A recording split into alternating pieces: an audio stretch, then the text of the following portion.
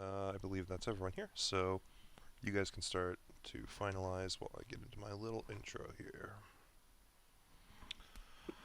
Alright, so while routing around in your belongings for some trinket or bauble, be it a bag, pouch, a rucksack, or even possibly a boot or a glove, you all manage to suddenly find yourselves holding a mystifyingly black missive. It appears the same as any normal letter in your world would, be it a scroll sealed by wax, a uniquely folded origami note, or paper envelope. But in all cases, the dark black of the material seems to almost absorb all light. No changes in its hue or gradients in its color, and absolutely no shine of reflected light. Before you can stop yourselves, you find your fingers breaching the respective seals and unfurling the message contained within. Except no words cover the equally black innards of the missives. It is simply blank. But at the moment you try and look away, to cast aside the dumb joke someone had clearly tried to play, you find yourself falling towards the page. Quickly your field of view is filled with nothing but the black void, and just as quickly your mind seems to fade the same way. Black space swirls, dances, and drips across your field of view as a feeling of weightlessness permeates every inch of your body. You suddenly realize you seem to be floating, no feeling anywhere, as every nerve in your body screams at the lack of textile pressure. Not even the very density of the atmosphere you're used to living in, gracing what feels like fully exposed skin. Everything is simply empty, missing, void. You float for an unknown amount of time, trying desperately to understand even a modicum of forces or lack thereof permeating the space you now find yourself in. Some of you begin to wonder if this is death, if perhaps the last encounter you remember was, in fact, the last you'll ever see. Others fear something far more dangerous, and maybe even malicious. Tales of gods and demons flood the mind, and myth after myth reminds you of the great capabilities of the deities existing beyond your realms, and how often they tend to get mortals wrapped up in their feuds and fun alike. Regardless of the reasoning you find to calm or occupy your mind, time still seems to stretch on endlessly, thick moments of boredom allowing your heads to fill with ever more dread at your current predicament, until finally, after only gods know how long, a sense of touch returns to your skin.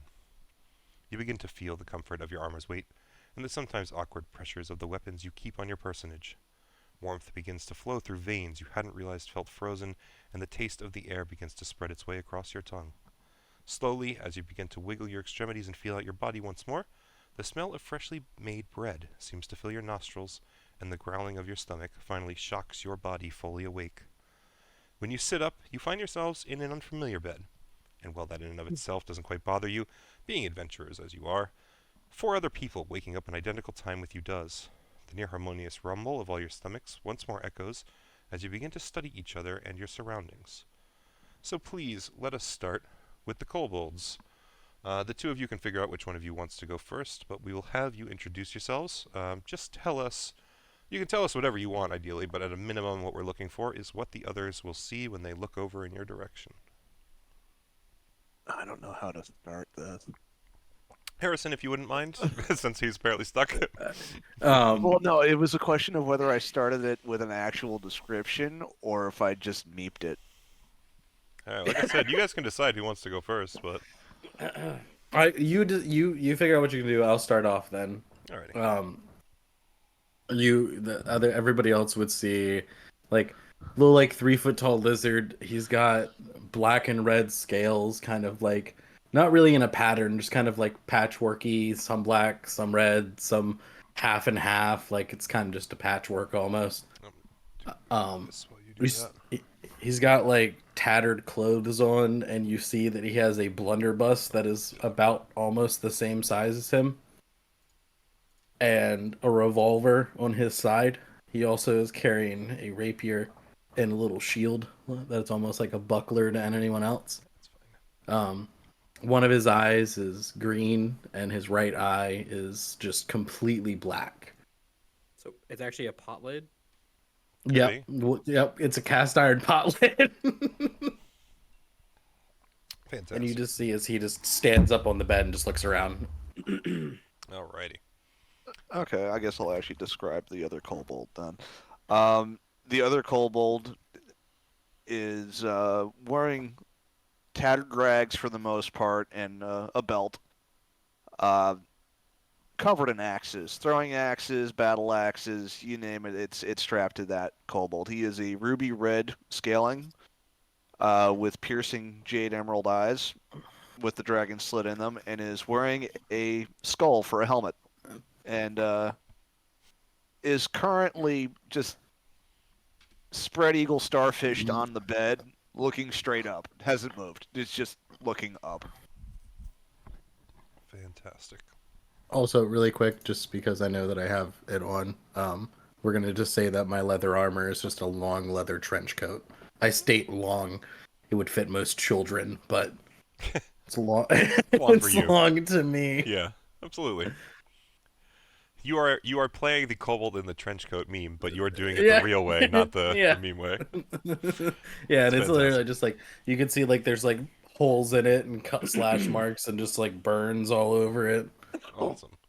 All right, let's throw across the room to you, Hutch, if you describe what they will see. You see I guess tall for the kobolds, but average height. Wearing a hood, and he's wearing regal-looking, made scale mail with a large, heavy-bound, like the size of a kobold's like torso, book on his hip. And he is just preening his teeth now and just taking stock in of what is around him. Alrighty. And then we'll go to Claw next. Oop. Bye, I guess. Welcome back. What was that? That was Hutch leaving for some reason. Updating, I assume. Nice. Love it. Okay. Okay. Well, what you would see, looking at this man is an average height man. Tan skin, brown hair, mostly really unkempt hair. Not dirty, but certainly doesn't make any effort to make himself look any more presentable than anyone else. His clothes are very mismatched and partially torn in various places, though he very evidently, at the very least, has made an effort to mend them here and there. And as soon as he wakes up, he would essentially start palpating like where he's laying, and just take a jump back in just pure like fear, I guess, and would put his back against the wall and sort of look around the room frantically, and sort of try to figure out what's going on, where he is, and how this happened. Absolutely. Alrighty. And then we will cast to our newest member. Kayla, if you wouldn't mind unmuting yourself and just describing for us what we would see when we look over at your character. Okay. What you would see is a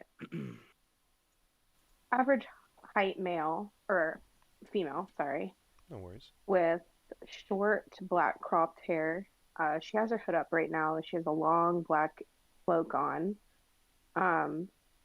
A dark red shirt that has splotches all over it. Doesn't look like it's been washed in probably months. Everything's a little tattered, a little worn. She carries a small pouch on her waistband. And right now she is just looking around the room, kind of warily, like confused as to where she is, but also looking at her companions. Beautiful. Thank you very much. Okay. So with that, the five of you find yourselves clearly surrounded by stone walls and floors, laying in an assortment of beds, clearly a barracks of some sort.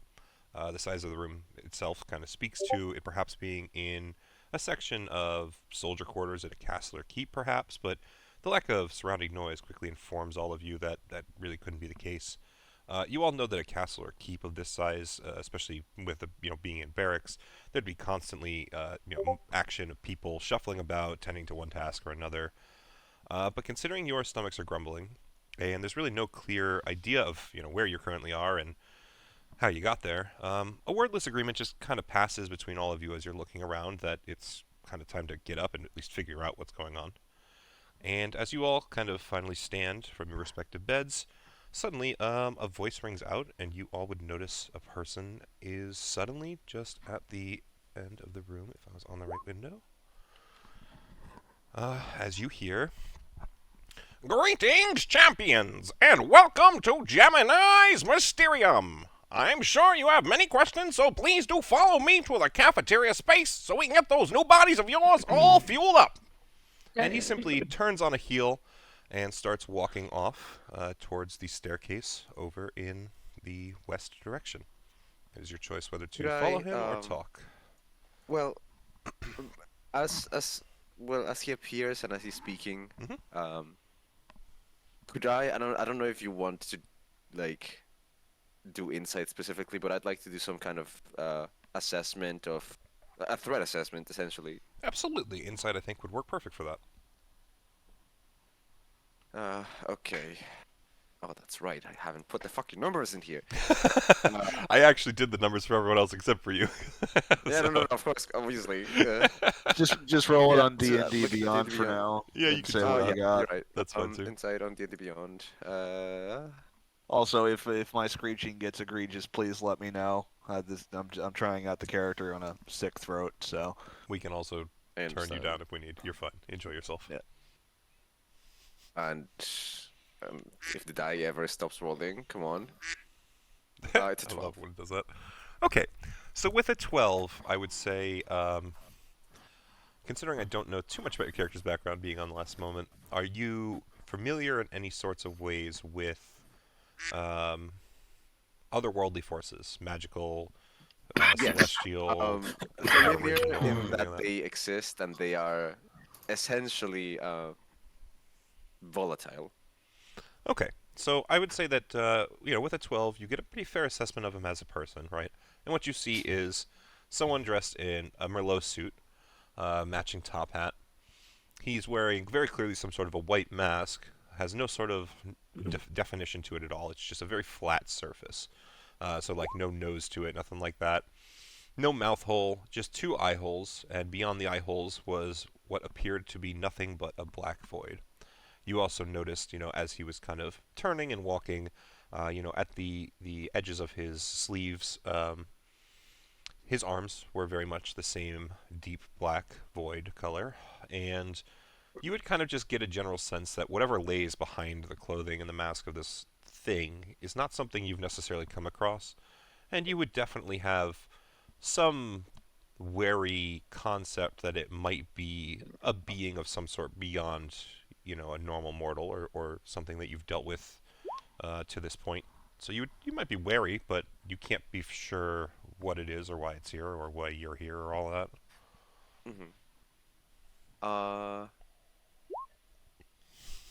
I think How'd you get it to at do that stage I'd wait to see how everyone else is reacting. How'd you do the other Sure. thing? It is Oh. /EM, I believe. /E. /EM. Yeah. EM. Oh, not okay. Different. All right. Yeah. So, with that, you guys are kind of left in the room. So, you've definitely you can see at this point that there is a kobold who has decided to. Oh, thank you for that. Beautiful. Has decided to throw a bed up on its side and gather some of the furniture and pillows and things and just is throwing them up in a fort-like feature and has now created what looks like an arrow slit with some of these things that he is peeking one of his eyes through. You guys just see the bit of his white skull mask as his, I believe you said green eye is right in the middle of the line. He's peeking out at this other kobold who's very clearly, let me see. I would say, yeah, if you use the term talking, you'd hear, I'm assuming squeaking. I'm assuming you're talking your own language. Is that right there, Beep? Okay, so I guess you hear that. Whatever the hell that was. Don't You are, kobolds are speak you a Draconic? sant? Yeah, they speak Draconic.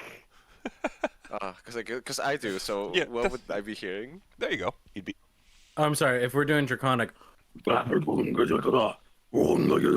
But much that to better? Much You're sand too people. high pitch, I Gotcha. guess. yeah. Much to Claw's question though, what is it that you were actually saying to the other kobold? Meep.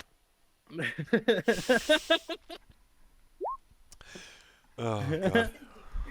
It's deep. Oh, You dear. Claw, you would hear me just going, Meep, it's okay. You gotta come out. We're gonna have to deal with all this shit. I know that it sucks, but we gotta do this. Meep. I will note for you, by the way, Claw. The second kobold seems to only be saying meep, even "Oh, in I'm Draconic. sorry. I'm sorry. No, my apologies. My bad. I would actually be stating, I don't know who the fuck they are, and I don't know where the fuck we are, but we got to deal with this." My Did bad. Gemini mention food, by the way? Yes, he said that Oh. you guys can get your bodies all fueled up if you follow him to the cafeteria. Um, You guys would also at least, I would say Beep. Actually, no, Beep probably wouldn't notice his back is turned, but Meep, well, I should stop using names. The other kobold that's behind the fort, the woman in the cloak, and the man with the dark hair would all notice that the rabbit person is writing down in some sort of a notebook, looking over at the kobolds. But besides that, yeah, like I said, you guys are just kind of in this room until you decide to do something else. Yeah, I'm gonna on the topic of food. I'm gonna hop up, and Literally. literally hop up. Literally, like he's standing, like he's like been laying on the bed, like taking notes, like one knee, like one leg over his knee, laying down, and then he's like, "Oh, I'm done with that food." Hops up, takes the hood off, and you see that this is an older rabbit, like graying and whatnot, and with one ear that's a little hanging on by a thread, basically. And he goes, and he creaks his back, and goes, "Oh, well, on the topic of food, we might as well go eat some." And walks out. Claw, you would also hear, "Okay, we can go last, but we go together." Meep. Alrighty. So the rabbit walks into the other room. Anyone else want to follow before I give the Well, description excuse me, of what it's the rabbit hair. sees? I'm sorry. The rabbit walks into the other room, and anyone else want to follow before I give a description of what they see? I mean, I'd honestly be the very last one to go, so Interesting. Okay, no worries. So I'm assuming is at this point a Mexican standoff at that point? Or Wait, like- Meep is not leaving his pillow fort. He Okay. trusts no one. Okay, interesting. Okay, So- I'm gonna okay, follow in and go eat case some food. sorry. Go one more time, Kayla. I'm gonna follow and go eat some food. Oh, awesome. Alrighty. So, I know you are new to Roll20. There is a picture of what Harrison and I tried to generalize your character might look like without knowing details. So there's like a woman in a cloak on one of the beds on the right side. I don't know if you see that. Harrison, you could possibly show her if she can't. You should be able to just click and drag that anywhere that you want that character to move to. So it lets you have some interaction Yeah. with the world. Yeah, she's gonna show me where she wants it, just because it's harder Absolutely. on the That laptop works to do totally that. fine. That's actually really fair. Yeah. Fred tried from the laptop once, and he was like, "Hey, can you just move me?" It's So, so bad, dude. Yeah. No, awesome. That's perfect. Okay. So Um, you follow the rabbit Yeah, person. it's also a Mac, so everything sucks. Yeah, even harder. Yeah. No, listen. I'm running a Mac for all of my like the notes and stuff I've got, so I know your trackpad pain at times. I don't touch Apple products with a stick. I actually don't mind Apple UI, but I think that their hardware is a I little just lacking these days. Severely dislike the lack of compatibility. It definitely is rough, but yeah. All right. Um, Regardless, so the two kobolds, you guys ever going to decide to come out? You think, or are you just going to hang? What I have noticed that,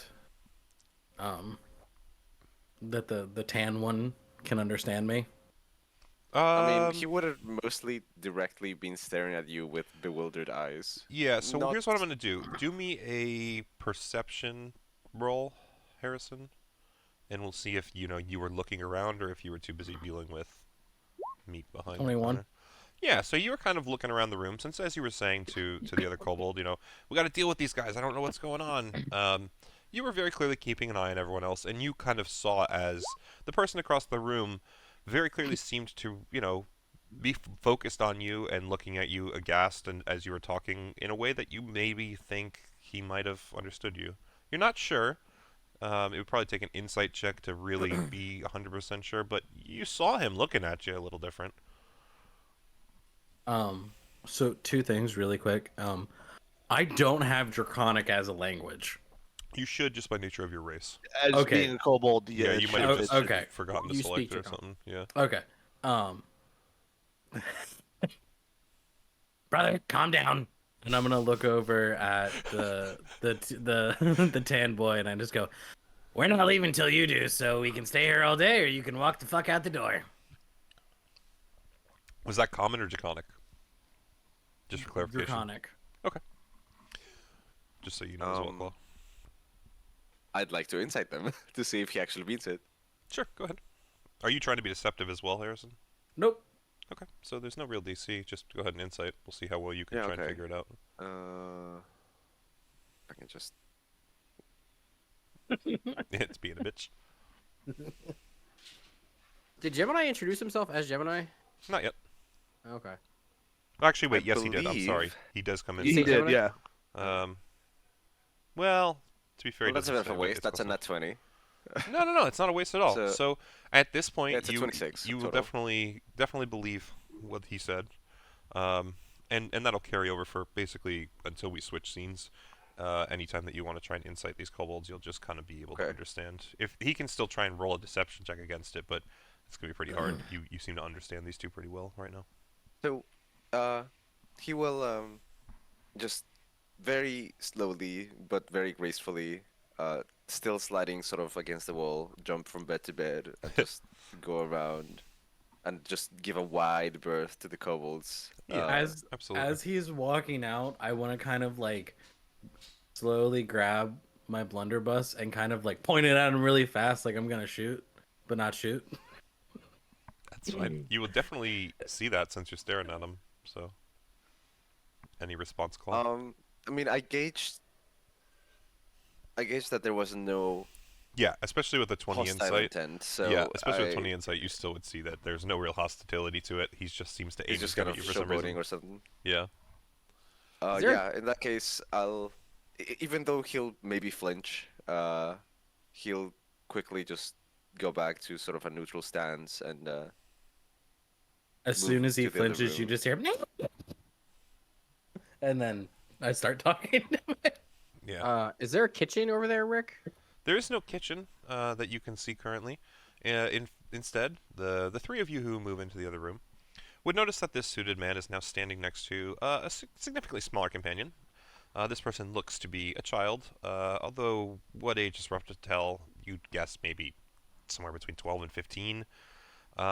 The sex of this person is also kind of hard to discern straight up. They kind of have their face mostly covered by their hair, and what is there is a very innocent and smooth face that is so childlike you can't tell if it's female and older or just a young boy who's still not quite developed. They're wearing what's essentially just a purple, kind of like two-piece suit-like sort of structure. Short sleeves and shorts made out of like a velvety material with that white collar that you see in the kind of character picture there. And they just kind of are staring out at you while once again the red-suited man kind of gestures out to the tables next to you, which you would notice are just kind of filled with food. Right now, it's a general assortment of what you'd see as a typical feast: roast chicken or a turkey and bread and maybe some salads and definitely tons of potatoes and appetizers of all sorts. And he would just basically tell you all, feel free to partake of any of the delights that my dear partner Marino has made for you. If there is anything you require, just simply think of it and it will appear. Please, dig in, and ask any of questions that you do have while doing so. So, I'm a chef. Because why am I not? Is there can I roll an investigation to see how good the food is and if I can make it better? Yeah, absolutely. So, I mean, you start out by kind of being cautious, as, is kind of fitting for this sort of scenario. You just grab, like, a piece of chicken or something. Actually, you're a rabbit. You reach out, and there's, like, this nice-looking salad there. It's got carrots in it and shit. You're totally into it in terms of, looks real good.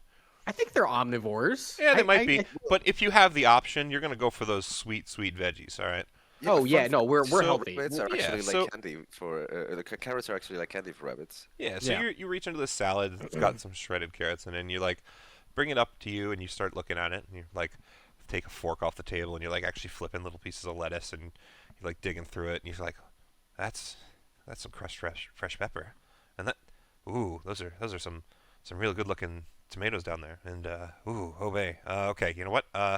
You sniff it a little. No, it just smells pretty good, and you like finally go for it. And fork and just a little piece of the lettuce into your mouth. And the second, or actually we'll say we go for the carrots. That'd be what you're most interested in. The second it touches your tongue, though, before you've even started to chew this carrot, you can tell this is the best carrot you have ever had in your life. And you don't think that there's any way you, even in your professional manner, could improve this food. He breaks down with like a slight tear as he's eating. It's Yeah. just so good. Yep, absolutely. Gemini would kind of like give a little clap, almost like a golf clap, as he's clearly pleased, and then he would once again wave his hands out at the table. Perfect, and he just invites everyone once more. Please do sit and eat. Although it looks like the one in the corner over there would ask that you keep your distance. Beep. We're just standing on top of the table. No, I'm under the table. Yeah. I'm you standing just directly you over see a top of hand it. every once in a while, like a little clawed hand, just like dart out to the top of the table, just grab whatever it can and bring it down. Oh, And you hear Oh no, I'm munching. handing it food. I'm handing the hand food. That's what he doesn't know. Meep can't quite tell. He puts a hand up to go to grab something, but you know what he wants, so you're just like handing him all the good shit that he wants down to it. You know. He's like, Is man, it, I get everything good. This is amazing. You're like, yeah, you're welcome.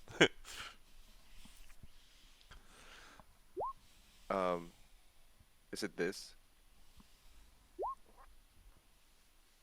Yep. Yeah. The raccoons. Yeah. Yeah, Beautiful. that's it. Oh, wonderful. But yeah, you would definitely, as you go to reach out, and what you see something that looks like a ham shank, and you're like, man, that's what I hope it is. And you actually watch as before your eyes, excuse me, before your eyes, as you are basically about to lay a hand on it, it seems to just kind of shimmer and shift a little, and it very much becomes the exact ham shank that you were thinking of. Even though you think it was one before, it becomes what you were envisioning, if you get what I'm saying. So, but besides that, it seems like exactly what you wanted. So, I would just take a little step forward as well, I guess, just sort of still eyeing everyone, still sort of coming to sense of where I am. Mhm. And I would direct myself to the thing in the suit. And I would say, so what exactly are you? And why are we here? Is this some kind of circus or slavery?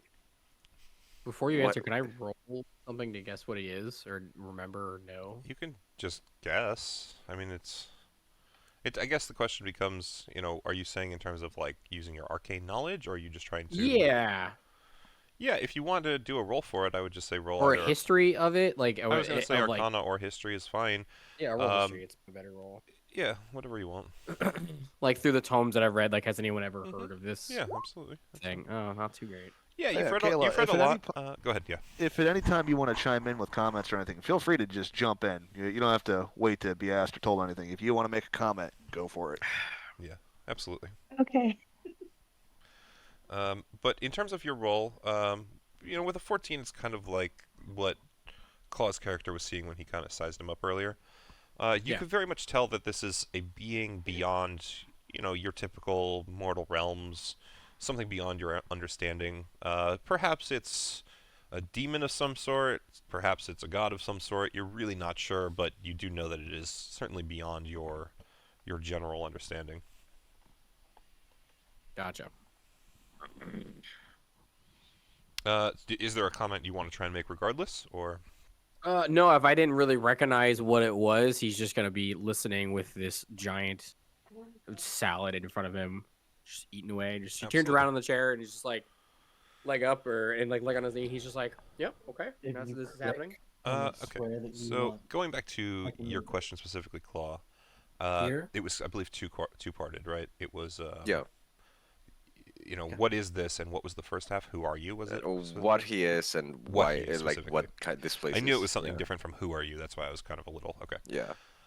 Really quickly. Yeah, While absolutely. all of this, like, very in depth, trying to really figure out what's going on, and like people are very focused and everything. I'm gonna pick up a plate and throw it at the elven woman and just go, and then And just say continue on You're eating. buddy. Yeah, You're you peeking. peaked your mic on that one. Oh Jesus Christ! You just hear me scream, "Pretty lady!" as I throw a plate at the elf. Are you throwing it like a frisbee, like to try and put it in front of her, or are you throwing it at her to start a If food you know fight? what, can I try to throw it and have it land in front of her? Absolutely, yeah. I would say sleight of hand or athletics. No, sorry. Performance? 21. Performance might work, but yeah, okay. Then yeah, with that you definitely have it land on the table and it like slides over and hits like a roasted chicken and stops pretty much right in front of her. Not perfect per se, but it doesn't really lose too much food on the plate, and it's a pretty good showing. Meep. Okay. So, do I get the ham shank? Like, is that If that's what you're you looking threw for, to me? yeah. So I guess what did you throw, Beep? What did you toss her way, food wise? Let's go with like, I'm gonna guess like elven, just like normal like elven flatbread and some vegetables. Okay, absolutely. So, yeah, a plate of exactly that would just kind of land and bounce off of a roast chicken and like stop right in front of you, Kayla. If you are looking for something like a ham shank, though, much like what happened with Claw's character when he was kind of going for one, you would see as you go to reach out for something on the table. Say you're reaching towards the chicken, as you're thinking, oh man, I wish it was just some ham. It would just kind of magically shimmer and transform into exactly the ham you were thinking of. So whatever food it is you want will suddenly pretty much appear in front of you as you're looking for it. Ah, sorry. Didn't mean to do that. Yeah, I was gonna pick up that's the okay. vegetables and try to throw them behind my shoulder, but have them change into whatever. Some Yeah. berries. Yeah, yeah, pretty much. So as you're imagining them changing, you pick them up and think about them shifting. They very much would change into whatever it is that you're looking for. So like some blueberries, it would change to that. Raspberries would change to that. And then we'll go back to Claw's question quick. So Gemini would actually, you'd feel this eminence of kind of glee, I guess is the best term, radiate off him. You don't see a smile or anything, but you kind of feel like it's just this kind of grin, as he simply replies, I am Gemini, the owner of this place. And as to what this place is, well, you're not too far off. You're not slaves or anything of that notion, but you are my champions, which means that we're going to have you go and do a little bit of a, let's call it a game. We've got some people watching, and they're going to be betting on you, so go make it a good show and let us enjoy ourselves. You do that, and you get yourselves your freedom back to your normal lives. You just So, go ahead. so people are watching this. Are people betting? Like, do we get winnings from it, or is it just our freedom? Well, it depends on what you actually want. If you choose to stay along and get some rewards out of it, then of course I'd be more than happy to give them to you, but as it currently stands, the true reward for completing this task is your freedom. No, I'm just looking for cold hard cash. Can absolutely give it to you, but you'd have to stay for another round before you're allowed to leave with it. I mean, I'm here, aren't I? Eating the food. And you are. As long as you choose to stay, you are allowed to do so. Okay, so who's your friend beside you? This is Marino, my partner and best of friends. Marino is the one who has provided the food for you today and can provide any sort of basic necessities you may believe you are missing before we send you on your way. And just give me a second to get a drink of water. Yeah, doing the voices sucks. I'm doing a very similar one. So, Oh, I actually don't mind Gemini as much as some of the other ones I do, but hold on. out of pure curiosity, And just to finish this cycle, You would Yep. hear the person next to Gemini simply look over at you and go, I'm Marino. Yeah, I can help with whatever you might need. but otherwise they stay there. And go ahead with whatever you were going to say, Claw. Oh well, I mean, I'm just gonna link this to you, and I'm mostly in I guess I took the first. Oh, that's not quite it. Anyways, um, So nothing. well, nothing my to do with this, character or- would essentially be very in tune with, I guess, chaotic forces. Would I, in any sense of the word? I see what you're saying. To an outer plane infused with energy. Yeah. Would it? Sorry, to repeat that last part of your question, because I was So reading. would I in any of that sense, I guess, sense that sort of influence? Very much so. But it would almost be beyond anything that you've sensed or seen or could even really fathom before.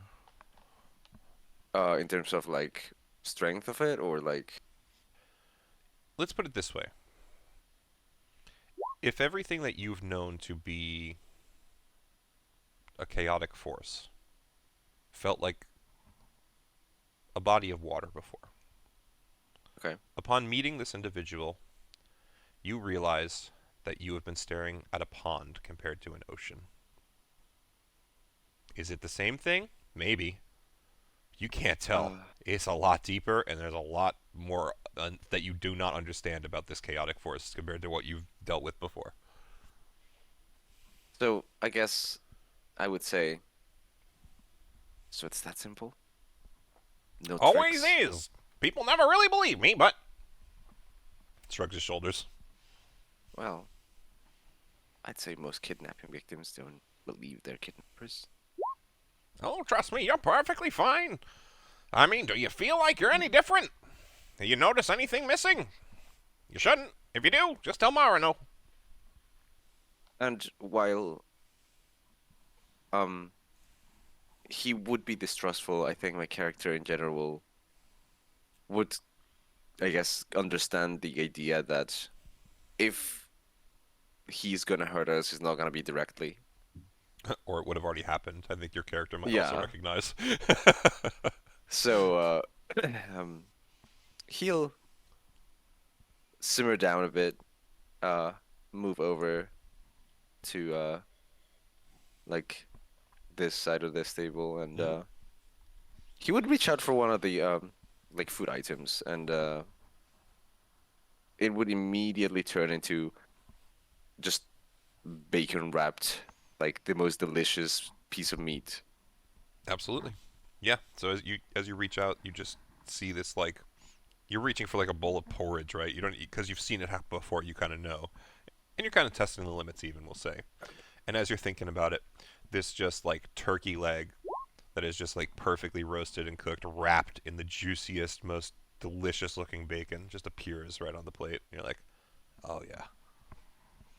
Excuse me, Marino? Is it Marino? Marino? Yeah. Do you have sticky toffee pudding, perchance? Just points at the table, and you would see that it's already next to you. My God, the place is wonderful. Th- For those who've thank never had you. sticky toffee pudding, you need to have some. It's so good.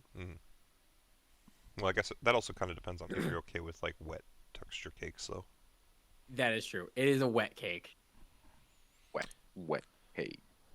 So, as you guys are eating, at this point, you know, Gemini kind of looks out over all of you, and you would notice he reaches into a pocket and he pulls out this like monocle. You would know what that is, but he kind of shines it with a cloth and then puts it up in front of one of his eyes. He just glances over each and every one of you and slowly nods his head, seeing that you're eating the food and kind of sizing it up. And eventually, after kind of, you don't really know what exactly he's waiting for, but eventually he does just say, "All right. Well, at this point, it does seem like, unless there are any other questions, you all are ready for our challenge. So, I will put it to you once more. Is there anything that you would need from Marino before you go on your way? Any adventuring gear or things that you believe you are missing?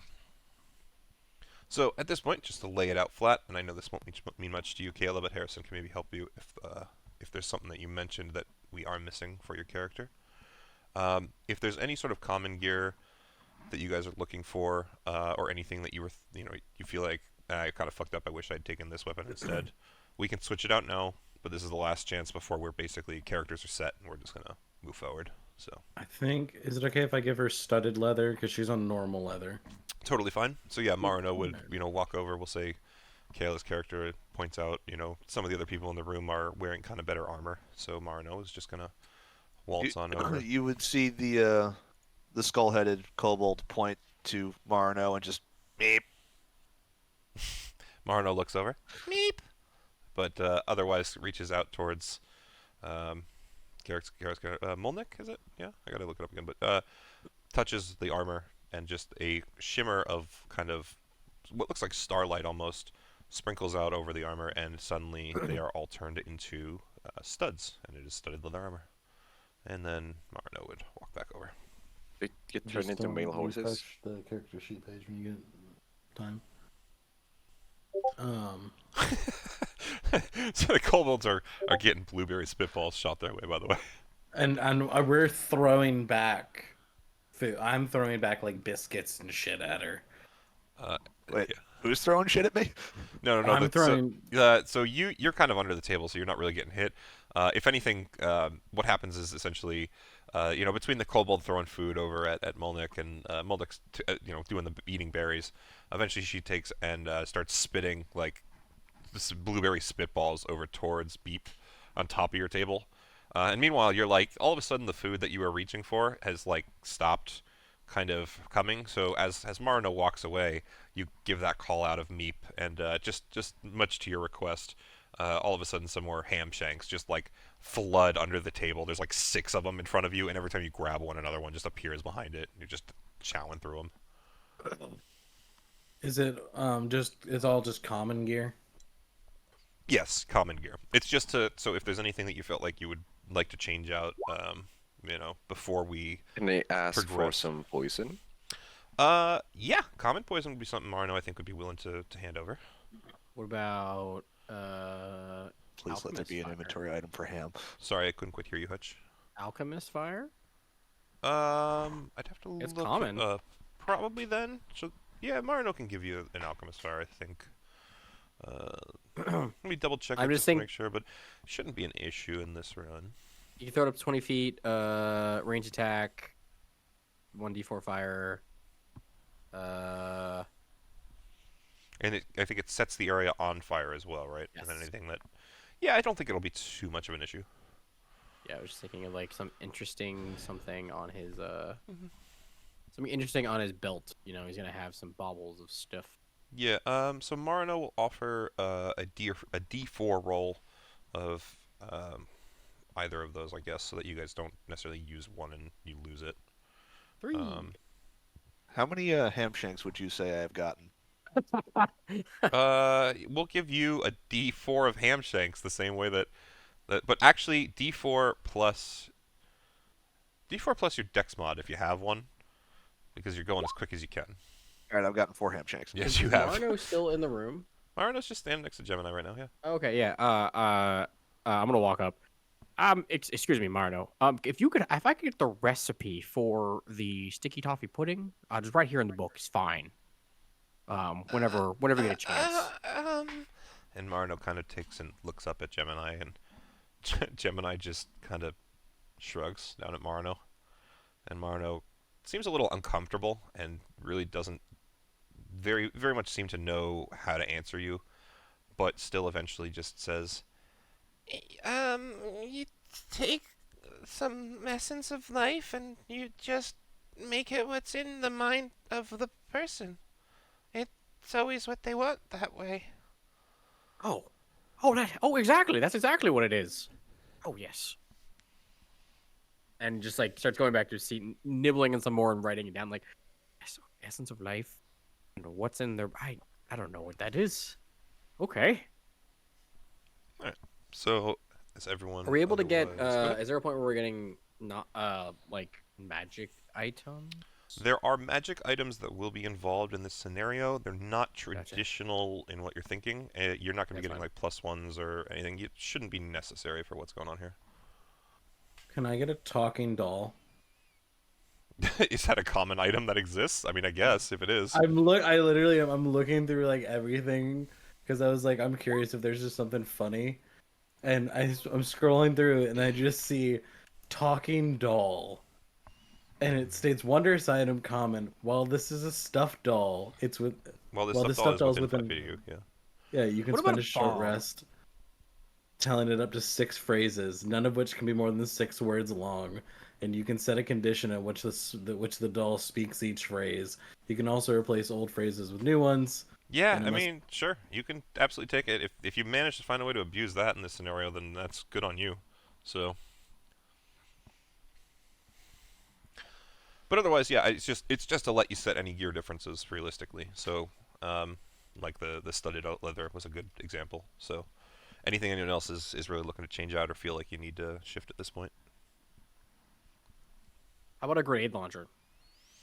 No, I'm gonna call it on that one. I'm gonna limit you a little bit to. I can't believe that's common, but I guess No, it's like I a mean base weapon. most weapons, yeah.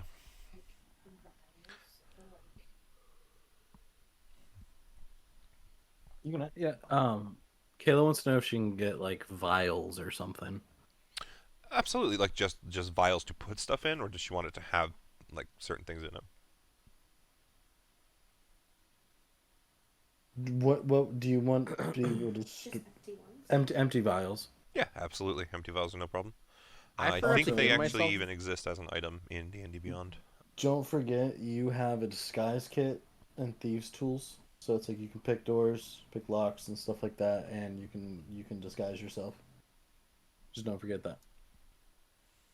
I can add those to your inventory for you. Okay, as long as we're all good enough, though. Then let us move ourselves forward. Gemini, at this point, looks out, realizing that you all seem to have steeled yourself. Eating has relatively stopped, and no one is requesting anything more of Marino. So he simply says, Alrighty. Let us get this on the way! And as he does so, he simply puts his hand out to you all, and his right hand snaps its fingers with the loudest snap that you've ever heard, almost like a gunshot of some sort. And you all are transported, and actually I'm a little slow on this. Let me put you guys on this map. I should have done it earlier. To a different room. Here we go. You are Oh my God. transported to here. Clearly in front of you is a massive table. Very much like what you saw in the Mysterium itself. It is covered in food. A banquet. However, unlike the other food, this stuff doesn't look like anything you recognize. A lot of the meats are things that are kind of fish-like, or kind of poultry-like, or kind of... you think one's a pig? You can't really tell. But it's certainly food, and there's these kind of grotesque-like beings sitting at the other side of the table. One of them is this massive lump of fleshy madness with what looks to be tentacles for fingers, a massive pot belly, and a huge grinning mouth of sharp teeth. And next to it is something contained within a dark black cloak with glowing eyes, and as far as you can tell, some sort of weird claws, it looks like, for hands, but you can't really see much further. Question, DM. Yes. Who among the party is the tallest? Probably me. Good question. How tall are you, Hutch? Apparently Harrigans are pretty tall. They're like average of like 6 something plus. But does that count at the tip of your ears? No. Okay. So you're 6 something. Molnick, do you have a general height idea how tall you are? Say it again. I'm talking to Michaela. Right name, I think? Oh, I'm sorry. It's It's because okay. I think the Molnick name in my head has got the M on me. No, it's okay. I'm like 5'8".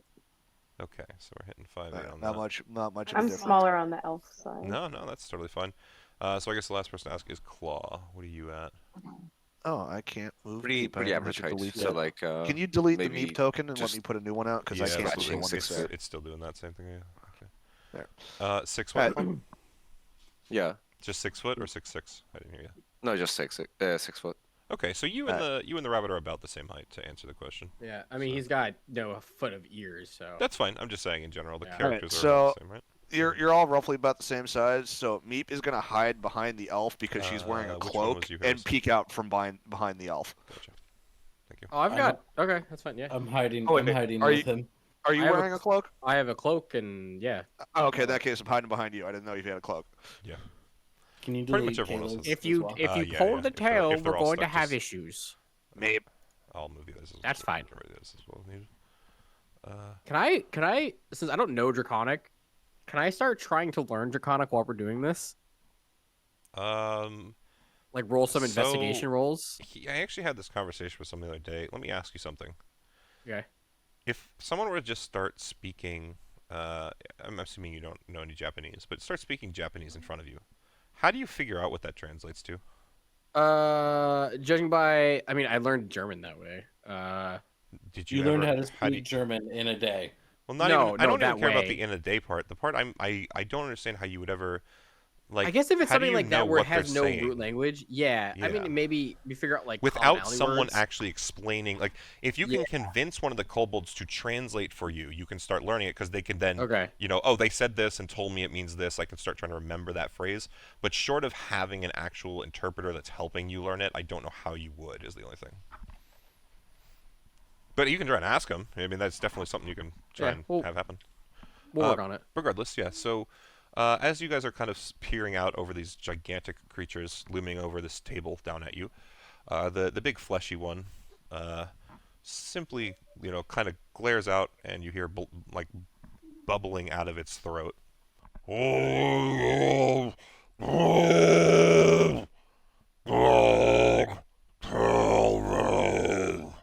Is this deep?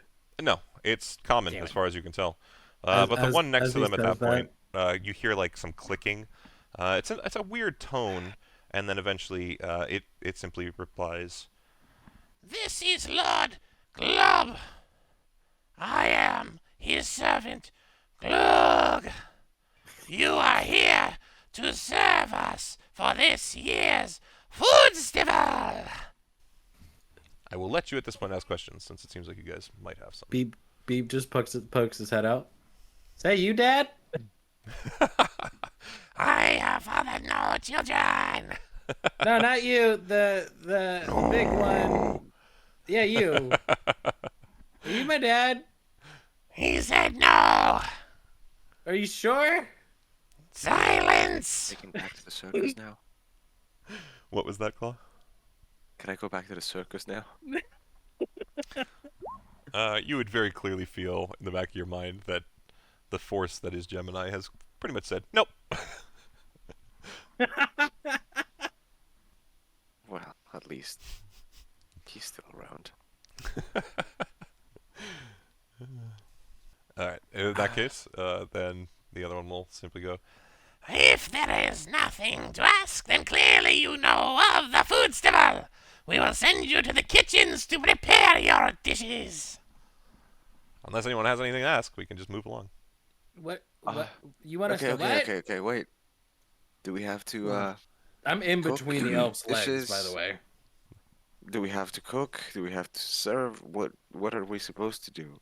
Yes, the Foodstival rules state that each of those in competition must put forth one dish which they have cooked themselves.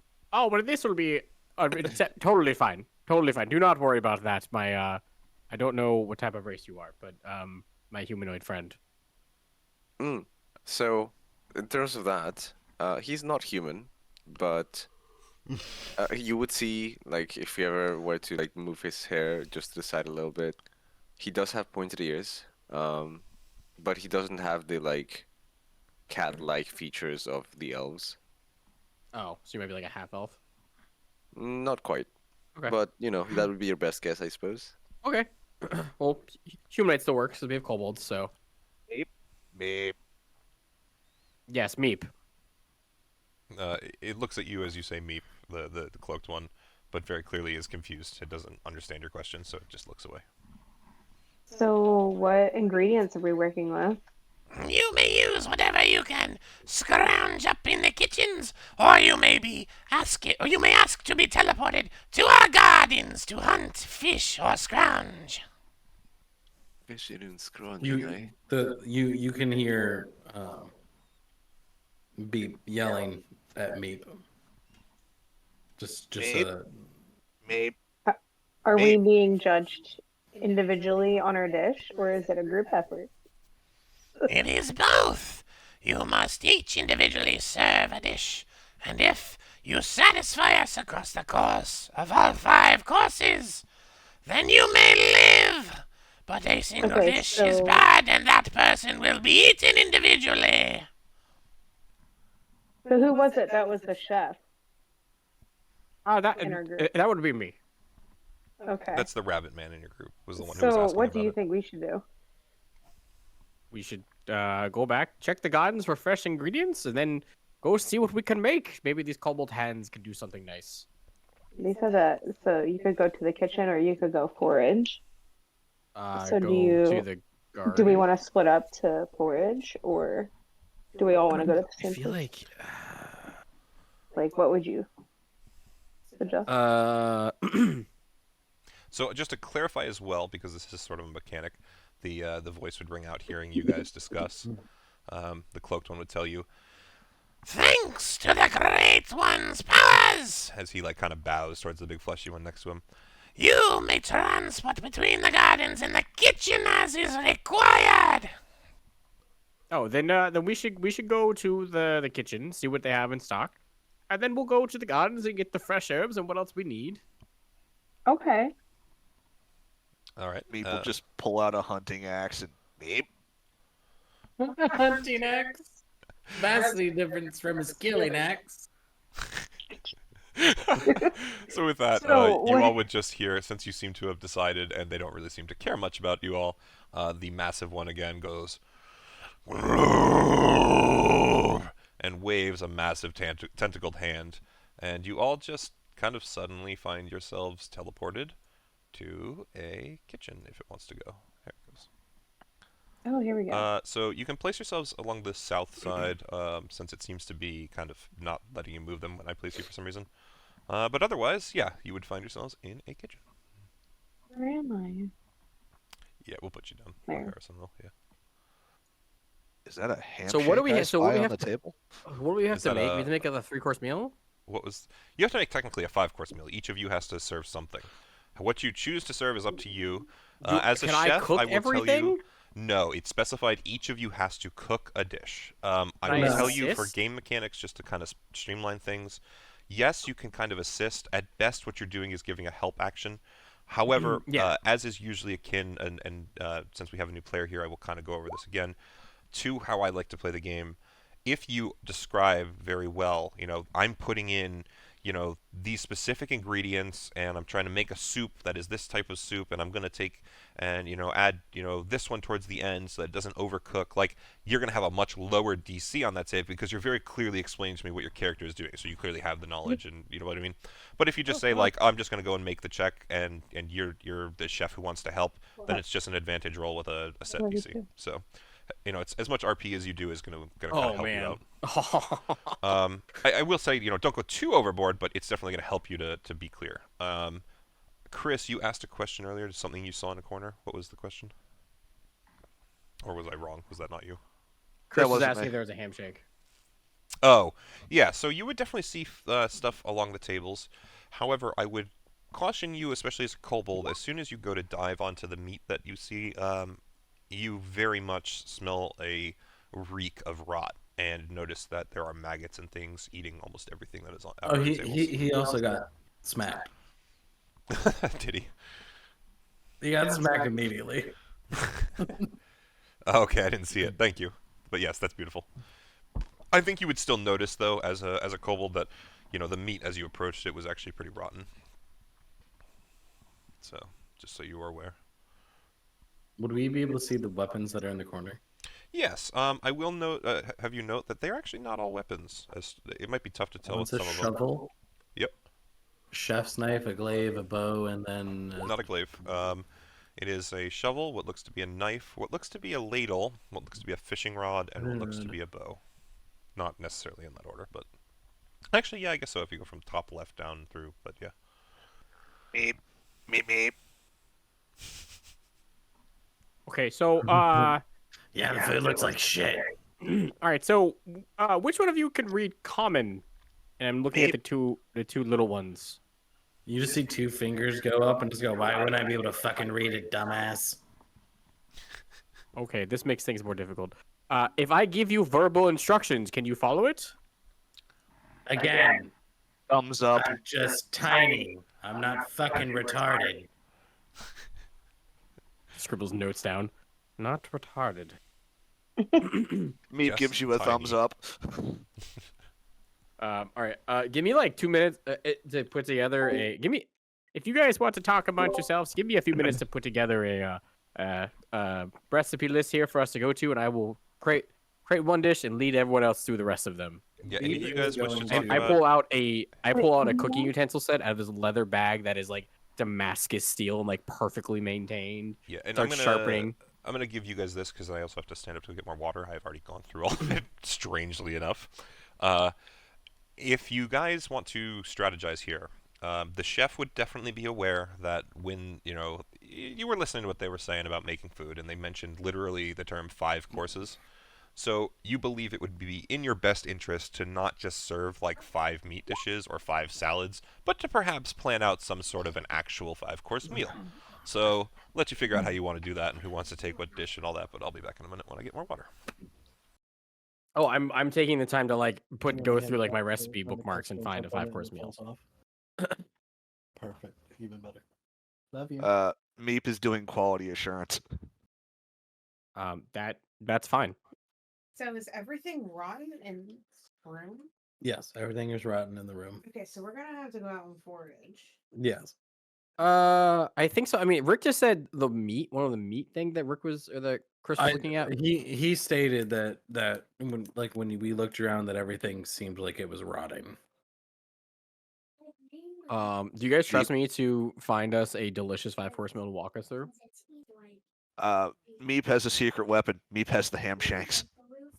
This is true. Meep does have handshakes. But if those have gone bad, I will beat someone to death with one. I want to go see what these things are in the corner once he gets back. Though, in terms of actual strategy and forms of what to do, I'm open to suggestions. Meep can cook. It's just he cooks one type of thing. What does Meep cook? Whatever he's killed that day. So meat. He's good at cooking meat. Yes, he's exceptionally good at cooking meat. This is good. He roasted himself. Candied bacon for dessert. No, we're gonna do a we're gonna try to recreate sticky toffee pudding. All right, for a dessert, maybe. Sure. Oh, yeah, for dessert. Yeah. Are we have all to- just gonna bring out the same food? No, it has to be a 5-course meal. There are 5 of us. Each of us have to bring a dish. However, I don't know if Rick was looking at my feats when he made this, but I took chef because I always take chef. It's like I take chef and I always take deep. Always take deep speech. Always take chef. Well, the only thing is, I don't know if that's we each have to cook one item or we each have to Yes. do a 5-course meal. No, we each have to cook one item. I can assist you with chef abilities. The more detailed I am, the lower the DC. And seeing as I cook a lot already, it's not going to be that difficult. So 5-course meal, does that mean drinks as well, or just? No, we could do a cocktail or something like that if you wanted to. We could do something cool like that and have that be. Usually, a 5-course meal is you have your dessert, you have your main, and then you have 2 courses of you usually have a soup, you usually have some sort of vegetable dish, and then you usually have some sort of bread. And then you have your main, and then you have your dessert. That's usually how it goes. For those who have not done 5-course meals or things like that. Okay, so let's see. So that being said, what as people, what would you like to make? I think we may leave Chris in charge of meat dish. Um, I will make soup. your soup? Okay, we got soup. I'm doing desserts. We got some sort of like vegetable dish and then we'll say carbohydrate dish. I'll do So the carb dish. okay, you're carb boy, so that means Harrison is salad man or vegetable man. Well, couldn't you do salad with like fish or something? Still, You You could, could. yeah. I wouldn't do salad and fish combined. That's not something you would do. But You would I'm take saying a salad. veggies and salad. Dude, our Or kobolds, veggies and our fish. kobolds would literally eat anything. We I know. forage and scavenge. So I know.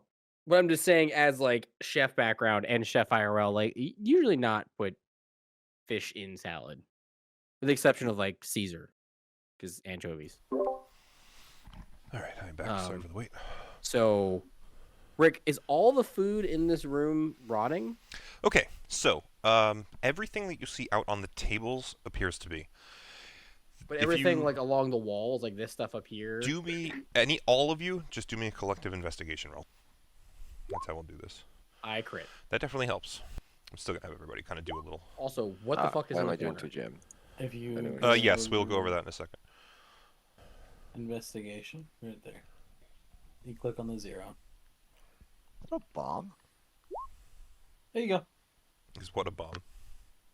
No, And you not bomb pop with that a over a bong with a B-O-N. Oh no! It's a ladle. I thought it was a bong too. I'm glad Chris asked about it. Yeah, no, that is the bong of make everything taste good. Wait, hold on. So if I drug them, Let me see. Who am I missing? Can I Bong of drag munchies. I think it's the elven lady? Can I like pull at her pant legs and pull her over to this stuff? you. I mean, if she's willing to follow you, sure. If not, you have to do a grapple contest. so Really? realistically, Let's go look at this stuff. Come on. Who am I missing? Claw. I think I need a investigation from you.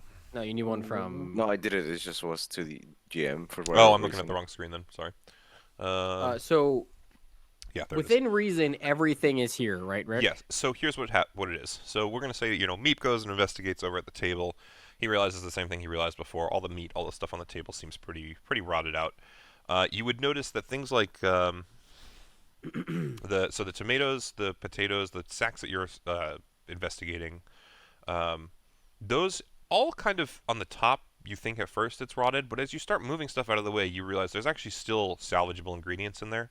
None of it is what you would call fresh, but it is definitely usable, and you would be able to salvage a good number of usable produce out of any of those barrels.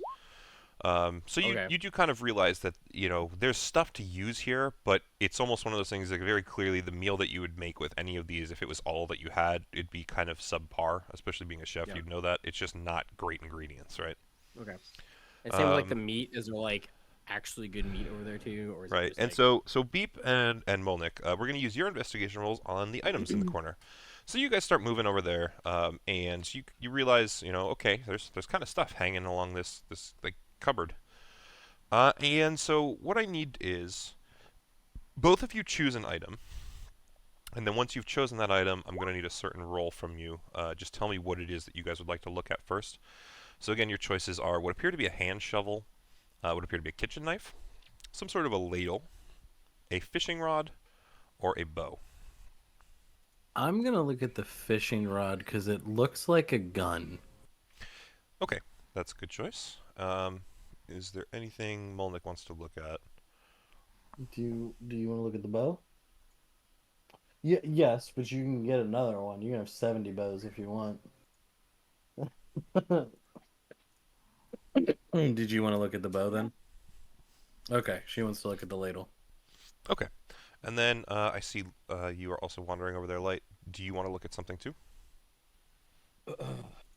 I'll take a look at the bow. Awesome. Okay. I'll take So, something else over here. Too. we're okay. You can do that. Give me a sec. Yep. We'll start with Beep here. So Beep, you pick up the fishing rod here, and I want you to do me either one of 4: an Arcana check, an investigation check, a perception check, or what was the last one I'm going to do? Are these vaguely chef items? There was one more I had in mind, and I can't remember. Sleight what of hand? No, not sleight of hand. Let me look at a sheet. Hold on. I had 4 in mind, and now I'm losing it. Perception? Uh-oh. Just no open. Why no open? Whoa. Roll 20 might be fucking me a little. I'll do perception because unless it's Perception would acrobatics or sleight of Um, hand or stealth, it's not gonna be good. So it was, what did I wanted? It was Arcana. Oh, it was Arcana, Insight, Investigation, or Perception. Are these like look like they're chef items? The knife and the ladle certainly do. Can I get any sort of advantage on that being le chef? No, Just not gonna roll necessarily yet. perception. Let's wait until Okay. we're there. I'll let them do it, and I'll be last. 15. Okay. So, yeah, so you pick up this rod, and you very much can tell at an instance that it is magical of some sort. And you're kind of holding it in your hands, you know, looking it over, trying to figure out, does it have any difference between it and a normal fishing rod? And it really doesn't. But as you kind of look at its hook, it shimmers with this glow, and you realize that it's very clearly got some sort of an enchantment to do with, you know, catching fish. This hook is clearly enchanted. This rod is clearly magical. You can't quite tell anything beyond the fact that as you, you know, hold it in your hands, though, you are exceptionally confident that you will walk away from a fishing trip with a fish no matter what. I'm Uh-oh. gonna nab this fishing rod. Who would we lose? Claw? Yep. Yes. Yeah, Claw. It's Oh, his he 9 lost o'clock internet. dropout. Yeah, he lost internet fully this time, though. Usually he only, like, fuzzes out. Oh, well, we'll figure it out as he comes back. So now let's move on to Kayla, to Molnick. Well, my connection went down for whatever reason, attempting a fix. No worries. All right. So which ones did you say you could do? Yes, so you approach the ladle, and as you do so, you can do an Arcana check, an Insight check, an Investigation check, or a Perception check, whatever one you Okay, prefer I'm gonna do most. perception. Alrighty, go for it. Fantastic, okay. So much like the kobold next to you, as you pick up this ladle, you can very much tell that it is magical. This kind of sense of magical energy flows through your fingers, and as it kind of settles inside you, you get this general sense that this ladle is very clearly designed to help in the making of soups. You would believe that no matter what is used in the soup that this ladle makes, it will likely create a phenomenal dish at the end of the day. What did you say you're gonna make? However, Soup. you do kind of wonder why it feels a little off whenever you consider using this to make soup. You're not sure if it's just you doubting yourself and being like, do I need a magical instrument to make good soup? Or if it's something further, but you definitely are like, it's a magic ladle that makes good soup. Don't know if I want to use it or not. Is that a gun, Rick? No, that's what the kobold looks at. It's a fishing rod. Oh, a fishing rod. Yeah. You have a bow and then a shovel. There's a shovel in the corner. It looks more like a hand shovel, though, than like a big shovel. It's called a trowel. Yeah, but strangely, it's a trowel that's shaped like a big shovel. Hot. I like it. And we have a bow. Okay. I'll go last because I'll figure I can divvy up. Well, Claw is currently not here because of internet issues, so if you want to go He was next, gonna look that's at the fine. bow. I know that. That's what he Yeah, said. yeah. So if you want to check something else out, that's fine. Where's Meep? Meep is either on or under the table. I'm not sure which. On the table right now. He's I will- currently dumpstering all of the meat and in a fit of rage. Good for you. You know what? So as Meep is tossing these things in the fire, it is filling the room with first a smell of beautifully charring meat, and then like this putrid, smell of rotting meat being roasted. Definitely not I'm greatly gonna- appetizing, but he is I'm gonna clearing walk over the junk out pretty quickly. I want to walk over the table. Sorry, my voice. I'm losing my voice. Yeah, no worries. Meep. Do you want to go take a look at that knife over there? And I point at the table with the where the knife is. I'll be Meep honest. looks at I mean, you guys can look at more than one item each, by the way. Just Meep looks at the knife, looks back, pulls up axe. Meep. Okay. I will go look at that for you. If you find any good meat, keep it aside. We'll cook with that. You can cook it. Pulls out one of his ham shanks. Meep. I like the way you think, and I give him a thumbs up. And then I'm gonna walk over. I'll check out the meat. I'll check out both the knife and the. okay. So you'll Shovel, need I to do guess? 2 separate rolls. Tell me which one you're looking at first, And then knife is closest. You want me to run same 4. investigation? Same 4, whatever of those 4.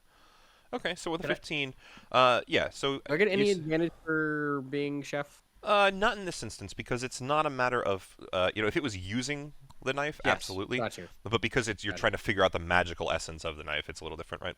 Gotcha. So you are, you pick up this knife and you start investigating it. And you're like, it looks like a kitchen knife, but it feels a little magical. I don't know what's the fuck going on with this. So you start just kind of doing typical chef stuff, right? And you're like, okay, let me look at the edge, and you kind of like test the edge on your nail a little. And as you go to test the edge on your nail, you actually cut a huge divot out of a nail. And actually, I don't know if hares have nails, but maybe you like run along your arm for fur, right? And you just mean to catch the surface a little, but you like razor down almost close to the skin. You almost cut yourself. It's so sharp.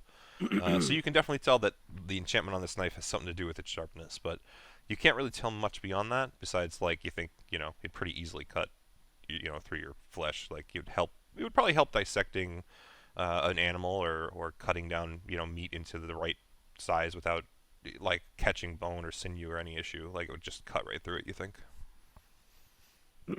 Yeah, I get you. Okay.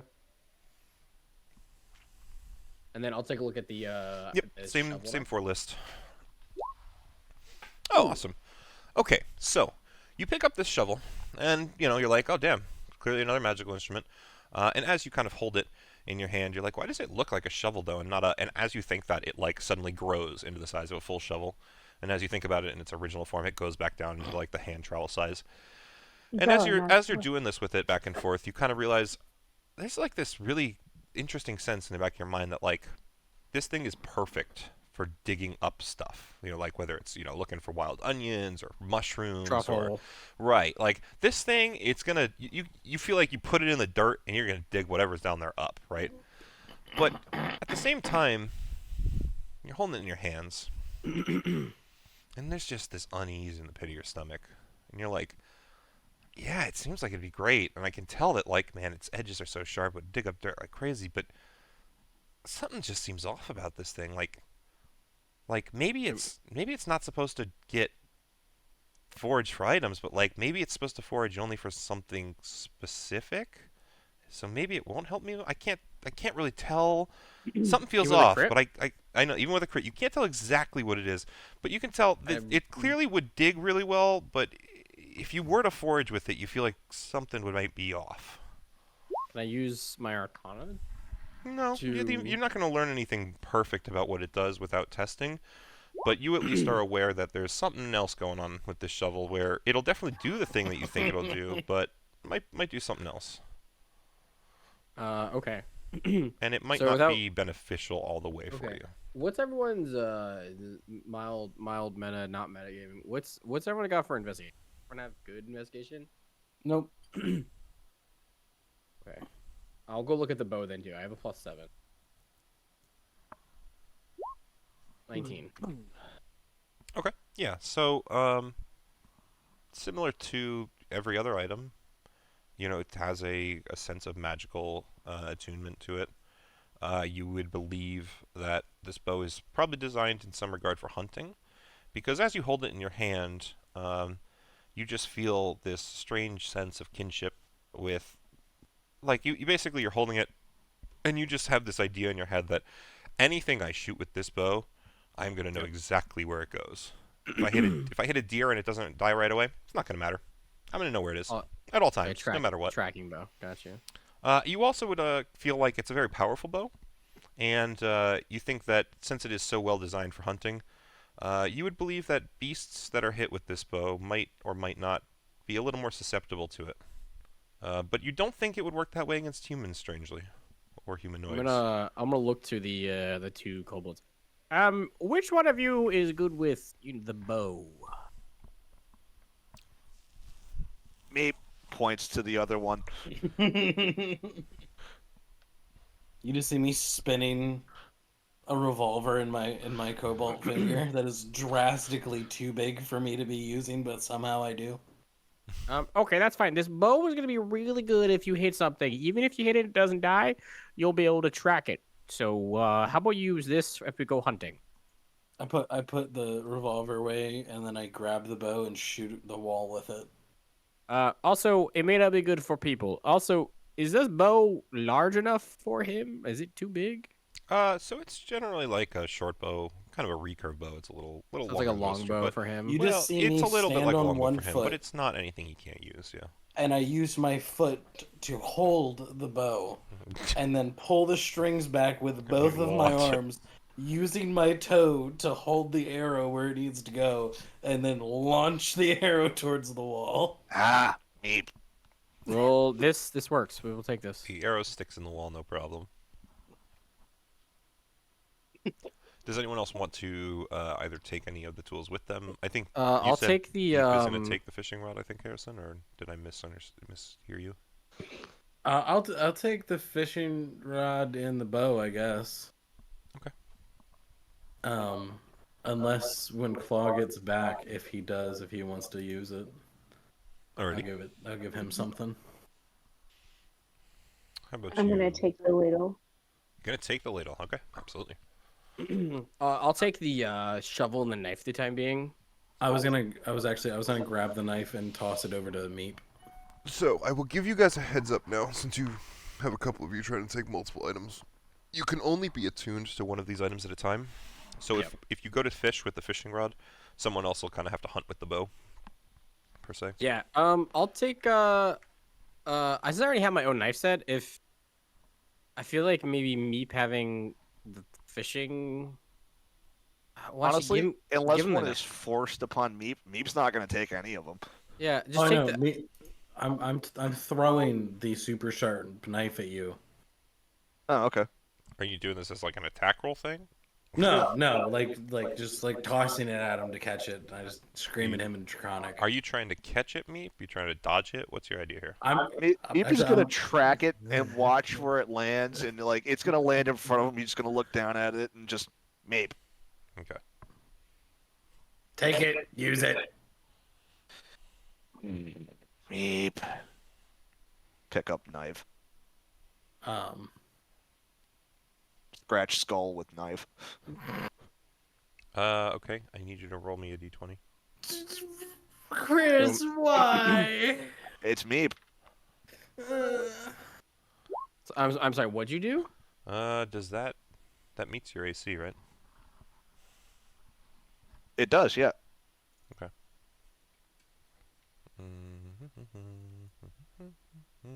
Okay. So Meep did that. I guess I'll take.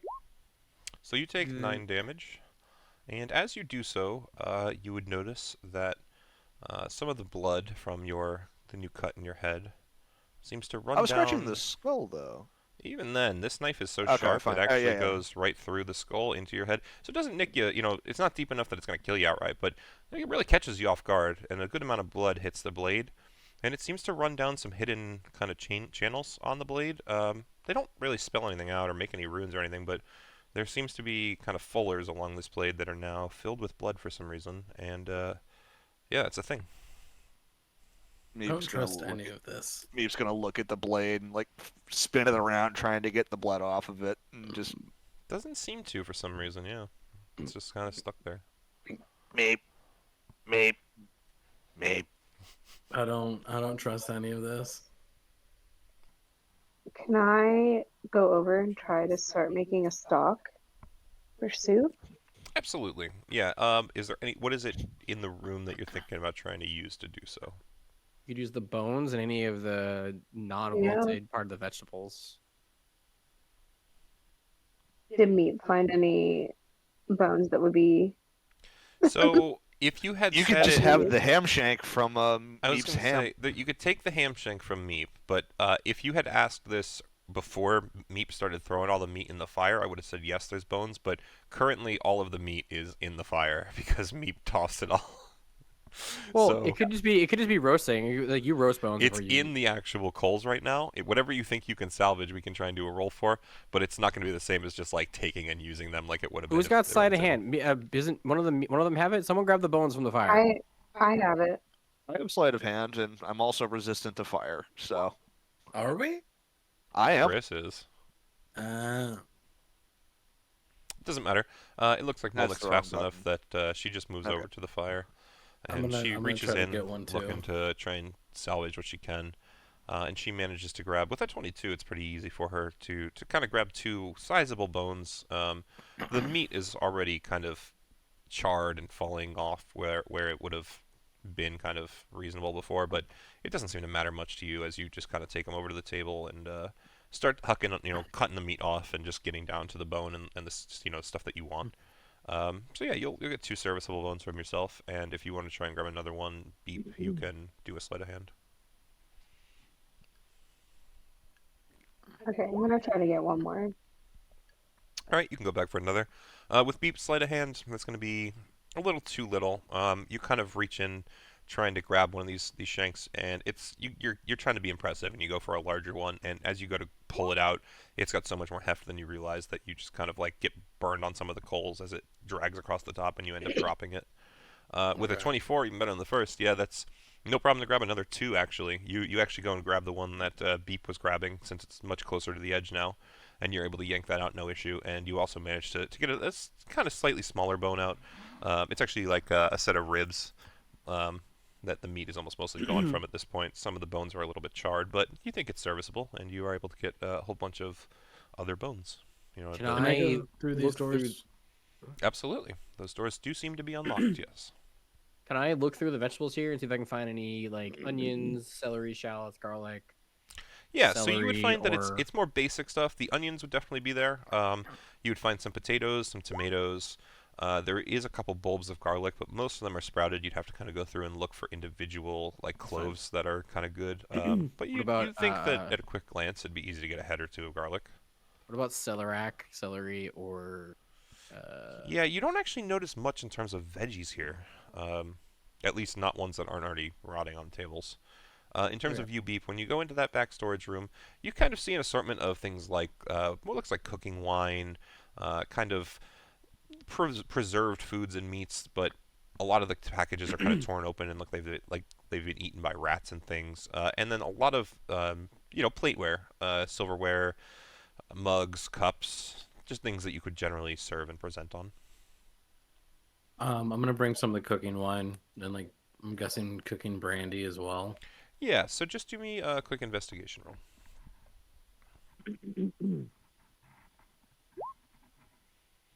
So you're able to find at least 1 or 2 bottles of cooking wine that you think aren't cracked, but it's not many. A lot of the bottles, as you look at them, you realize are cracked or have issues that you don't think would make it very safe to consume. Really quick, can she use the knife and use the ladle? Because I thought you were talking about No, you can only use one at a Kindle time. one. You can only use one at a time. Yeah, sorry, what was the question? I was looking at something up. Kayla was using the knife, but I don't think you. Yeah, you can only use No, one. I'm just saying. I'm just she's using her own stuff. tearing them off with my hands. Oh, okay. Yeah, the knife is still at the cupboard. Yeah, no, Yeah, Meep's using Oh. the knife. Yeah, no. Oh, that's I'm right. done. Meep had it last. Good call. Yeah, no. Yeah, I'm Meep's done. using it. I'm just getting the meat off She of has the the bone, the label. rest of the meat. Are you using the knife to get the meat off the bones? Meat? Yes. You're assisting with it? Okay. And actually, the ladle is gone, right? We are using that one. Yeah. Yeah. And I have the shovel. I don't know if you want to. Yeah, I'm gonna put them away just as a. And then I have the fishing pole. Thank you. Who has the bow? I think here, Harrison's character is carrying it, but he can only choose to use one. Yeah, Once I you need, guys I need go to go to claw. Yeah, that's fine. Um, We'll still wait and see if he can come back. Surprised the didn't internet find dropped any- so hard, but yeah, it happens. I sent I him a didn't- text. Yeah, he messaged me and let me know his connection just went down. He's trying to fix it, but I didn't find any wine or brandy that would be serviceable. you like I said, you found like 2 bottles of cooking wine, but no brandy. Okay, all right. I take 2 bottles of cooking wine and set it on the table. And other people can go and do an investigation check in there as well. It's not like it's limited. to I'll the do it one when we time. come back. I'm not really worried about finding stuff. More so, I'm taking note stock of what we have in the room. What you've said is available. So do you want me to roll investigation and then like roll some like I don't know like D4s and D8s with how many? No. You have a general amount of those that won't run out for dishes that you're Okay. making. It's things that are And at your disposal. It's just I things go outside back- of those you'll either have to try and find in the garden foraging or otherwise if you have them on your person for one reason or another. So can I take some? You said there was. I have potatoes, tomatoes, which are a weird thing. I have. I mean, nothing is any Celery, more or less onions, weird garlic, in this place, but as far no as you're aware. carrots. Right. There's carrots on the table. Well, Yeah, those are they're rotted, rotted. though. Yeah, not that you see here. It takes a long time for carrots to rot, but I get you. I get what you're putting down. Can I go look for vinegar and oil, like olive oil? Yeah, absolutely. Do another investigation roll with that as your target now. Oh, that's not good. Yeah, so you see a whole bunch of bottles, and they have, like, really worn labels that you don't think you know what it says. I'm gonna look in the corner over here for. I'm looking for specifically. Let's go with. Wash your sister sauce, and we'll do also. I'll also look for vinegar and olive oil. And, Let's do my investigation. mustard as well, or mustard seed. If there's just mustard seed, I Go can ahead work and with that. do that roll as well. Just do a roll for investigation. Yeah.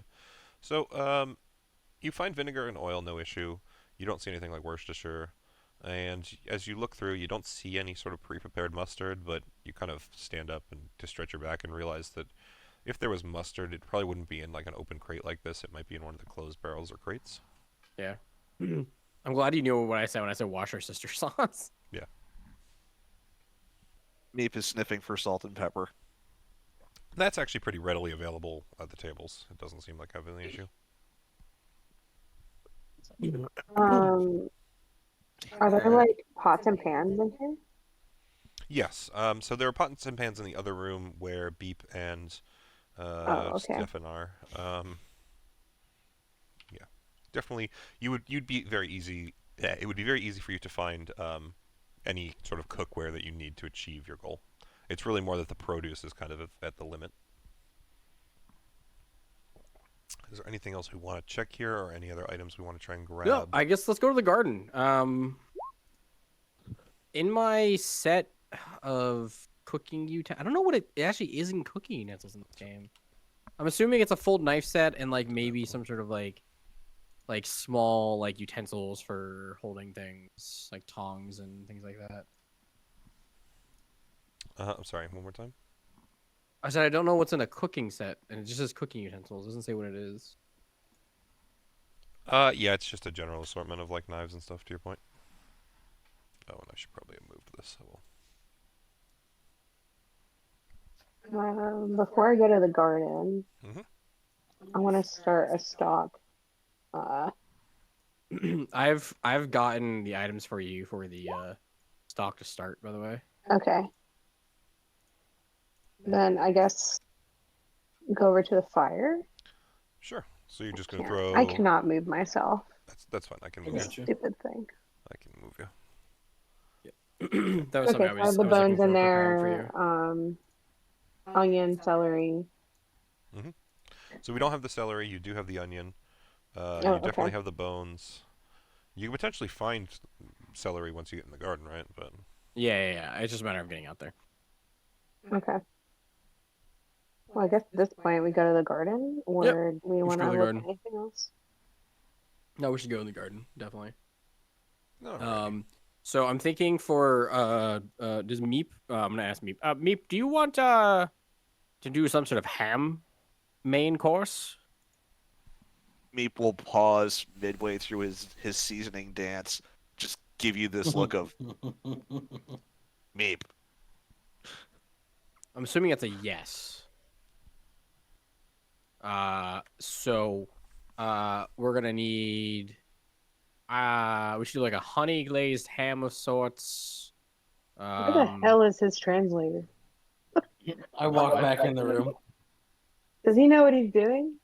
I'm trying to read the vibe from him. You know, I'm just trying to like, you know, body language, how he says stuff. And then I'm not saying this in deep, like that'd be weird. I'm glad you brought it up though, just in case.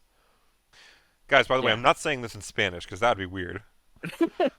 Yeah, like I speak deep, but it's not what I'm saying. Yeah, Yeah.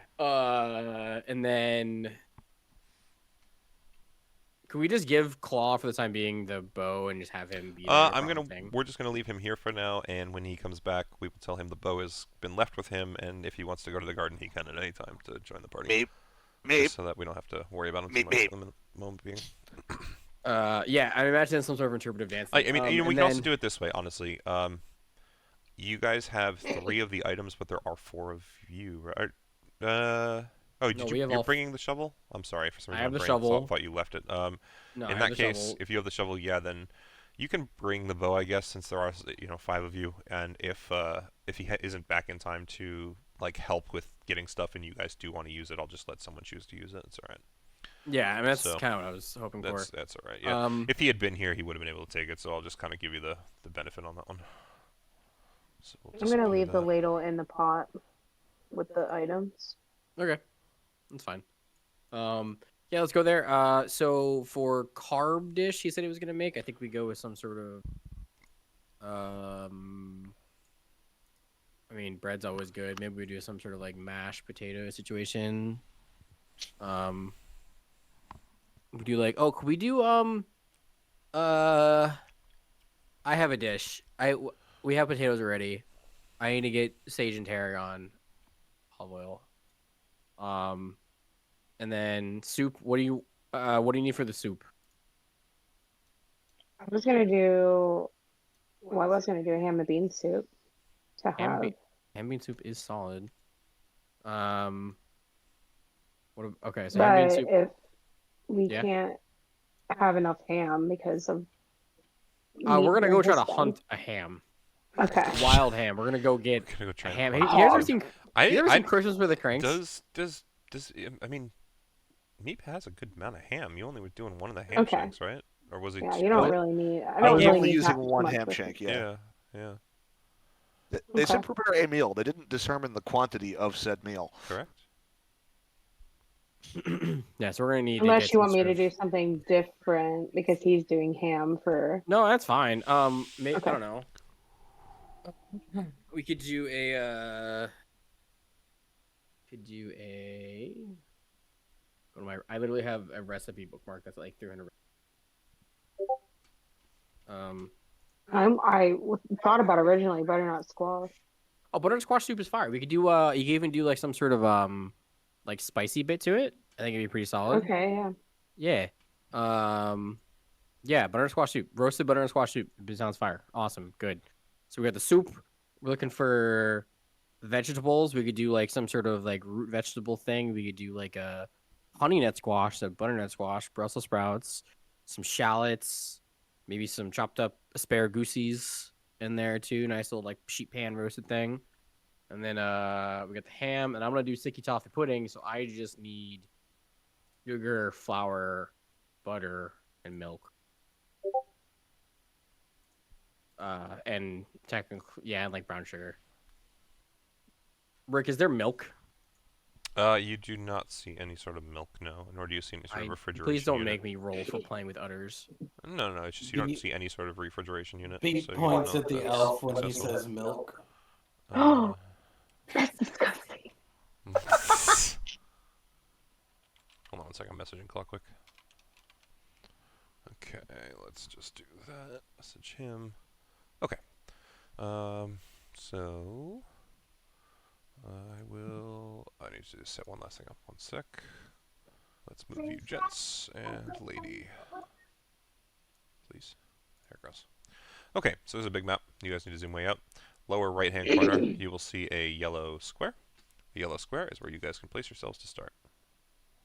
Oh, Jesus. This is the garden. The god? It's a forest! It's a garden. Not a garden, it's a So forest. were we just straight up teleported here, or? Yes, as soon as you guys were ready to go, just like when you were teleported into the kitchen, as soon as that kind of consensus was reached, you were teleported to this point. Meep is still dancing with salt and pepper when he realizes he's not over his steaks anymore. Yeah. Yeah, but at this point, it is your decision where you wish to head towards, what it is you wish to look for. I will guide you through what we will be doing to get all of that stuff. I need to look for fresh herbs. Whether it be ramps, tarragon, sage, basil, rosemary. Okay. So you're gonna be foraging. That's fine. Yep. And I need some tubers. I can't remember. Were the tomatoes rotten too? There were tomatoes in that. No, you did have Yes. some tomatoes. You're good. Yeah. Okay, so I'm searching for squash of some sort.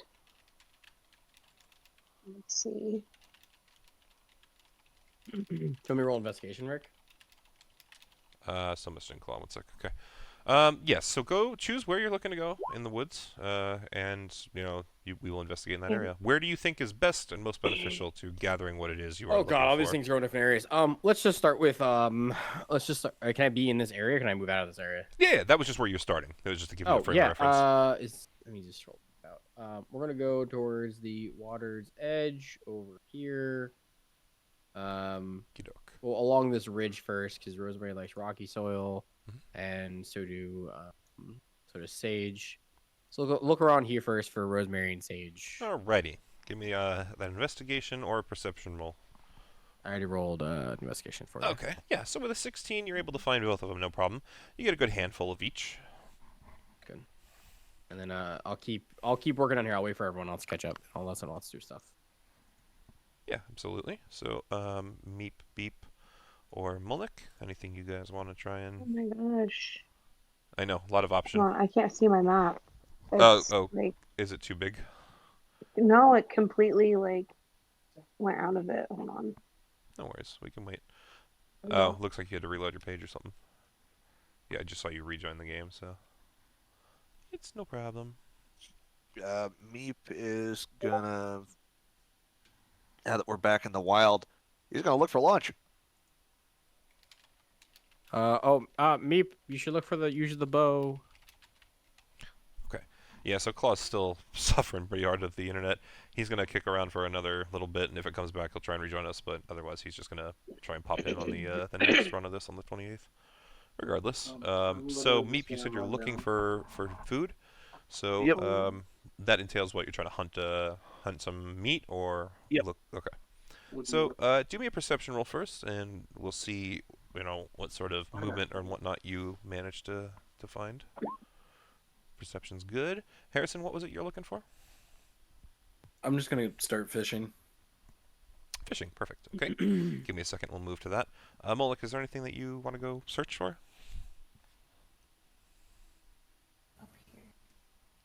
She wants to go up there. What do you want Perfect. to do up there? I'm searching for squash, Okay, awesome. root Right. vegetables. So let's go with Meep's perception roll first. Oh dear, what did I do here? Oh, deer'd be great. No, I don't know what oh, I know exactly what I did. Hold on 1 sec. I gotta...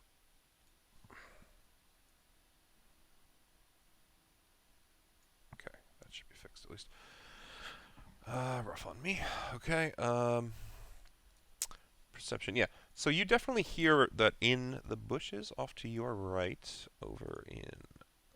yeah, that'll work. Over in this direction, you think you hear movement of something that could very well be the deer that you're hoping for. Purple square.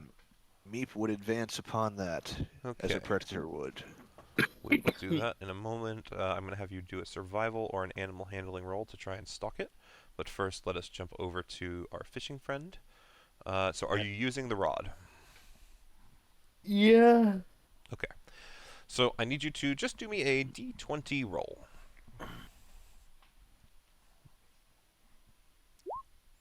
Yeah, so with a 9, you cast out the line, and you wait for a while, and no nibbles yet. So you can either continue to wait and see if something nibbles, or you can choose to pull it back and go try somewhere else, or you can choose to quit fishing. I'm gonna move upstream. Okay. Actually, can I tell what's upstream? Can't Is really it tell just- wreally upstream or anything. You really don't really... You really don't know like what's what way's below the water. flowing? The water is definitely flowing from north to south. Okay, then I'm gonna go up past the trees to here Okay. and try to cast into there. All right. We will do another roll on you in a minute. Yep, you're good. for now, Kayla. You're looking for some squash, you said. So let's do a perception or an investigation roll, your choice. I think that makes the most sense.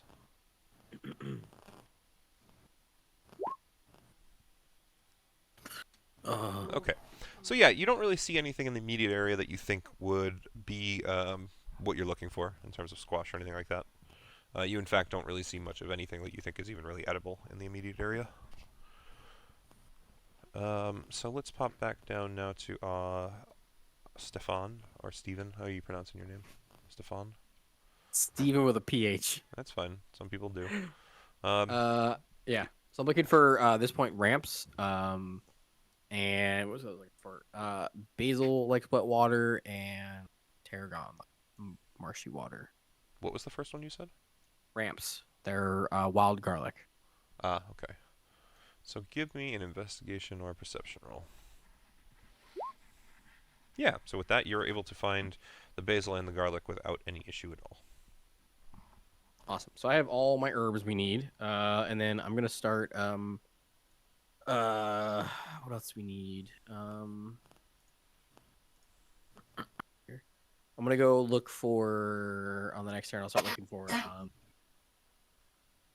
celery further down because it also likes marshy water. So, Yeah, absolutely. We'll get to that in a sec. Yep.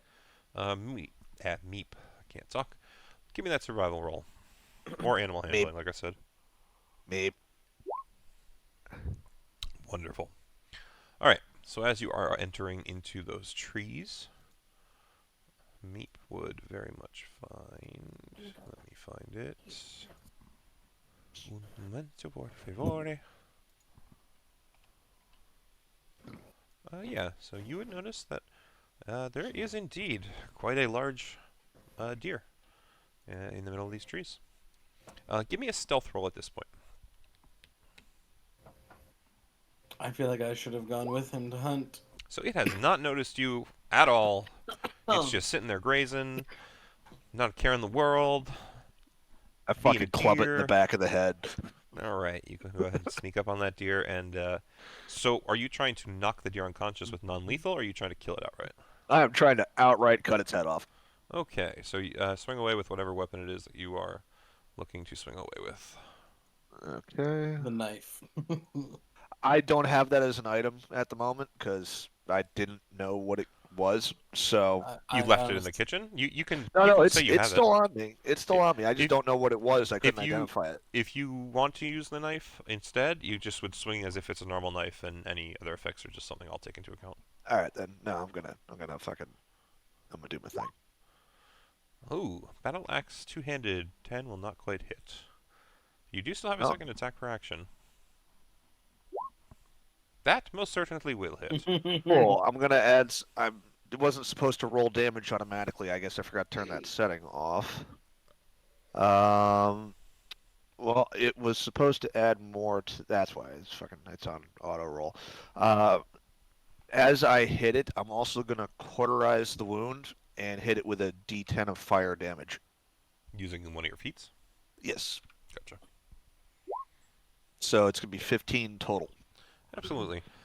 So the base 10 is pretty much more than enough to cleave straight through its neck, no problem, as you had intended.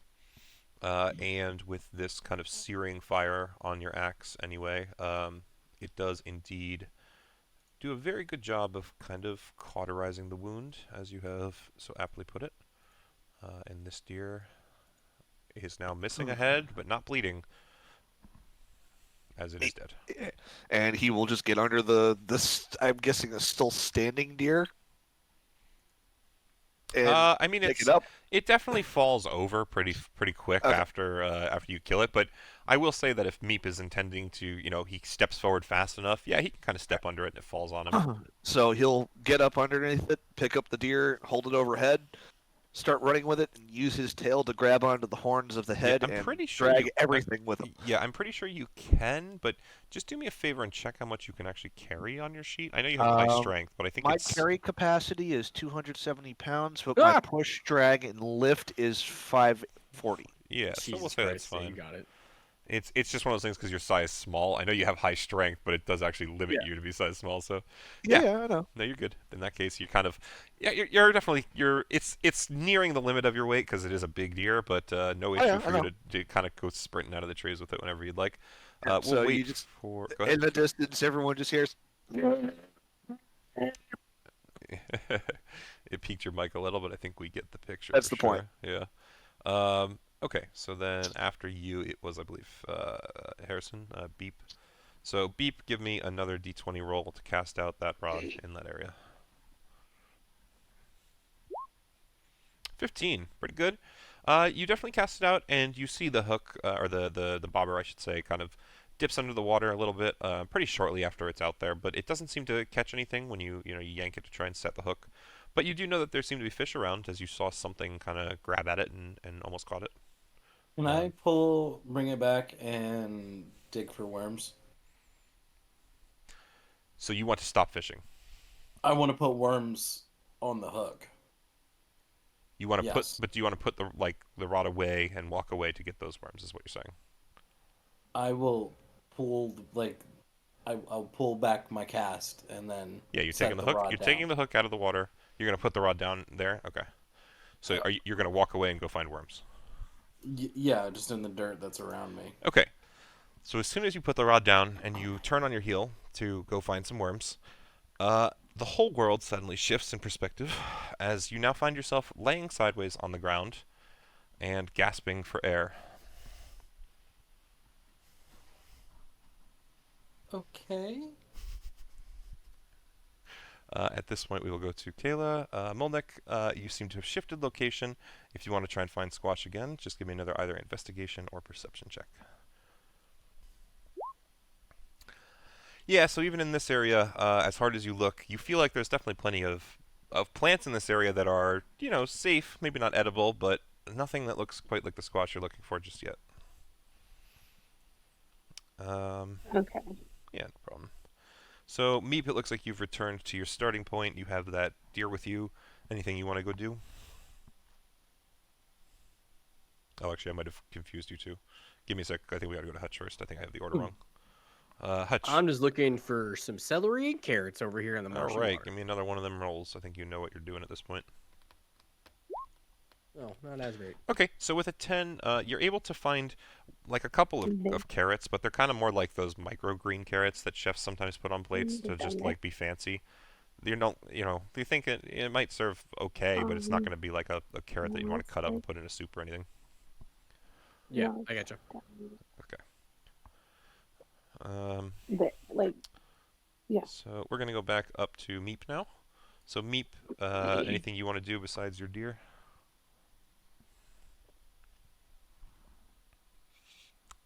Are you muted, Chris? I don't hear you. Yeah, sorry, I was having some mic issues. What's up? That's fine. Just I want to know anything else you want to do besides the deer, or are you just going to hold it up in the location where you guys came in? Once Meep's gotten back to here, he's gonna start getting it ready for when he actually has to butcher it. But Do you want to like- bleed it out here, or do you want to wait? pretty until- much, Okay. So he yeah, just didn't want to leave a blood trail back from where he got it to here, Absolutely. so that other people couldn't steal his food. do you want to use the knife since it's the point of dismantling, or are you just doing it with Meep's tools? Meep's gonna use his stuff. He thinks the knife is broken. Totally fine. So just do me a survival roll. Perfect. Yeah. You immediately Meep, if anything, has done this more than enough times. You're cutting gut holes out, at the neck and at the base of the ribs, and pulling out organs where you need to, and just getting this thing all set up on it. Like none of you are aware of how this happened, but like you get back up to that location when you guys are all back, and there's just a deer hanging from a tree branch. It's way too high for Meep to have reached. It is perfectly tied. Its legs are spread. It's bleeding out. There's no guts anywhere in the area. There's like this very clear like pile of freshly dug dirt that like Meep must have buried the organs or maybe ate some of them. You don't know, but like as soon as you guys get back, you are just floored at how perfect this thing is tied up and being emptied of blood, or drained, I should say. But yeah, so at that point we will go back to Beep. Beep, I'm gonna just be honest with you at this point. You're gonna try and move, and you find that you are flopping around on the ground. currently. Okay. So how about Molnick? We doing another search? Yeah. Go for it. Just give me another roll. Jesus. It's Okay. got to give you a good roll eventually. Okay. I'm 11. gonna give you with an 11. You're able to find a squash. Not many, but at least a single serviceable one. Okay, wonderful. Just we How know big is squash it? grow on vines, not in the earth. I would tell you. I mean, I don't know how much squash actually generally weigh, but it's not like a big squash. You'd say A it's good probably butternut squash is like 3 pounds. you'd say it's probably maybe like 2.5 at most. It's a little under what you'd call a big squash, maybe a medium one. You know, not really the size you'd like, but it's definitely bigger than like a tiny unusable one. Okay. It'll service for one dish. You know what? That's probably the best way to phrase it. Okay.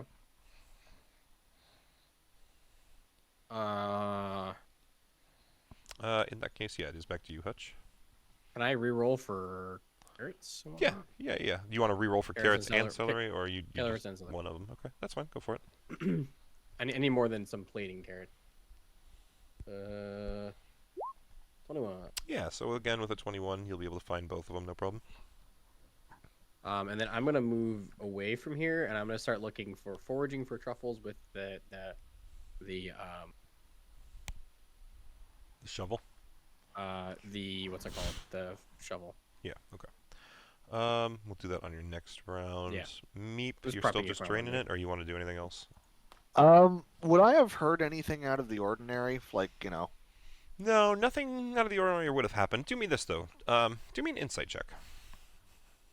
Alrighty, insights. So with a 14, you just have a strange feeling, and it takes you a second to place it, and you realize you haven't heard your brother in a while, and that just seems odd. You can click. I can't. It won't let me. I'm gonna go hit the bathroom really quick before we go to the next step here. Be right back. Okay. What that was going to translate to was, I felt a disturbance in the force, better known as Meep. Alrighty. Okay, so I believe that it was technically Beep's turn, but he's still flopping on the ground, so we're gonna skip on. So I wasn't allowed to act on my insight? Or no? That's true. You haven't done anything yet this turn. Yeah, go ahead. Well, knowing that I feel like I haven't heard Beep in a while, I would start looking for him. Yeah, that's fine. So you don't necessarily know which direction he went, so I'll let you do either a survival roll to track him or a history check Would to I see have if you remembered remember. he had the fishing rod? Yes, absolutely.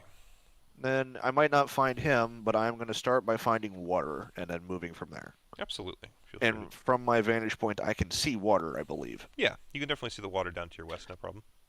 So I would go there and start my search from there, but the movement to here would be me. Awesome, perfect. Okay, so yeah, we're gonna. You still flopping around it there for the moment, Beep. Molnick, you searching for more stuff? Sorry, I'm gonna try to get one more score. Just that one more time. Sorry, one more time. You were echoing in Harrison's mic for me. I'm gonna try to get one more squash. Okay, awesome. So just do another roll for me. Awesome. Yeah, with that, you have no trouble finding another squash about the same size. Serviceable for about one dish. Okay. So we will go back to you, Hutch. Anything you're looking for still? I'm looking for truffle. That's right, you mentioned that, and you're going to use the shovel, right? I'm gonna use the shovel. Okay. So just do me Investigation again. investigation, perception, or you could even do survival on this one. Well, my highest is. And at advantage, I'm sorry. It doesn't matter which, just at advantage. There's advantage. Yeah, That so sucks. 12. So with a 12, you actually still do manage to find what looks like a truffle, but it's just a kind of tinier one. Small one. Go back to you, Meep. So go ahead. If you want to keep heading up the coast at this point, Meep, it's your turn. Alright, Meep is going to... And we will do this quick for for he you. knows the fish like to swim downstream, and he sees that as a waterfall heading down. So he is going to go north. Absolutely. And he's do going to this be quick. dashing, so he can get to here. Oh gosh, I keep doing it on the wrong screen. Ugh, give me a sec. It was supposed to keep the line. Come on. It's okay. You can just move up closer. It's not that super critical right now. Wow, I'm really struggling here. There we go. What's up? I'm just trying to put the fishing rod down next to him quick. Just struggling to get it to cooperate. Meep would see Beep as like laying like a dead fish on the ground. So, you wouldn't actually see Beep at all. You would see the fishing rod, and then next to it is a sizable fish. Okay. Well, I mean, can't do much else, so. Yeah, that's fine. We'll switch over to Molnick for now, because once again, at this point, you would see the fish is flopping on the ground, like actively, and then goes to Molnick again. Another squash search, or are we good to go? I think I'm done. Awesome. Okay, no problem. So we'll just say that you're all set, and move back over to Hutch. You doing another truffle hunt, or are you all set? I'm gonna do a truffle hunt as well, with the shovel, as well as a potato hunt. Okay. So just do me the same thing. Advantage roll, one of the three. Okay, so 22. 22. With a 22, you're able to find a sizable truffle, and what was the second one? The potatoes? Potatoes. Just Yeah. looking for some, nice you find a Yukon handful. Gold potatoes. You find a handful of good potatoes. Not necessarily Yukon Golds, but some russets, some classic ground potatoes. I can work with them. Yeah. Yeah. So you're able to find both. Hey, how am I gonna forage for fucking heavy cream? You're not. Is it just not exists, or is this like a? Yeah, it seems like as far as It's you not a can part tell. of the context of the challenge. Yeah, either that or you'd have to find something to milk out here. That might be possible. Who knows? Regardless, we're gonna go up to Meep next. So Meep, you can move closer if you want to check it out. I examine the fish. Yeah, it looks like a fish.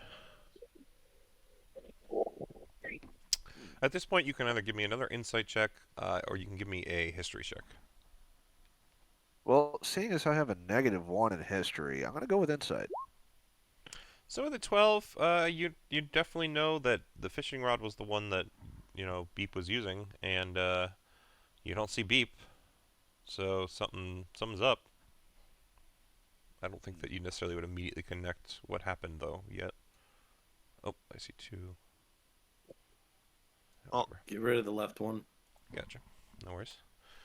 Oh, let me switch this. I would kick the fish. Okay. Yeah, that's fine. So you want to swing an unarmed strike at the fish?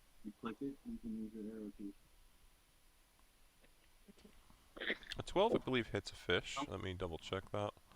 I do have a stat block. I'm just not on it at the moment. Yes, a 12 hits a fish. So Harrison, Fish goes flying. yeah, Harrison, you take 5 bludgeoning damage. And yeah, so are you trying to kick the fish like into the water? Yep. Okay, so then yeah, we will say at that point the fish will move 5 feet closer to the water. And where the fish was, I will begin sniffing like a dog to find my brother's scent. Okay, give me perception, investigation, or survival. I'm good at 2 of those. Yeah, your choice. Oh, good, it did roll. I kept killing. It's I okay. kept clicking it. Yeah, it's fine. We'll take the first one. Got lucky. So with a 15, you would definitely be able to smell Beep. Was standing right there at one moment, and then it smells like fish the next. Like literally, it's like smell of Beep footprint, smell of fish, like at the next step location. Beep is looking at that fish like, "Did you eat my brother?" Drawing an axe. You would notice a panicked glint in the fish's eye. That's where I will end my turn. That's fine. So technically it is Beep's turn next. Beep, you at this point would have seen, Meep came running up, and he leaned over, he looked at you, and he kicked you, and then he leaned over and he smelled the ground, and then he leaned over and looked at you again with his axe drawn. Is there anything you want to try and do? You definitely can't communicate with him. You're a fish. But you're a fish. You could try and do something. Can I make any vocalization at all? Do fish talk? No, like noise. Can they make noise? I don't believe so. The fish goes meep. Could you imagine? I can't really do anything as a fish besides like slap on the ground. Yeah, you could do that. Do you want to try and do it in a rhythmic way? You just want to do it once and then stop? Like you can define how you're slapping the ground for sure. Boom, chicka, boom, chicka. I'm going to go to the rhythm of the lullaby that our mother would screech to us at night. Okay. Yeah, that's no problem. It's definitely something that is pretty well wormed into your brain. You know, you've got good memory of it. So, Meep, you would hear what sounds like the lullaby that your mother would screech to you being slapped into the ground by a fishtail. But why would the fish know this? I do not understand. It is a demon-possessed fish. Or it is my mother possessing the fish. One way or another, kill it. Oh god, the bitch is back! I thought I left you in Rio! I thought I left you in medieval Vegas. Old Vegas. Regardless, what do you want to do? It's not my turn. I'm going to let it be your turn. We're just going to figure this Okay. out, because Hutch said that he's pretty much done foraging, and so did Molnick, so... If there's something else you want to roll for, we can do it. It's just I'm going to try and let this problem be solved and then move back. Yeah, let them solve that, then we'll go back to him. So, Alright, well... The fish knows a lullaby, my brother is missing, and the fishing rod is just there. Yep. Well, I think the fish is possessed. And I think the fishing rod's at fault, so I'm going to attack the fishing rod. Okay. Yeah. He was not the most intelligent person in the That's world. fine. This is his process of So, elimination I'm going to here. just say you hit the fishing rod fine, but being that it's a magical item, your axe connects with it, and you realize it does not really do any damage to the fishing rod of any sort. Gif of something hitting like whack-a-mole hammer 1,000 times. Yeah, you definitely try it, and every time you try, it's the same result. Is the hook Do me a still in favor, water? Chris. No, that was something I made sure to ask you. You do me a history check. I know you have a -1, but see if you. Oh, no, can... hey, it's whatever you need me to do. Yeah, we'll just see if you can coax at it. No, you don't seem to remember anything about the instance where your brother was holding this. Can I earlier. make a sleight of tail check to try to carve beep into the ground? sleight of No, flipper but check? you can very easily just try and like smack it out in Morse code. But it's just whether or not you think Meep would know that. I will try to smack it out in Morse code. All right. So at this point, I'm gonna have Molnick and Steven do me a insight check, each of you.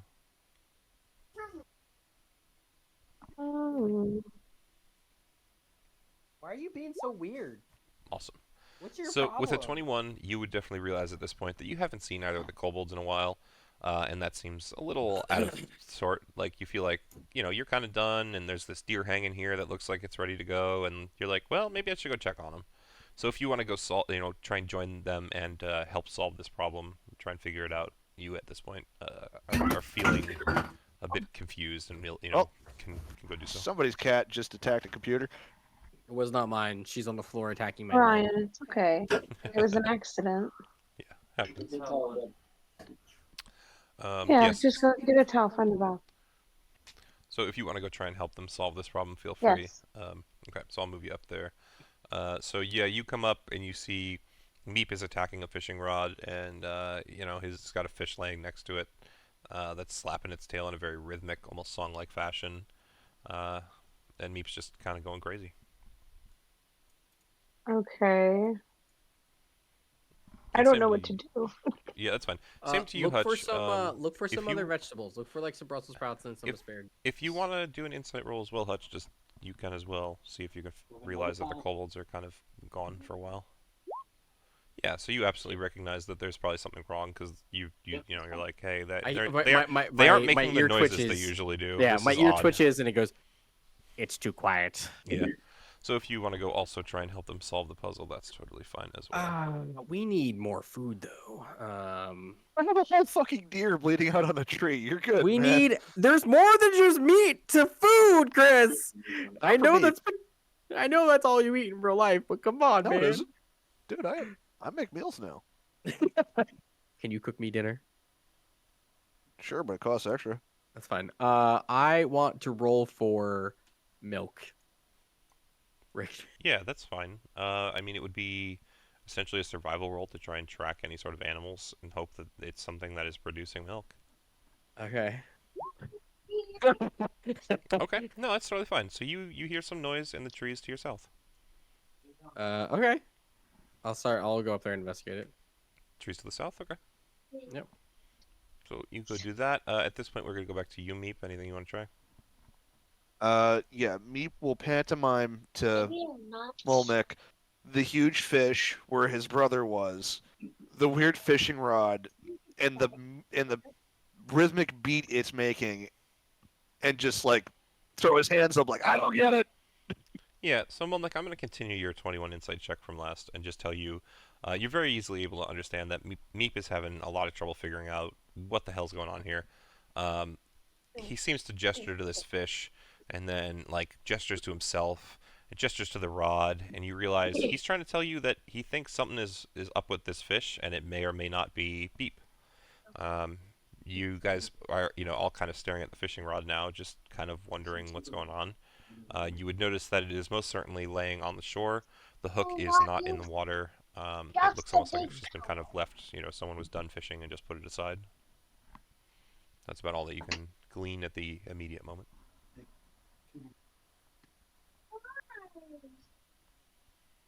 Okay. Can I pick up the fishing rod? Absolutely.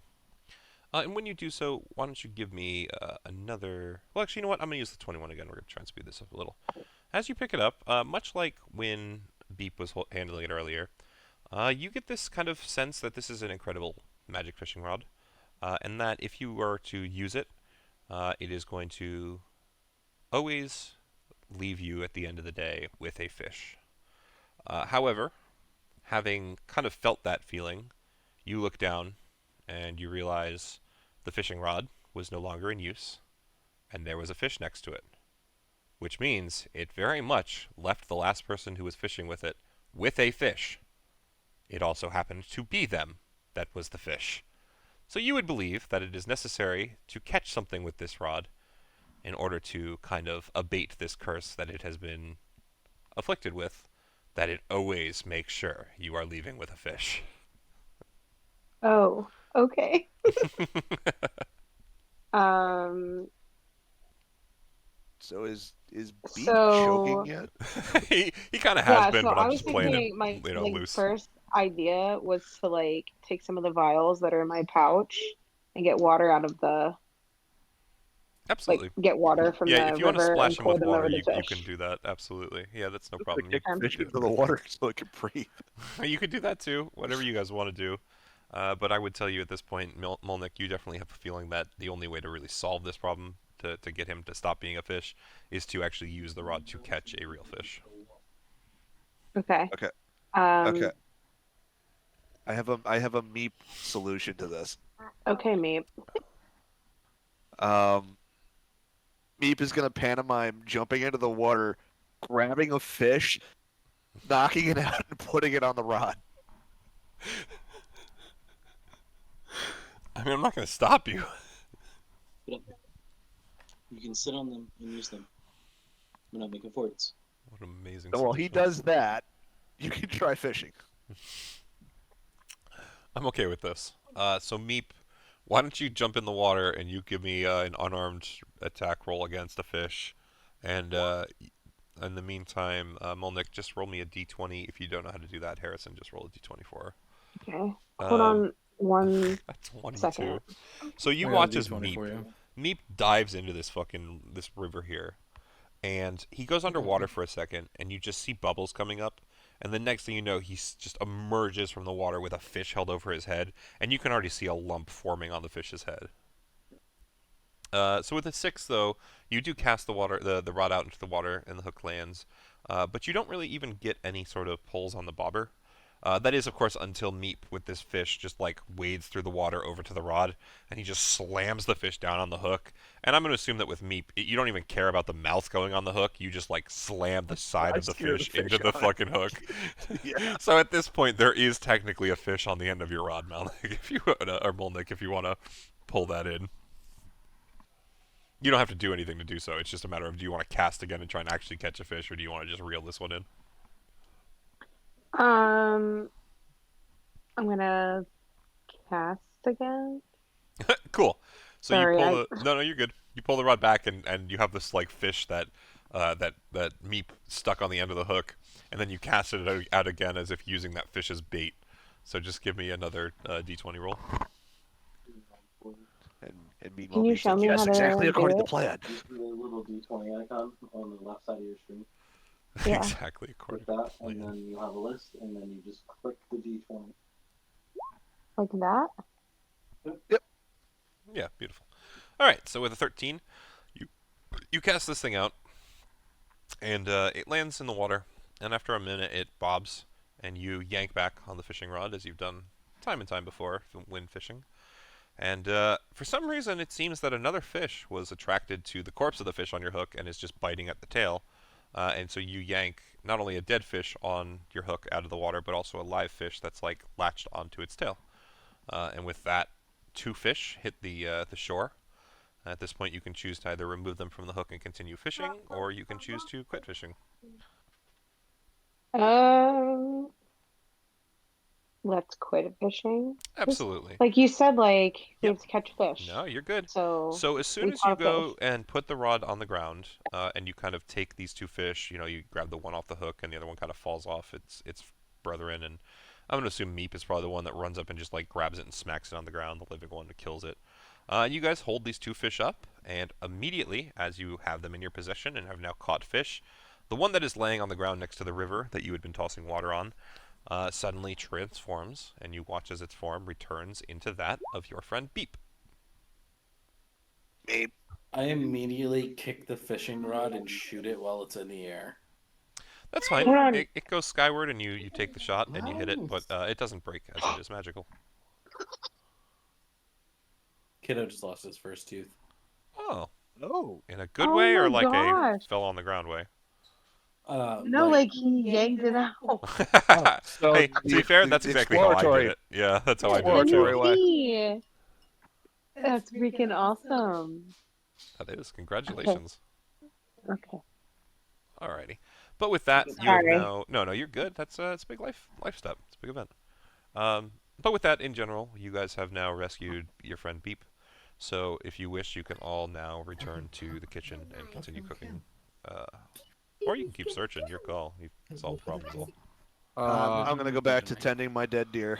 Absolutely. I still need to find milk. I'm assuming there's flour back at the place. That's so right. I We got to can- search for you. Okay. So you're going to head south. And Did the rod end up in the water? did you kick it towards the water when you put it up in the air? Yeah, I wanted to like kick it up into the air towards then the water. it probably and would shoot end up it. in the water. Okay. Ultimately. Like how that didn't grab both for some reason.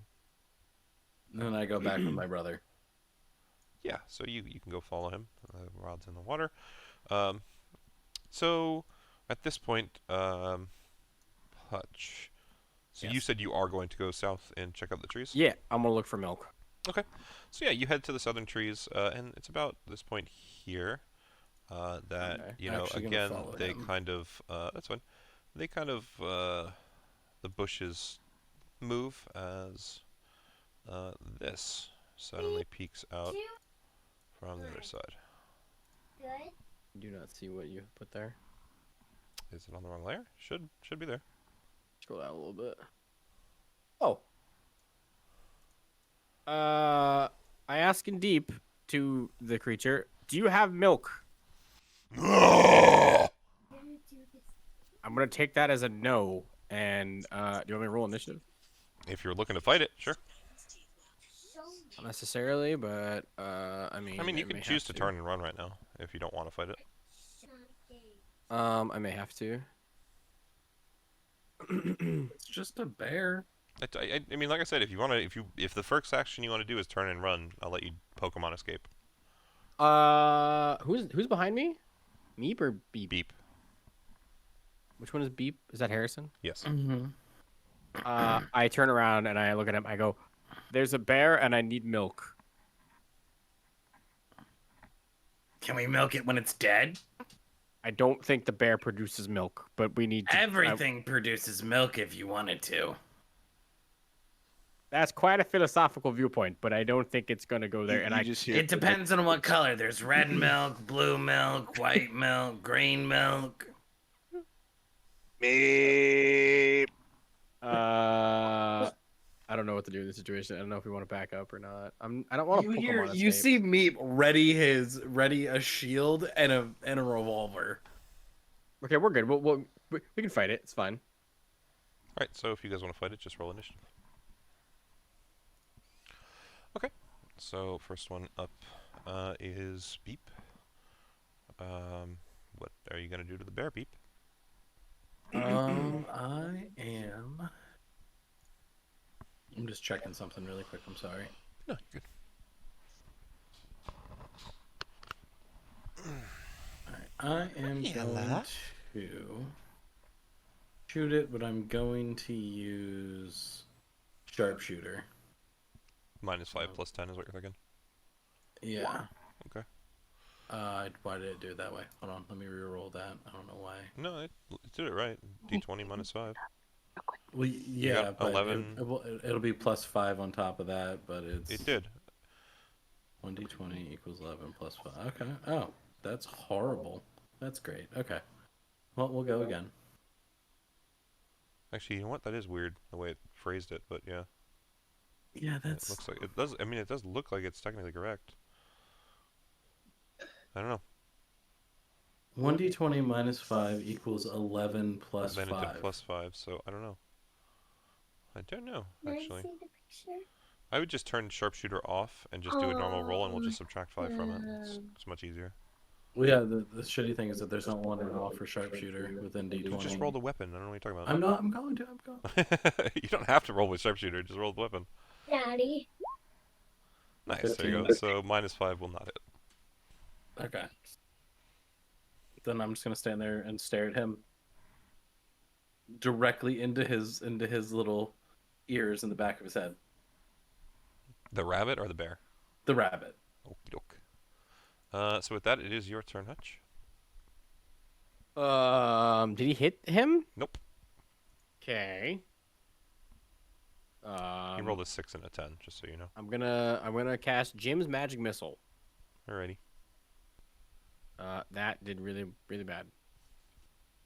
I'm assuming an 11 I thought, is not is hit. magic missile not the one that just hits? This is Jim's magic missile.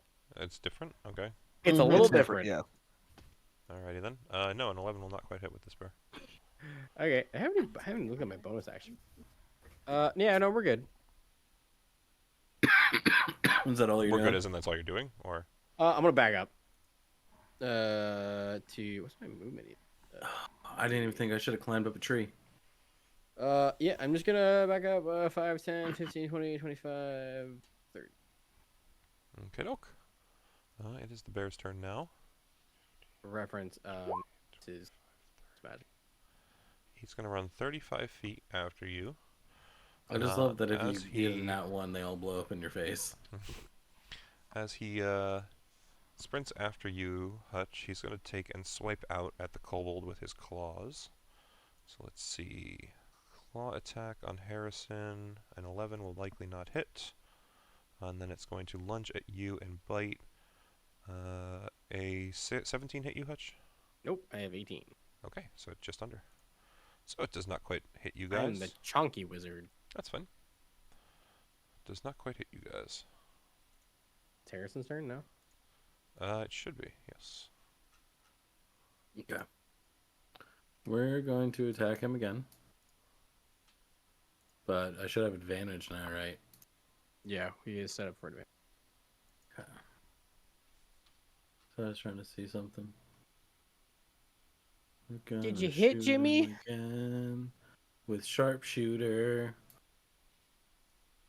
Does a 23 hit or 22 hit?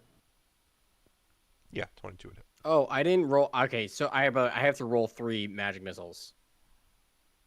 Yeah, that's fine. I just didn't realize. They're gluten free though, so. Yeah, 22 does hit, by the way. You're gonna let me. So. That's gonna be 22 damage. Yep, that's fine. And then I'm gonna attack again. Mhm. Why did it not roll 2? There it goes. 20 It's will a also hit. 25. I just wanted to see if it critted. Can you It do didn't. damage on Okay. that? Yeah, okay. And then Well, why? Oh, yeah. sharpshooter again. Sorry. No, I'm aware. You're good. And then that'll be 21 damage. Just barely alive. I'm gonna Alright. use my rabbit hop. Jump away. Does your rabbit Okay. hop say it's a disengage? You as a bonus action, you can jump 15 feet without provoking opportunity attacks. Only Okay. it's a straight Yep, if your that's a speed is disengage. greater than 0. Yep. And then I'm going to cast Toll of the Dead, which is 2d12 actually. And that's a Is- save that it has to do, I think? Or is that you a roll? I always forget. So a 15 Wisdom save Okay. for 17 damage. I just That's a rolled 19 on the die, so... Sorry, say that again. I rolled a 19 on the die, regardless of the plus, it passes, so... Is it a pass fail on that, or is it? It is, yes. I believe. Yeah, you say you pass. Okay. I don't know if it was a pass half damage. It's a No, it's if it passes, it's nothing, I believe. That's bonus action and action. Any other movement you want to do? I'm good. Alrighty. So seeing as it's only got the kobold next to it, it's going to try and hit the kobold again. That's okay. And this one. Okay, so it hits you with its claws, and it misses you as it tries to bite down on you. It kind of overestimates and bites past your head. However, its claws hit with such a force from being so much larger than you. You take 19 slashing damage, and then it is your turn again. Beep. Can I use my blunderbuss and the pepper box in the same attacks? Here's my question to you right now. What was your AC last round? 19. Okay, so it hit a crit on you, which is why I didn't ask. If you were using your shield last round, I would say, I guess if you put your shield away at the top of your turn, but then you wouldn't have your shield equipped at the end of your turn if you don't happen to kill it and it attacks you Okay, again. I'll just keep using the pepper box. That's fine. Yeah. And I'm going to shoot it again, but with no sharpshooter. Mhm. Oh, that's great. That's a 12. Nope, 12 is just enough to meet. So you can Oh. go ahead and roll damage. I'm pretty sure you'll kill it outright, even with a crit fail. That's 10. 10 is more than enough. It had 3 HP left, so... Alright, yeah, with that, the bear is now a dead bear. I would like to proceed to try to start milking it. Okay, roll me an animal handling or a survival check. Your choice. Okay, yeah, Steven, you'd kind of look down as you hear a loud bang, and then this bear kind of falls over onto its side. And you start looking past the body. You're wondering, I guess the kobold did something. Did he make it out alive? And the next thing you see is just the bear's hind leg just gets lifted up, and you hear this really weird squelching noise. But yeah, you milk the bear. I'm pretty sure bears give milk. I think it's possible. So I'm gonna let you do it. The better question is, was it a male or a female? Yeah, right. Hopefully it's a female. All you know is you need a vial right now. Oh yeah, that's true. I can come over with one. Yeah, you in the distance just see this bear's leg get lifted, and then a whole bunch of white stuff starts squirting on the ground, and you're like, I don't want to be part of this, but I feel like I need to be. I would like to drink it to see if it has healing properties. You can drink Can I it and move it over tastes there? like milk, but it doesn't seem to have healing properties, but you would say it's probably some of the best milk that you've ever had, so, as a You just- kobold. I'm just suckling when she gets up. Yeah, so Monica, you don't have to move yourself, but you wander up as you just watch this kobold like suckling at the teat of a bear, and you just kind of hand like a vial over, and he just takes another nipple and starts squeezing it into the vial while he refuses to let go, knowing Harrison. He's milking it with one hand and suckling with On the other, yeah, exactly. Yeah. Oh God. And I just point to the rabbit after holding it, just like holding it with like, you know, 2 fingers and then pointing with the other one.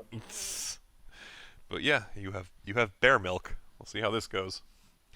All right. Regardless, anything else anyone wants to search for in this garden? As it were? We have. I need to get some Brussels sprouts and some asparaguses. Just give me I was one gonna last roll. say- This is gonna be the last roll that you'll do, though. I think that at this point we need to start moving along. So. Okay. We've been in this garden for like 2.5 hours. And honestly, you're kind of over grabbing stuff because if you're planning on using all that in your own dish, it's just not I'm gonna not, help it's more for than everyone anyone else. So, yeah, It's you'll for be able to everyone find them. That's fine. Okay, cool. Got some.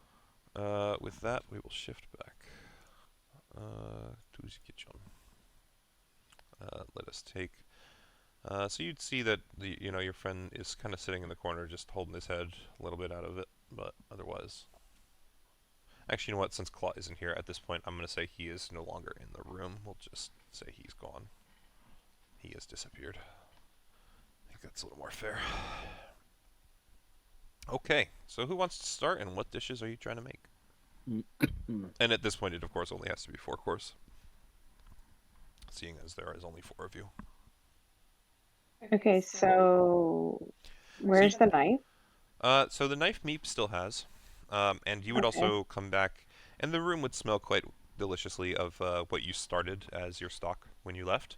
And you'd take the lid of the pot off, and you'd believe a good couple hours have probably passed. So it's been simmering a good amount. You do have a good stock going at this point. Can I roll to assist? Oh, I'm gonna chop up the celery and carrots that I found, and I'm going to add some of them, and I'm gonna add it to the stock. I know we want me to roll from. As before anybody does anything, Beep is going to scream out not to use the items that we found here. What is it that you say? We found. That fish bowl turned me into a fucking fish. I recommend that we don't use any of that stuff that we got here. Well, that's a problem because I left the ladle inside of the pot. Oh God. Whatever. Do you continue to use the ladle with him having said that, or do you just remove it, or? What's your choice? I'm gonna remove the ladle, put it on the stone first. Okay. Over here. Yep, absolutely. And then, So I'll do this. and then knife is being used. The knife is just being held by, not even held, but like, oh, is the knife on the table? Is that what the box is there for, Chris?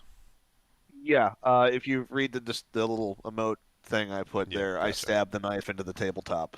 Gotcha. Yeah, so you would see that the knife is just sitting on the table if you do want to try and use it. Meep Actually, used Okay. his Oh, there's own other stuff. knives, right? Actually, again, I I'll do have the same thing. a Just whole cooking replace it utensil set. back here. Yeah. Okay. Cool. Can I use some of those to like?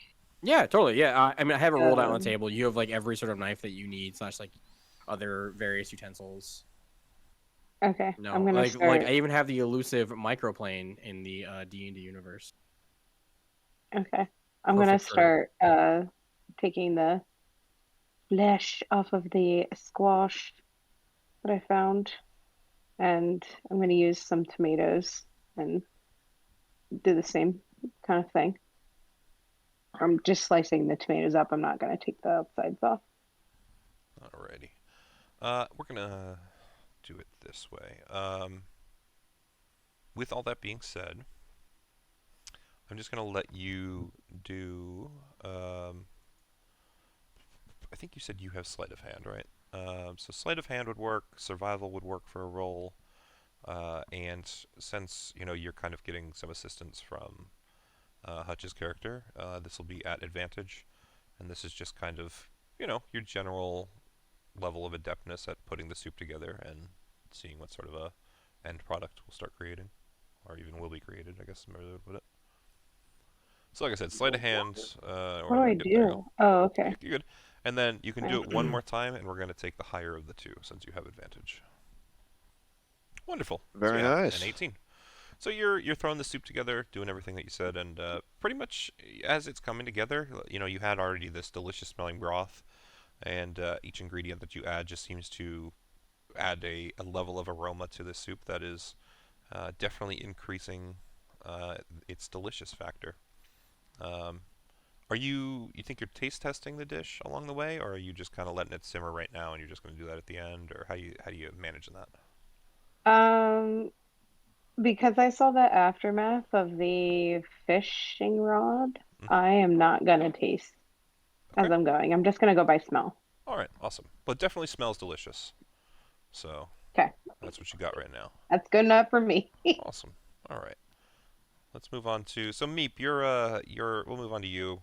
Your shank that you were working on earlier is still there. It's not rotted or anything. It looks pretty much in the same condition you left it. So if you still want to use that, that's available. Oh, no, he's gonna Otherwise, cook you have the whole he's deer. Meep So is gonna cook the venison and the ham shank Okay. and use whichever of the two comes out better, and then eat the other one. What So are what you? is there butter? Could do an investigation in the back room. We'll see if you can find some butter. Bone marrow. But when Meep goes to actually cook and sear the meat, he's just gonna take out his axe, put one on either side Yes. of the blade, and heat the axe. Okay. All right. So The axe has killed many a thing. It's got some great flavor to it. no, I'm fine with it. I'm just thinking. So you're trying to disassemble the deer, or are you just gonna like hack a section of meat out of it? How is Meep approaching the getting the meat I'm from gonna the go corpse of the deer? help him. He's gonna take a haunch and just skin it quickly and take a section of it. Okay. So I'm you're gonna go help him process it. Okay. So you will do that with advantage. Just give me a survival or a sleight of hand roll. Oh, with advantage, you said. All right. So with the 21, you have no issue cutting off the leg. You kind of take and start running your axe down it, and Beep is right there next to you, so he grabs the skin and the hair, the fur. He starts tearing it away. Between the two of you, you make short work of it. You have a perfectly serviceable deer haunch. You've already bled the whole thing, and you bled it really well, so you feel like it's a good-looking piece of meat. He does his salt and pepper Snoopy Indian dance, and once he believes he has seasoned it well enough, he'll just stare at it, nod once, put both the ham steak and the venison on either side of the axe blade, and use what magic he has to ignite his axe to start cooking them. Alrighty. Before any of that, did we get butter? Yes, I said yes. I don't know if you heard me. Oh yes. Okay. This is where the chef thing comes in, where I was going to come make a nice accoutrement for this to rub on the meat besides just salt and pepper. It's That's why I fine. got herb. You can still do that, and you just Yeah, bring it over for do him we to need to use go during to his the cooking Letterkenny process. video to explain why all you need is salt and pepper? You don't just need salt and pepper. There's so many more things in life. This is Meep's meal. Yes. Meep's over here. I'm gonna come up with basically a compound butter and be like, Meep, rub this on it, and I make like a rubbing motion. So it's ultimately your choice to do so or not, Meep. But if you do choose to, it's basically a help action on cooking it. So Hang on a sec. does Meep Meep trust will the give money? you the side eye and slowly pan over with the axe and extend it slightly. Okay. So Okay. You can Yeah. butter I it mean, up I'll with do what it. he's That's telling you. fine. I'll Yeah, rub so it on there. You go ahead and do that. So in this instance, since you don't have chef's tools, we'll just let you do another survival roll with advantage. I think that's fitting. Boom. Chris, he's the one cooking it. Survival, you said? Yeah, I think that's fine. 22. Yeah, beautiful. 22. They both come out actually pretty phenomenally. The ham steak was actually already pretty cooked, so at this point it's just kind of got that nice, like, really well done ham cooked on top of a griddle sort of thing going. Ham steak. Yeah, exactly. It was already cooked before, so it's got those much nicer brown edges. It's a little bit, more dried out, but got that nice grilled taste to it is what I'm looking for. The shank of leg though, you kind of flip it a couple times and it takes a little longer, but eventually you get a beautiful crust on it, and especially with the herb butter, the compound butter all over it, this great smell of deliciously roasted meat is just filling the room. Awesome. Can I go ahead and get started since we don't have Claw here on potatoes? Yeah, and like I said, if you if you guys want to reorganize what dishes you're doing, that's fine. It's just you only need 4 now, since he's not here. Oh, okay. Then we just won't do dessert. That's fine. Because we don't have flour. I don't. Yeah, not that you were able to find. Yeah. So I'm gonna make they're basically a super finely chopped potato, like mandolin slice, but like super thinly sliced, and then they're stacked and laid inside a dish. And then that is. What are you doing, like potatoes all gratin? Sort of, but they actually come out like layered, like super finely layered. In between the layers, I'm going to lay more of a compound butter with some olive oil. We'll do some garlic, shallots, and we'll do thyme and rosemary, and rub that bitch in there between the layers. Put the thing, and we'll put it in the oven or on top of higher up on the grill, so it doesn't get too burnt. No worries. I have actually made the dish before, and it's really good. That's fine. Yeah, so just at this point, so your chef's tools, I believe, work off of, it's like, I think, Dex and then also proficiency bonus. So roll me a d20 plus those 2, and you have advantage on the roll. D20 plus which 2? Dex and what? And proficiency. If you want, you can just roll 2 d20s, and we'll just add whatever. It should be like a +5 or +6, I'd imagine. Or you made the higher Dex. I don't remember what your build is. 6 plus 4 plus 3. So 13. Okay, and like I said, it's at advantage. Is 6 the higher of the 2? Did you already roll both? No, I didn't even roll the second one. My bad. Yeah, there you go. No, you're good. Just making sure. Oh, no. 13. 4 plus 2. That's 19. Okay. So, sorry, you rolled a what? I'm sorry. I missed it. 19. What was the die roll? Oh, 13. 13 plus... Should only be plus 4 5, plus- I thought. What's your dex? 13 plus 4 plus 2. 2, and then your you said dex proficiency is- modifier, right? Yeah, your proficiency is only a 3 at level 8. But it's 3. Sorry, yes. So it's plus 5? It's fine, it's just the number percentage. Alright. Yeah, 18. Something, might you caught it and something was weird. Anyway, 18's fine still. No issue. You are able to throw together the dish without any problem.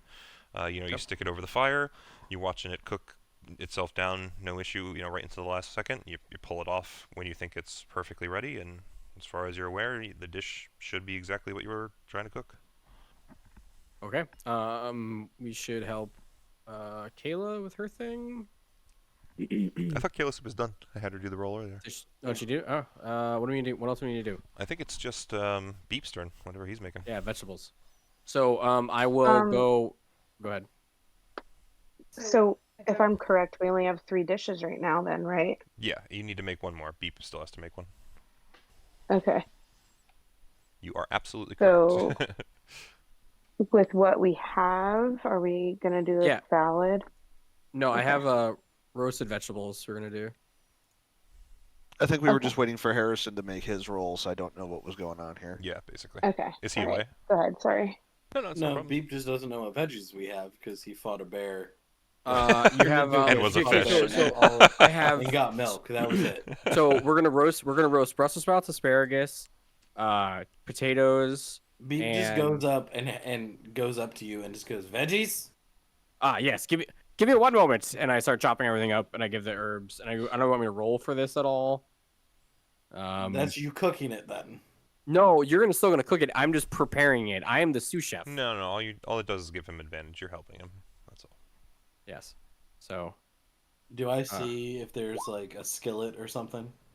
Or a pan? Yeah, or you'd be able to find a either or in the back room, no problem. Okay, I take that, and I'm going to throw butter, and I'm going to break one of the bones open and scrape out some of the cooked bone marrow, Oh, great idea. Okay. and then do salt and pepper, Alrighty. and then put it in the fire. You've got a little more salt, pepper. You've got Yeah, totally You've fine. rosemary, thyme, and other stuff too. I know. Yeah, you can throw any of those herbs in that you would want. That's totally cool. I too. just want salt and pepper. Alrighty. So with that, if that's how you're planning on cooking it, you go throw it And over some the fire. tomatoes, because if she did you She didn't use use all all of them. tomatoes? No, there should be some left. It's No. fine. You Okay, shouldn't I'm- put tomatoes on this dish. They are a fruit, and they do not bake well. They'll make everything mushy. It's his call. It's ultimately. the- I'm not man. I'm not using it to eat. I'm using it for the acid that's inside of it and the flavor. We have vinegar for that. Whichever you choose. I'm using tomatoes. Okay. So you go to cook it, and you'll have advantage from the assistants anyway. So same as the others, I will let you do a survival or a sleight of hand check at advantage. Your call. Really quick, what I found before I go, is there garlic? Do I see like We had streams of some, yes. garlic? There were some bulbs of garlic here, and I believe Hutch's character also found a couple bulbs of wild garlic. Okay, So I'm, there should I'm be gonna plenty. put that in there as well then. Alrighty, totally fine. Same thing still, just advantage roll, survival or sleight of hand. Why are you? There we go. Beautiful. 25. Yeah, so with the watchful eye of the chef in the room kind of hanging over your shoulder and basically telling you you're doing it wrong, you do manage to pull these roasted vegetables off without any issue, making them look pretty incredible. The smell of roasted veggies is filling the room, and as you kind of lick your fingers after, kind of handling them a little bit, you're like, ooh, the seasoning is perfect. And I'm just gonna put it onto a plate. Alrighty. So at this point, you have all your dishes cooked. They all seem pretty well made. The only thing that I need you guys to give me is what order you wish to serve them. Soup, roasted vegetables, potatoes. Meat. Meat is last. Okay. Alrighty then. So let me just do something here. Alright, so, and just to clarify, it was soup, then veggies, then Soup, potatoes. vegetables, potatoes, and meat. Really quick, I do want to state this has nothing to do with this. I have reloaded my firearm. Yeah, that's probably a good call. And your Hutch was an 18, that's right. Say it again? Your roll was an 18 total. 18, yes. Awesome. Okay. I'm going to just go and refill my drinks real quick. If anyone needs to stand up, now's a good moment. We are then going to shuffle into the final act of this little. I'm gonna run the dog out really Can quick. I use any Yeah, of my perfect timing. special food action to make them better?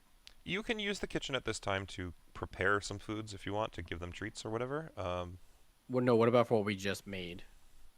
No, it has no effect on those. Okay. That's the effect that your chef had was giving people advantage by helping them Okay, because you I'll take knew it. what you were doing. Yeah. Anyway, I'll be back in just a minute.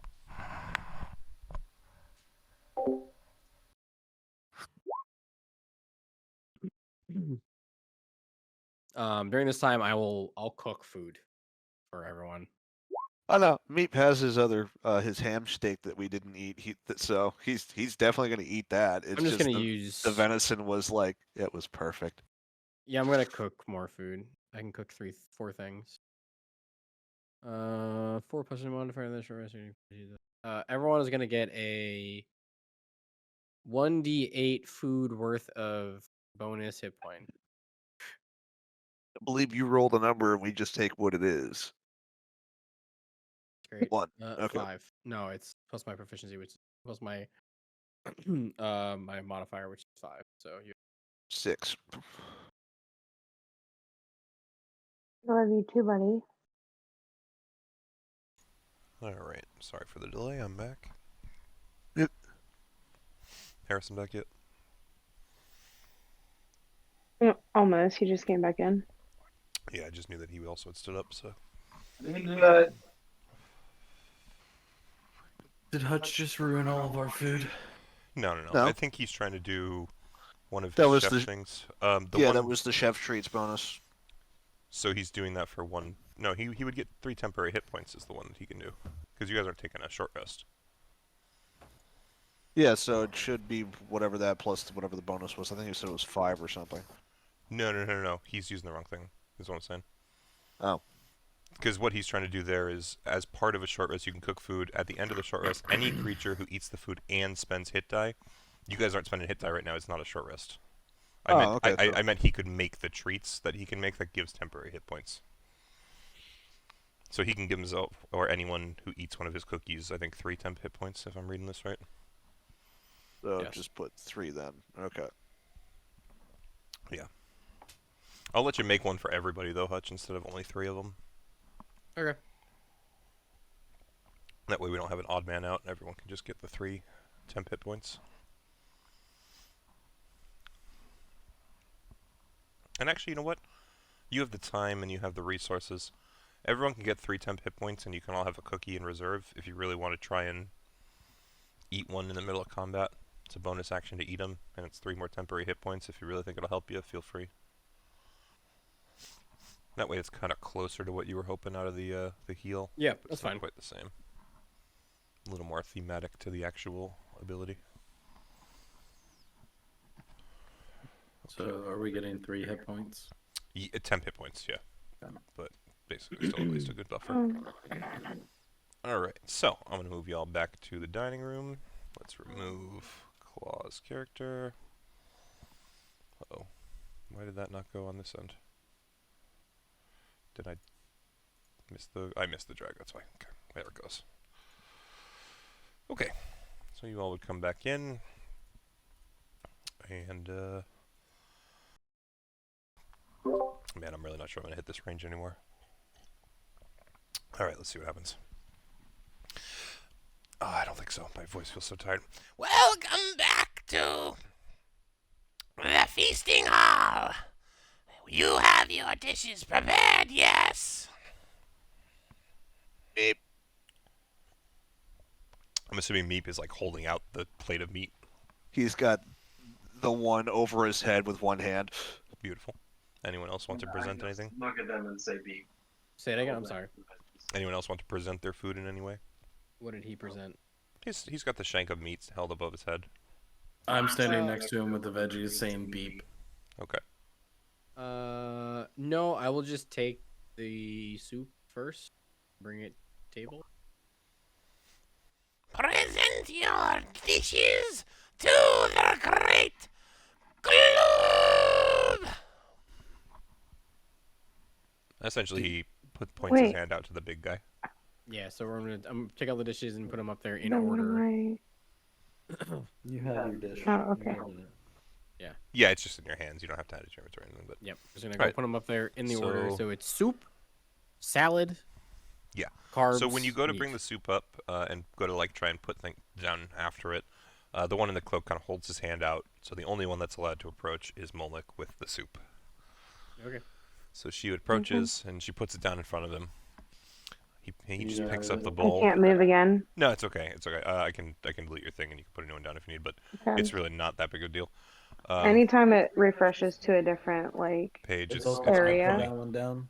That's So that okay. might Just also go be ahead and fine. put a Yeah, new it, one down. it and won't let me. We'll keep If fixing you- everything. So if you Um, Over here. The third icon in. I'll wait for him to get that And then fixed. click the characters wherever you can see Mullet. Mm-hmm. You click on the name and drag it out. And you drag the character out. Okay. There you go. Beautiful. Perfect. Good job. So you place it on the table, and his tentacled fingers just kind of shoot out and like spindly wrap around the bowl. Or did you bring the whole? I should have asked. Are you presenting it in a bowl, or did you bring the whole pot? I didn't really give you guys time to plate, but didn't want to run it too long. I mean, I just brought the whole pot. Okay, no, that totally works. So he grabs up the pot with his tentacles, and you would actually notice that steam seems to be rising from the tentacles as they grip around the pot for some reason. And he raises it up to his massive mouth, this row of sharp teeth, and he just upends the soup. And you watch his minimal amount of throat kind of bulge for a moment as every time he gulps. And eventually he puts the pot back down on the table, slams it down, and he burps. But when he burps, there's just a massive amount of steam that rises up out of his mouth. And he goes,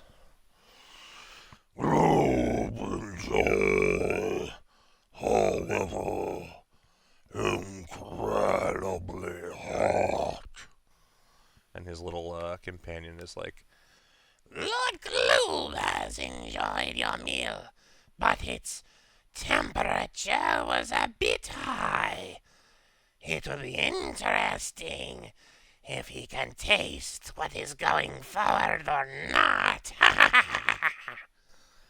But otherwise, you are kind of shooed away by these semi-clawed hands of the cloaked individual. You I'm seem to sitting there have passed holding this test. a sizzling dish of vegetables. Oh shit. I had one spell that I could have made it chilled. Yeah, she presses the taste. So, if you remember back, I asked you if you were tasting the soup or not, and you were worried you didn't. Okay. So that would have been your chance where you wasn't. would have learned that it was super hot, and you might have had a chance to do something. So I did try and include Okay. a moment for you, just so you know Okay. future reference. No problem. But otherwise, yeah, your soup has been eaten. You have been given permission to step away. And next up is whoever is serving the veggies. I think that's Beep, right? Is walks over. I'm using my blunderbuss to balance like the plate of it. So I can hear you right now through. I'm muted. Yeah, Sorry. I was about to say. You're fine. We actually could hear you. It's just it was quieter than normal. So.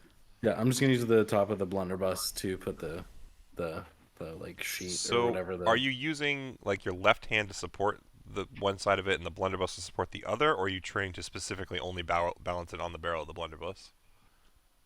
Imagine he says barrel upright and then sitting on top of the blunderbuss. 'cause Oh, it's okay. wide open. That could be one way. The way I was imagining is that he was trying to point it forward still. No, if he's using the top I'm- of it, that's different. Okay, that should be Yeah, fine. I'm using the top of it. Yeah, that's you can understand my confusion, like how you were trying to do that. I Okay, got you. I'm sorry. totally fine then. You can do that. And just walk up to the table and just kind of like put the edge of the tray on the table and just push it on off my blunderbuss onto Absolutely. the table. Yep, no problem at all. I just point at it and just go hot. So That's hot. you see what looks like something akin to like a grin on this thing's face, and it leans in close to you, and it goes, "Temperature doesn't matter, being judged," and it just instantly wraps its tentacles around the tray again, just like it did the pot, and it upends it into its massive mouth, these row sharp teeth. And it slams the tray back down on the table. And you watch as it slowly chews these vegetables, staring down at you. I just had the largest cobalt grin, if that's possible. He looks down at you, continuing to smile as you are. Texture is good. Can't taste. And the littler one next to him in the cloak. It seems that the soup has caused Lord Gloom to be unable to taste, but your textures are at least acceptable for now. And he seems to allow you as well to step back. Okay. The next one up is the potatoes. All right, so I've actually got plating for this. I have small baby carrots. They're gonna go on the sides of the plate, and I'm gonna cut him a nice middle section where it is perfectly cooked. Lay it on top, top it with a little bit of rosemary, and we're gonna put it in. And I'm gonna bring it up front of him. How big is your middle slice? He's a big man, so we're thinking like a 9x13. This is like every bit of the middle except for the edges. Gotcha. That makes sense, like an inch in. No, I gotcha. You're good. And we're gonna present this, and I have my forks and everything ready for him. And also, can I just press a dissertation to make the scent? I'm just reading press dissertation. Yeah, I don't remember if it does smells or not. I don't remember does, if should it be fine. did. Or it says an odd odor. Could it just be an odor? Can I help with his olfactories for tasting? Yeah, I mean, because the first phrasing of it, the instantaneous harmless, I mean, as long as it's not like a smell so bad it would make someone throw up, I'm pretty sure you could you can make an effect. Yeah. I would and say it's a good touch. I just don't know, because if it can't be so bad as to affect someone, in terms of, if it's supposed to be harmless, I think it also can't have like any charming effect to it. But it's a nice touch for sure. You know what I mean? So yeah. I guess And then I guess I will present it to him, and I will waft my hand over and cast Presentation. Yeah, and so he gets a And nice whiff. And you do do the notice best that whiff he he takes a good inhale because it does hit his nostrils, and so he kind of seems expectant. He licks his lips, and he grabs up this dish, and once again he tosses it into his sharp teeth road maw, and you kind of see him chew, swallow as he's done before.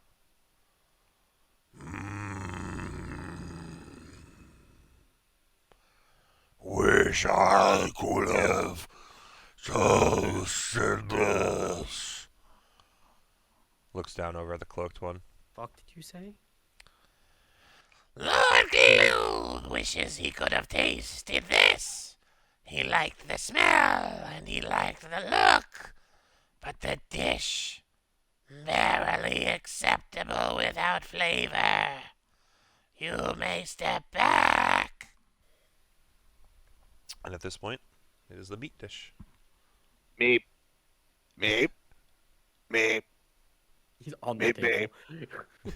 So Meep, I'm assuming, jumps on the table. Does he still have this thing held above his head? Yep. And is he like presenting it like this man should eat it from his hands, or is he doing it like kind of like a sword presentation, like holding it out in front of him, kind of on a knee, like what's? I mean, Meep was just gonna climb up and throw it in his mouth. So Meep climbs on the table, and you guys watch as he just he's holding this thing above his head, puts it in one hand, cranes it back, and throws it like a fucking tomahawk at this guy. And he seems to not care, actually. If anything, you all watch as he smiles yet again, and he stretches his body a little bit more, and he just opens up his massive jaw, clamps down those sharp teeth, and it just starts chewing on this meat. I'm Harrison, assuming. give the translation, please. Did you throw just the shank, or did you throw both? Oh, I threw the venison. I didn't bring the ham shank That's out. what I mean. I'm sorry, the venison. Yeah, okay. I'm gonna scream from back here and just be like, This is fresh killed venison, made in the way of kobold people, I guess we would be called. We have a nice medium sear with, and I point wherever the rabbit went. Yes. Yes, it also has a tarragon and rosemary. No. I'm just. Where are you? He's to your left. I'm right next to your left. Yeah. Oh, he's not showing up for me. Oh, I'm to your left.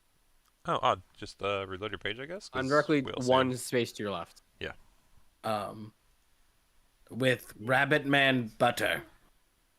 It's a rosemary and sage compound butter. At this point, he's already just chewing vigorously. The sounds of his masticating jaw and the slopping saliva is clearly filling the room. You go to turn around Meep. It's interesting. You're on the table. You go to jump down, and you jump down fine. But you notice as soon as you kind of hit the ground out of the corner of your eye, you see the cloaked one starts to reach a hand out. And very clearly he's about to kind of come after you because you're trying to return back to the group. But what you don't see is the big one holds out a hand and actually stops the cloaked one. And he is still chewing this meat. And he's actually rolling his eyes, and you're watching this green sludgy drool just stream down the corners of his mouth. And he eventually just kind of finally swallows it all, stands there for a moment, and breathes a deep, deep sigh. And with that, he simply says, and the cloaked one once again, It seems that you have appeased Lord Gloom with your meatiness. However, it is only by the skin of your bones you have swept by this challenge. So we will ask you to choose one to surrender.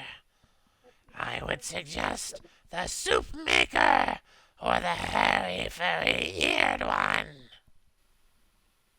You have to pick People one look for to one. everyone else. The fuck did he just say, man? Yeah, what did you gotta say that normally? no, that was in common, I believe. It was a compliment? No, that No, was in common, I believe. No. As in human, say that in normal English, not weird voice. We didn't understand you. That's why I said it that way. I think Hutch is talking to me, but I think you were the only one who didn't understand that.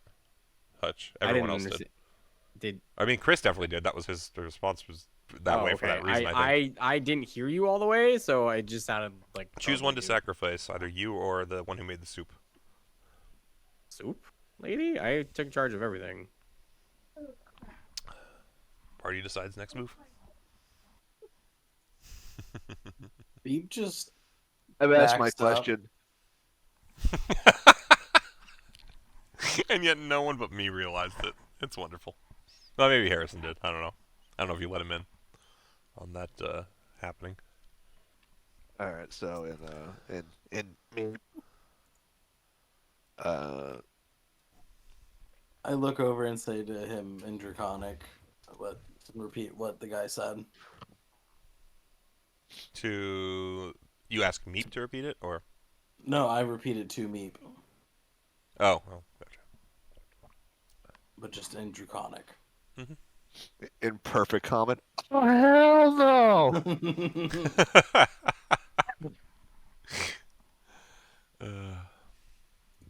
So why must we sacrifice one? What is this?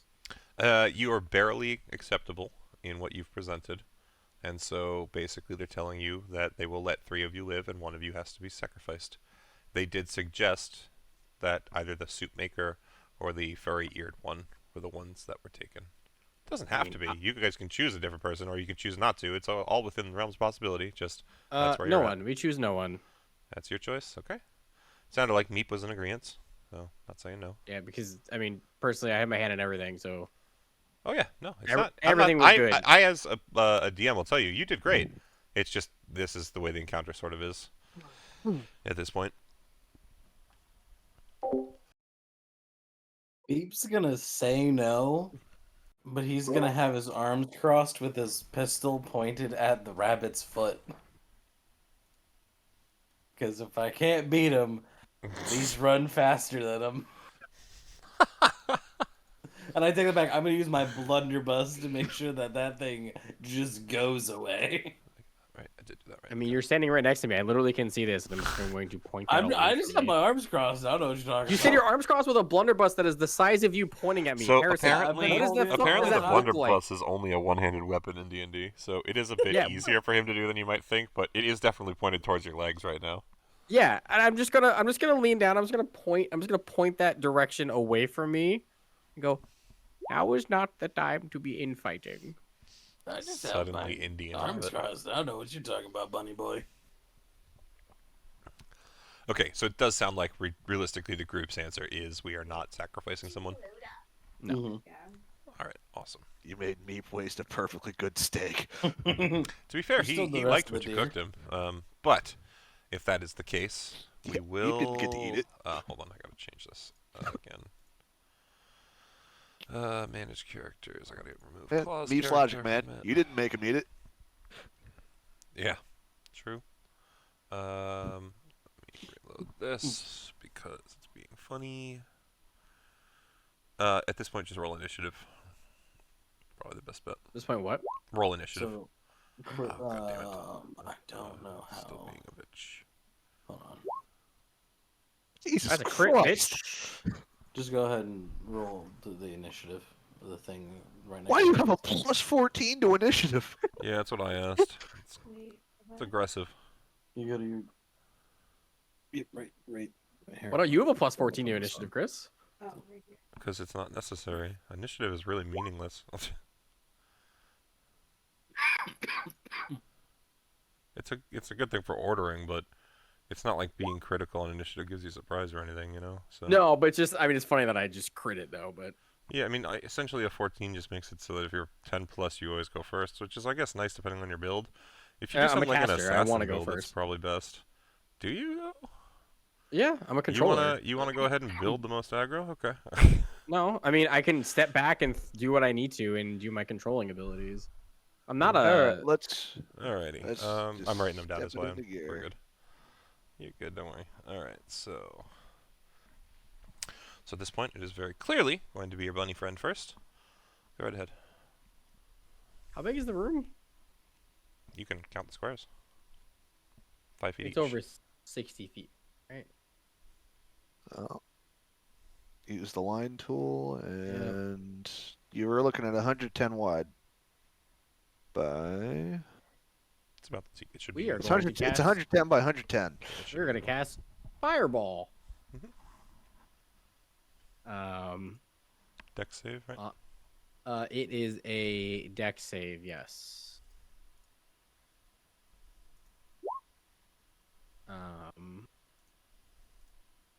And I'm going to also cast that in between them, so it hits them both.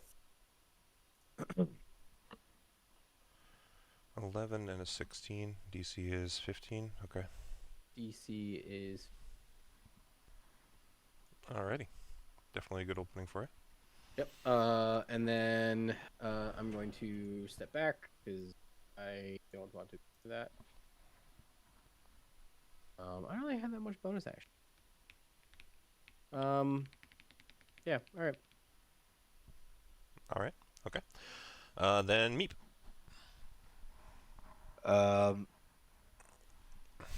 Meep just starts like stomping the yard and goes into a rage. Alrighty. Just imagining Stomp the Yard, the movie, like he started doing like all No, fucking- no, this is a little different. Don't worry. Do you need And me to do your thing? he Are you is- going to step forward and do what? Okay. Yeah, he's gonna start moving forward. Oh my god! Oh great And- heavens! He goes from 3 feet tall to 12, Oh my god! and he hops the table and lunges at the large man, Alrighty. screaming "Meep!" Mhm. But but the translation is you made me waste venison,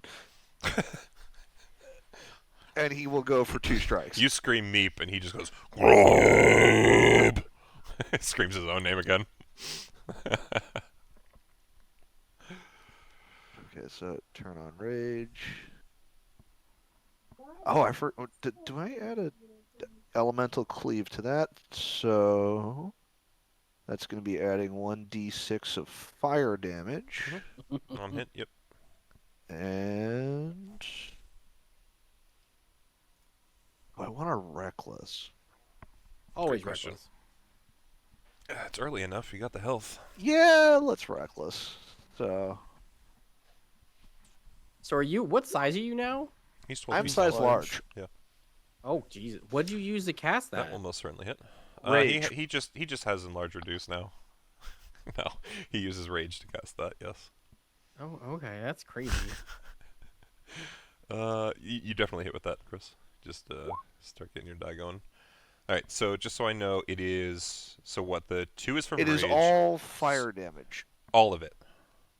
100% of it is fire damage. I believe when elemental cleave Changes the whole thing. Okay. Let me just read it to double check. I make sure I did that the first time. Yeah. Elemental cleave. When you enter a rage, you choose one weapon you're holding and infuse it with one of the following damage types: acid, cold, fire, thunder, or lightning. Mhm.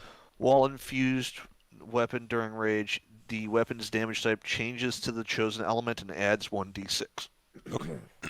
All right. And it gains the thrown property. If I throw it, Yes, you it can absolutely do reappears that. in my hand after it hits or misses. Yes, absolutely. That's Yeah, really no, nice. you're good.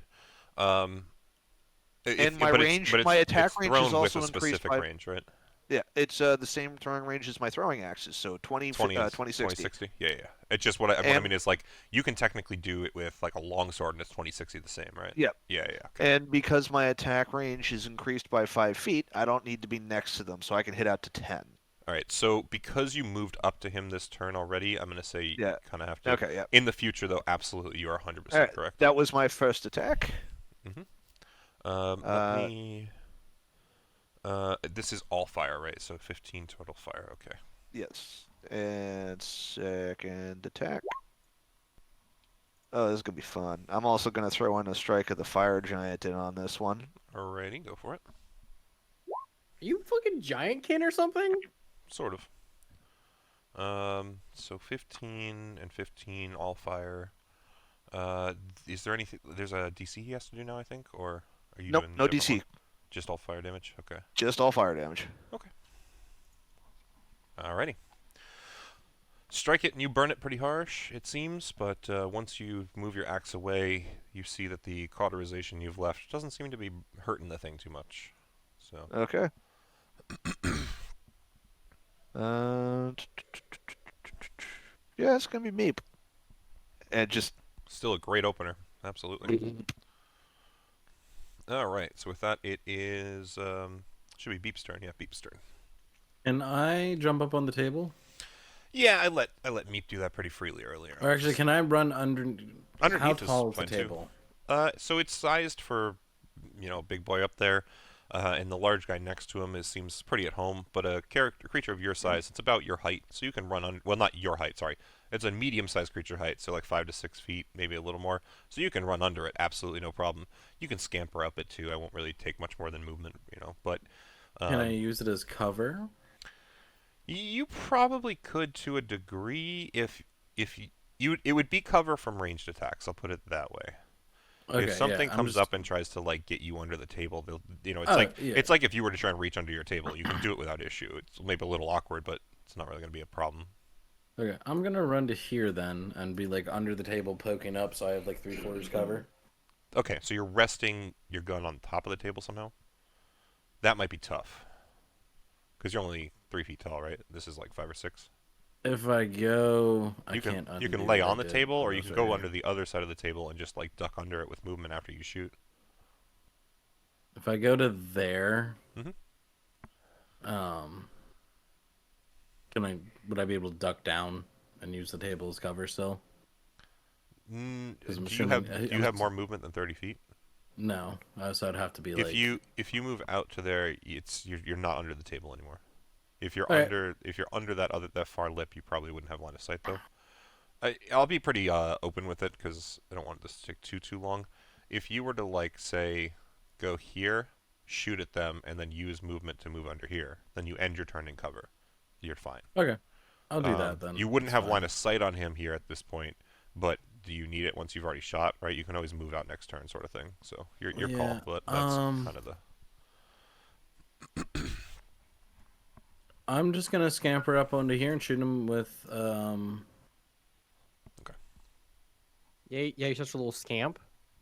He is. So I've really quick. I know it sounds dumb as shit. My pistol and my blunderbuss have like straps on them that are around me, Okay.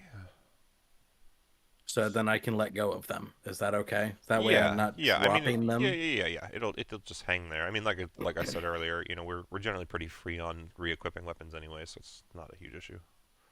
Okay. Then I'm gonna shoot him with.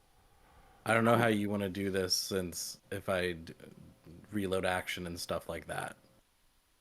What's your intention? Okay. Just tell me what you're looking Just to shoot him with the blunderbuss, but I have 2 attacks per round. do. Right. So you shoot him with the blunderbuss, and you load it, and you shoot him again. You don't have any movement left this turn, so you'd probably have to end the turn without your shield, since you wouldn't be like moving to cover and grabbing your shield Okay, back out again. that's fine then. Okay. So yeah, So- you can do it twice. Absolutely. No shield. Just until Yeah, the top of yeah. the next turn when you can re-equip it, sort of thing. Nope, I got you. And we're going to sharpshooter, blunderbuss him. Absolutely. Oh god, there was something. Can I also use a grit point so that I can get advantage? Yeah, that's how they work. Okay. It's anytime you're shooting, as far as I'm aware, right, Chris? I mean, you know better than me, but 23. again, please. if he uses a grit point, it's just anytime he shoots. It doesn't really matter, right? Yeah, pretty much. Yeah. So that's 23 minus 5 still though, but 18. Yeah, that hits. Yeah. Okay.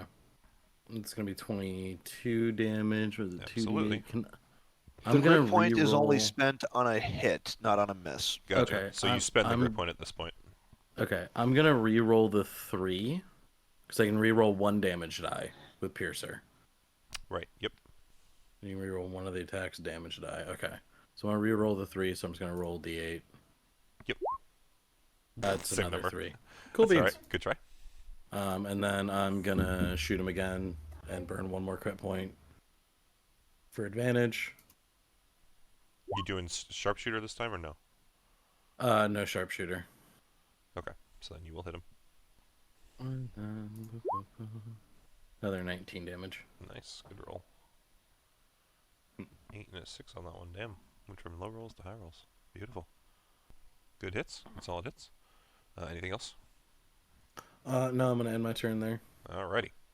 At this point, it is the cloaked one's turn. First thing that you guys watch him do is kind of throw his cloak off to the side. It's a boog. So he has kind of a interesting portrait for a reason. If you notice, those are some wings that he's got on his back, so he's just going to float up into the air. And let's just make sure my measurements. How far? Because Chris does have, he's in within range of Chris. Chris will probably have a chance to swing at him if he wants, but I don't think it's really going to matter. So he's going to move to here. He does pass out of your range at some point, Chris, if you wish to. Oh, I'm sorry, no, wrong one. This one here. He does still pass out of your range, Chris, if you want to do an opportunity or call. Let me just look and see what other reactions I have, just to be sure. I just have the opportunity attack, so it's not going to do anything else. So yeah, I'll take a swing at it as it goes by. Alrighty, go for it. I think I hit it.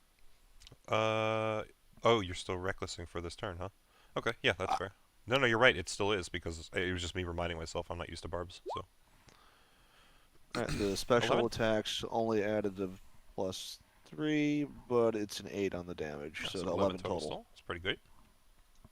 Very nice.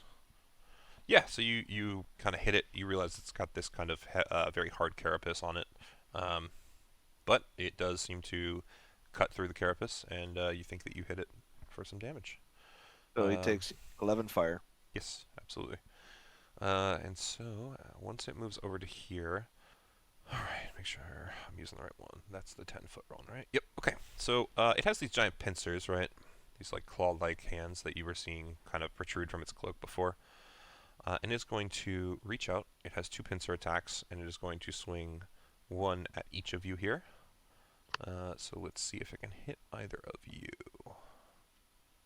Did it land? Sorry. It's hovering, but it is close to the ground, yes. I say no. In what regard? I just say no. A 13 and a 21. So, Hutch, you're 15 AC? 13's not 18 going to AC. hit her. Sorry, 18. Not okay. Yeah, sorry. But it doesn't matter. 21 will still hit. I can get myself a +4 as a reaction. Are you going to? Yeah. Okay, that's fine. Yes, +4. 22. No, it gives me. Is it a straight attack? Hold on. Let me. What's the feat you're using? I'll just look. No, it's not. It's a +2 to AC or +4 to saving throw. If it's a +2 to AC, it would be a +2 to AC. It's a straight attack, yeah. Yeah. So then it would still hit you with a 21. Yeah. In that case, let me go back to the sheet. Make sure I'm doing this right. I need you to do a grapple check. Acrobatics or athletics, your strength? choice. Acrobatics or athletics, your choice. Say it again. You can Acrobatics counteract with or acrobatics or athletics. your choice. I'll do acrobatic. All right. So as it hits you, What's the save? Just so I know. you'll figure it out eventually. That's not how I do those. Would As a it hits you, +4 beat that? no. You can try. Okay. That is a good thing to ask. That's a good way to ask it. No, +4 would not beat that. Okay. So you get hit with the pincer. It does 11 damage on you, and you are grappled by the pincer. So you are currently kind of held by him. He's going to just kind of move the pincer back to his body, so you're a little closer, but he can't move physically this turn, so that is as far as it'll go. I just want to see if it is. So now that it has you grappled as well, I need you to do a Constitution saving throw. Beautiful. So as it pulls you in close, you notice that these tentacles that are kind of streaming down from its face are dripping some sort of weird solution. It very much rubs you up against these tentacles, and you feel this burning on your skin, but you're kind of able to withstand the sensation. So you are not currently poisoned by it. And that is it for its turn currently. So it is Molnick's turn. If you have any questions, yeah, you can. If you have any other questions at any point in time, though, feel free to ask. Oh, no. A little bit. And I want to use my hand crossbow to try to shoot at the pincher that has the Okay, rabbit? so Or is that a what thing? was the I don't know. path that she's going to be taking there? Oh crap! But yeah. No, it's okay. So Probably. there's a rule that you're not quite aware of yet. So when you leave the range of a creature, and when a creature leaves your range, there's a chance to do what's called an opportunity attack. So if you choose to walk out of this thing's range, it's going to probably do that at you. If you want to take the movement back, you can still do that. You're new enough to the game. I'm not going to punish you for not knowing something. Okay. Can I just try to shoot it from where I am then? Absolutely, you absolutely can do that. Okay. Yep. Okay. So, and then my only question is, like, in my action, Mhm. like, what constitutes a bonus action? Like, what does that do? Okay, Or what is so that? each turn you get essentially one action, one bonus action, and one reaction before your next turn comes up. So Okay. if you Because use mine, I have a crossbow expert attack, so yes, so if the you way use a that would one-handed work, weapon, you yep. can use, So if like, you were to walk up to this thing and pull out your sword, you have a rapier, and you stab it with your rapier, that would be your action, your main action. And you can do 2 of those attacks with your rapier in one main action. And then as your bonus action, because like I said, you get 1 action, 1 bonus action per turn, you would then pull up your crossbow in your left hand and shoot it with the crossbow. So you would essentially be able to attack it 3 times between your action and your bonus action. so using the rapier first. I was gonna say, when I talked to you earlier, you were saying that the hand crossbow would be fine to use 3 times. No. I didn't say that at any point. What I said is if you had a crossbow in both hands, you could do that. Okay. Well, I only have one hand. Yeah, you could Crossbow. still, and you could still walk up to it. The It's crossbow floating light above the is ground, but it's close two-handed. enough that you can definitely hit it if you do want to try and do that setup. Okay. That's Can not I bad reach at it all. with my rapier? Yep, it's low enough to the ground. You just would have to step 1 square closer to it. Okay. So do I roll? Do I press it to roll that? Yep, you press the +8. Okay. Wonderful. That will absolutely hit. And then Okay. if you click that little red square text thing, it'll roll damage. Okay. And click the red square. 1 step. Okay. Jeez, So that's then, beautiful. 10 damage. Okay. do I do it again? If you're doing Okay. a second attack with your rapier, absolutely. Yeah. That's fine. I just have to know which one goes. Yeah, that absolutely still hits. 13. Beautiful. Yes. Awesome. Nice. That will also hit. 7 more. Fantastic. Can she use sharpshooter on the bonus action? You would be able to, but you have to call it before the attack. Yeah, it's okay. No, you're good. It was my Yeah, first time but doing it. So. absolutely. And next No, time I'll go around, for next Harrison is time. spot on. There is a way that you can add more damage to it, the way that he's been doing. Okay. So That's mine. So am I ungrappled at this point? No. No. On your turn, you can try and ungrapple again.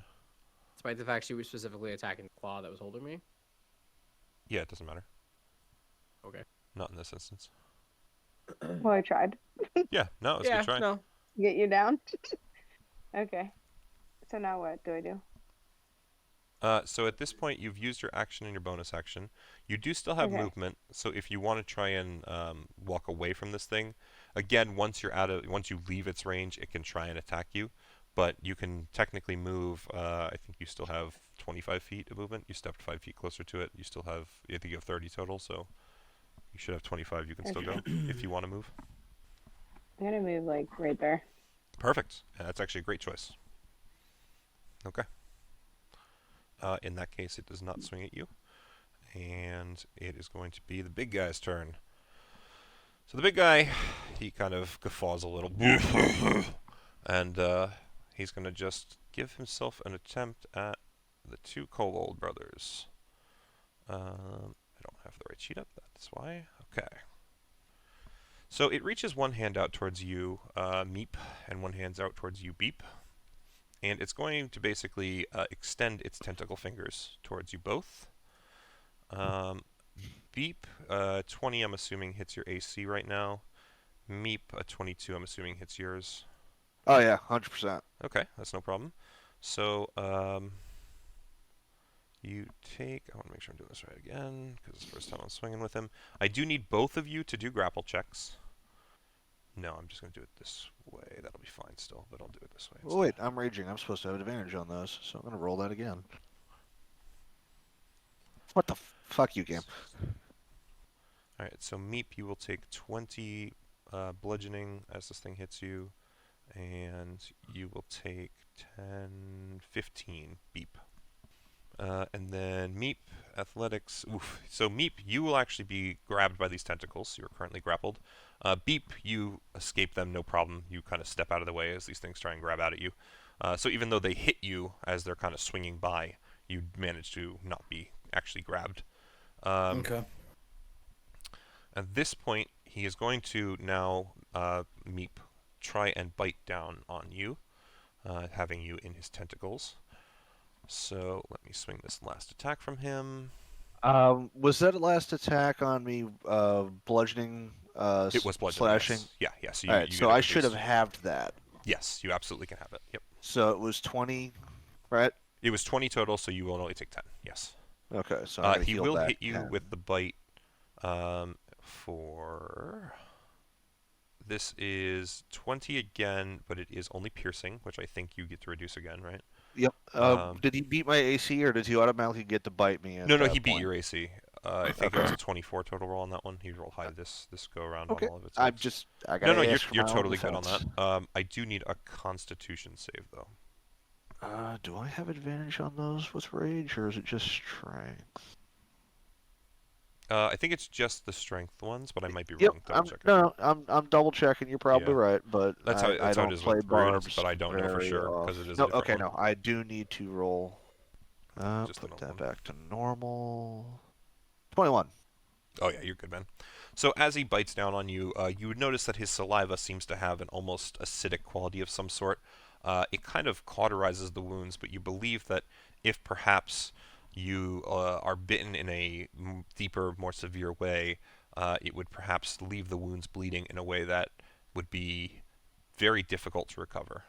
I.e., hit point maximum is reduced by the amount of damage you take by the saliva. So. Okay. Does not happen here. You totally passed it. You didn't take any damage, so you're good. But in the future, that might be a worry, just so you know. At that point, it is the end of its turn, so we are at the top of the turn order. Please, Stephen, let us know what you're doing. What's the check to get out of this?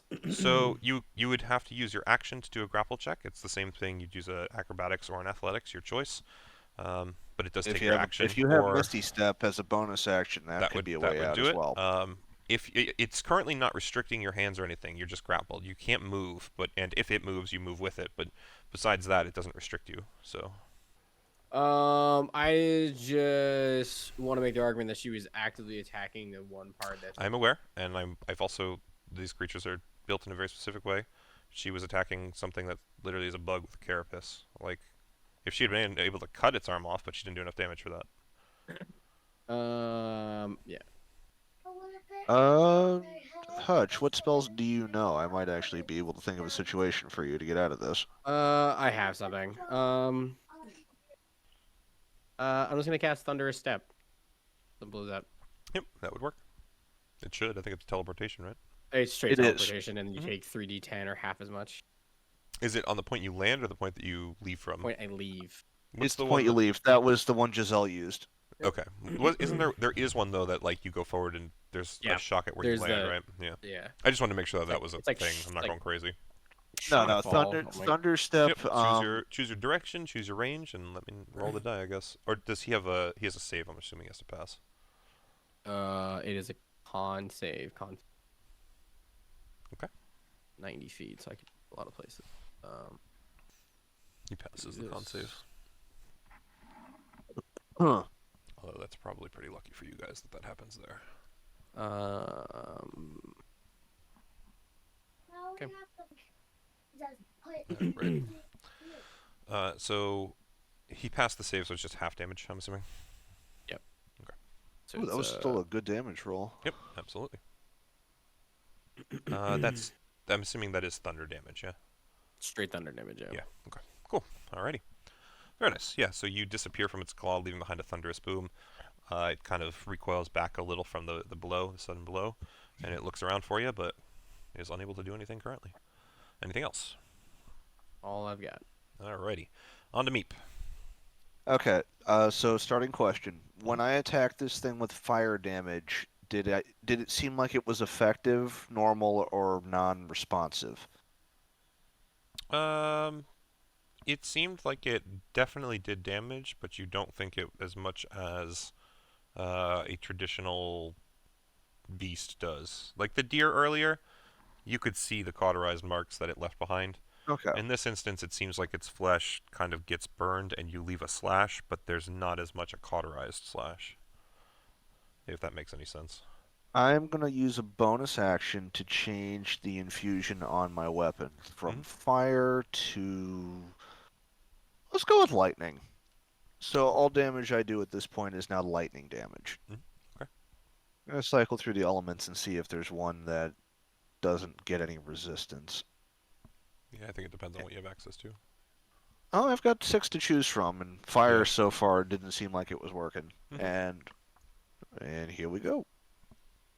Def 24 will hit, so you are reckless on this turn. I indeed. Okay. Alright, 8 damage. Ooh, Min rolled 2 die on that one. Boo. Happens. Second attack. Does an 18 hit? Yes, it will. Much better. Absolutely. Alright, so did the lightning appear to do more damage than the fire? If anything, you would see a very similar effect, where the lightning has definitely seemed to have been kind of absorbed by the flesh, and it is really more your axe doing the damage. Okay, so that's 2 elements that don't seem to be working as well. Alright, Still 2 I'm solid grappled, hits. correct? You are, yes. Okay. Do I have anything else I could technically do? I cannot. Alright, that's me. Alrighty. So, it's your turn, Beep. Do I have to be within like 5 feet of the enemy to get advantage from another person? You have to be flanking. You'd have to be on the opposite side of him. And Oh, yes, no, yes, you would okay. also have to be within 5 feet, technically. You have to be in active combat, I believe. Range does not get advantage easily unless the target follows under very specific conditions, i.e. you're getting a sneak attack, or the enemy is marked with fairy fire. Second question.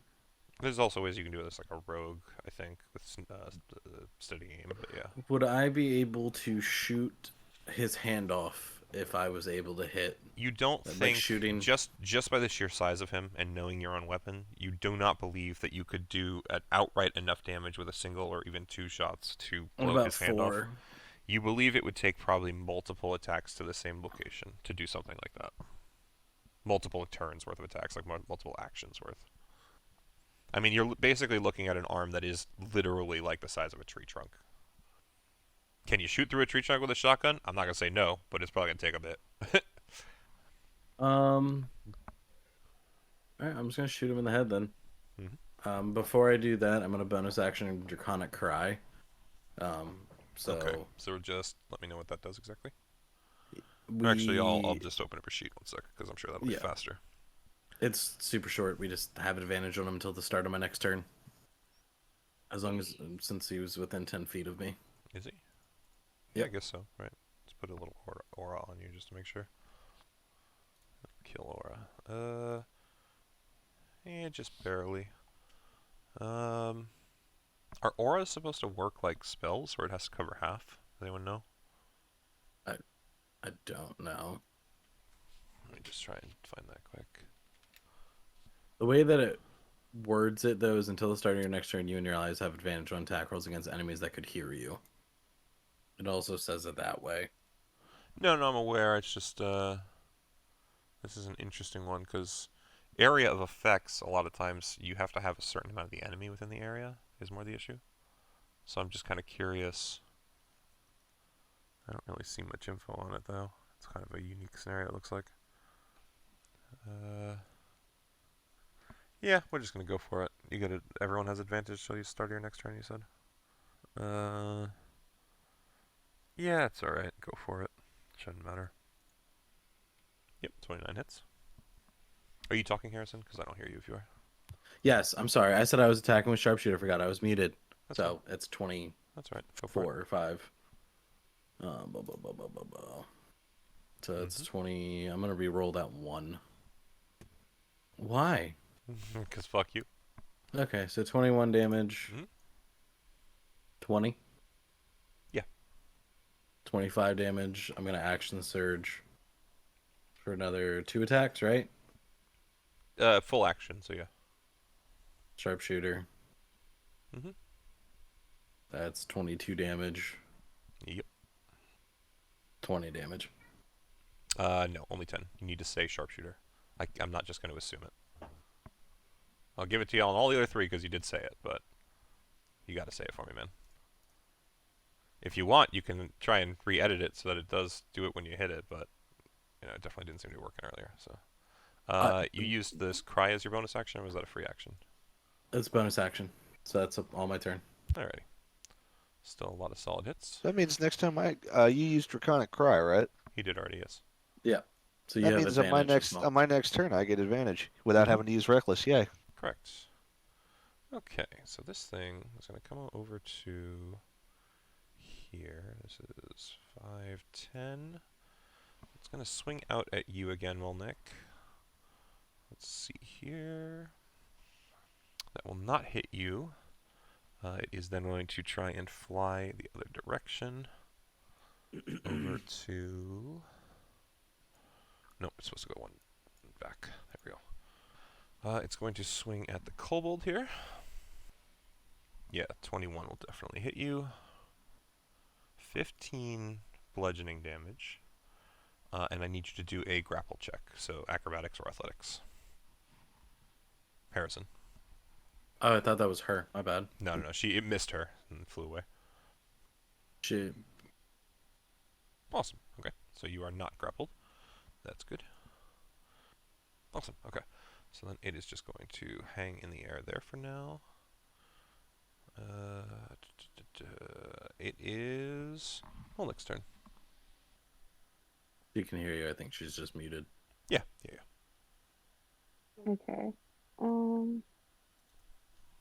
I think I'm gonna try to hit the big thing. All right. Go for it. How does sharpshooter work again? Like, what do you do? So if you claim sharpshooter, I can't it's even just find once. it in It's my okay. thing. Essentially what it does is it makes it so you're saying I'm going to take a -5 on my attack roll, so I have -5 less chance to hit it. But if I do hit it, I'm going to do 10 more damage. So you just have to say this is a sharpshooter attack, and we'll subtract 5 from your attack roll, and we will add damage to it. Okay. I'll do that then. Alrighty. I'm gonna use my light crossbow. Mhm. Eh. Okay. So that will not quite hit. Mm. Oh. Okay. Is that all I do? Roll another, because you have advantage Oh. from what Harrison did. And then, even then, I think you still have another attack per action, so you'll do another 2. That'll certainly hit. Whoa. You might need to help her roll crit damage there, Harrison. It should. Should auto roll. Yeah, if you just click the box, it should auto roll. What box? The red box underneath the attack. Oh yeah. Okay. This? Wonderful. Yep. Okay. So you Do I roll one more time, Clock or him in the head with an am I arrow. done? You can still do another attack, yeah. So you were rolling with advantage there, so I was letting you do the double roll since you didn't realize it. So you still have a whole other attack with this. You have 2 attacks per action, I believe. So that will hit, but roll again just to see if you get the critical. You never know. You might be able to swing 2 of them. And actually, let me ask now as well, are you doing this as sharpshooter? Was your intention? I won't be as specific with you Yeah. because it's not as I'm sorry. familiar. No. So you have to You say don't it know the before game as well as every Harrison. time. I can be a dick to him. I feel bad if I You have do to to you. you have to say it before every time. Generally, that's what I would expect, Yeah, yes. But it okay. doesn't matter. So Alright. if you were doing this roll with it intentioned, then the 27 minus 5 will still hit with sharpshooter. Okay. Do I have to click a box? Yep, click Mhm. the box now and you're good. Which one? Or all of them? The right side one. One D. The far bottom. Okay. Yeah, I'll get you. Awesome. Okay, so 16 more. Yes. Okay. Very nice. Very, very nice. Okay. Fantastic hits. Any bonus actions she can do, Harrison, that you want to help her with? Because I don't know what her sheet looks like Yeah, off the I'm top of my head. Did she miss with anything? Nope. Then no, because crossbow expert is the only other bonus action thing that she gets besides curving shot. Alrighty. Still great damage. Alright.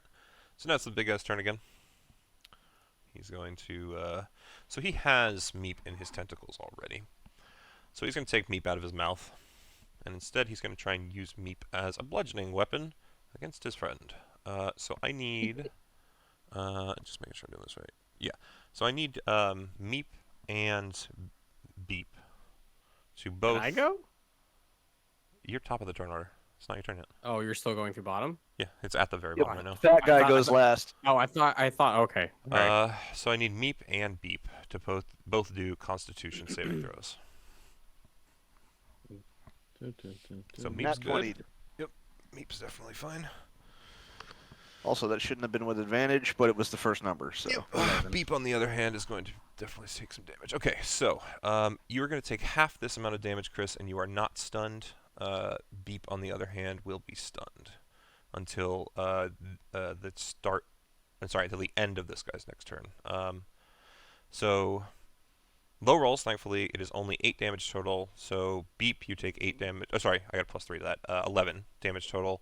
Meep, you would take half that. So So I take call it half 5. of half. 5 down to 3, we'll call it, I guess. Okay. So who's stunned? Beep or Beep? Beep is currently stunned, and then Okay. and then it still has another tentacle attack it's going to do this turn. So it's going to actually wander over to here. It still has you in its hand, Meep. Okay. And it can now. Oh no, actually, it needs to shift down to here. It can now also reach the spellcaster. So it's going to try and tentacle attack you. Oof. Yeah. Okay. That will hit. I need you to do a grapple check, Hutch. Yep. This grapple check. Just acrobatics or athletics.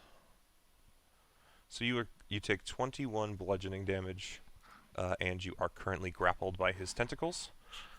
He's going to, just like with Does he have a 15-foot reach or something? Yes, he does. Well, it's yeah, that's correct. And the other one's a 10-foot, and this one's 15. And once he pulls you in close, he will then try and toss you in his mouth. I will do. Yep, 23. What's up? No, he didn't leave my range, so I can't opportunity attack him. Oh, Correct. fuck. 23 will hit you. So you're going to go into his mouth, and being a medium-sized creature and not large like the other, you are going to take. That's a D. That one. That's 13 piercing damage. I need you to do a Constitution saving throw. Okay. So you are also going to take 5 damage from its saliva. There's a +4. +4 does save you from that. Okay, then So then you're good on the con save, but you are still currently stuck in his mouth, and you're going to have to find a way out of that. You're essentially grappled. I'm stuck in his mouth. Yeah, you're currently grappled in So his move mouth me right to now. his head. Okay, I'll move myself to his head. That's fine. I don't know how Thunder Step is gonna work inside of a mouth. So Yeah, he'll still take damage. But otherwise, it is now. my turn. It should be. I'm just making sure. Yep. I'm gonna cast Enlarge Reduce Alrighty. on Meep. Oh. I think it's a touch spell, isn't it? Is it not? Nope, it's a 30-foot range. Alrighty. Go big, go big, Meep. So Go I will bigger. tell you are still grappled since you're the same size as this thing. I have Warcaster. It doesn't matter. Not you. Both No, of you, he's technically. talking to me. Oh, But Okay, I'm gonna. this kobold is on the size of a small dragon. Does that add just a D4 to my attack damage or to the rolls? Its weight is multiplied by 8. Growth increases size by 1 category. Medium, large to the blah blah blah. Strength check, strength saving throw. Also, yeah, another 1d4. I I don't know how it's gonna work with you being currently grappled. It doesn't change. There's space to enlarge. I still enlarge. I get that, It's but you just are I'm now- in his hands. You are now 8 times 8 times heavier. So if that dude can lift like a lot, So let's do some math here. So real technically, quick. when you increase in size, I don't think it improves your carrying capacity, Chris, does it? Because you don't increase your in weight with your class. Oh, actually, I'm thinking of Rune Knight. Maybe yours is fine. no, if he basically has enlarge enlarge reduce would increase him, but it's not his effect from his class is not the same as enlarge reduce. If it's What is he if it using? works the same way as So Rune Knight, it does technically his not weight doesn't work the increase. same way as Rune Knight. It Okay. doesn't specify that. So Well, it neither says did Rune Knight. It was a specification from Jeremy Crawford afterwards, so I don't know. If the wording is the same, then technically it's probably the same. So we'd have to look that up. I'm not going to care look about up it too much right giant now. stature. Realistically, it's not going to matter much here. If you're trying to do like a strength contest with him, he's just going to roll a strength contest with you, which you have advantage on anyway from your ability. So it really doesn't matter. Well, no, more so the fact that the weight bonus. Like, how much do you weigh? His weight bonus. Weight 69. wouldn't change anything here.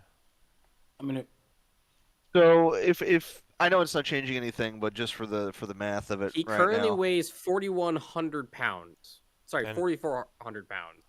4,400. Where do you get that from? Because you are 69 pounds times 8 is the original large reduce, and then I cast. But that's what I'm saying is his first one is not a traditional enlarge It's reduce. not enlarge reduce. I become larger. It's the magic effect, not the spell itself. Correct. And the So- only Honestly, the only other ability in the game that works the same way as far as wording, as far as I'm aware, does not actually increase your weight when you do So, that.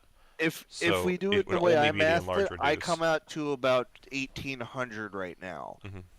So either way, it's He's not it's- throwing you. It's not. He's not. He might not be throwing me far, but if he rolls the strength check, he might be able to because we don't know how much he can lift, throw, or pull. It's So, not something I'll tell you. to worry about. At the So moment. you're 1,800 pounds, right? Yeah. So he's probably closer to like 8,000, judging by other creatures of this size. Alright.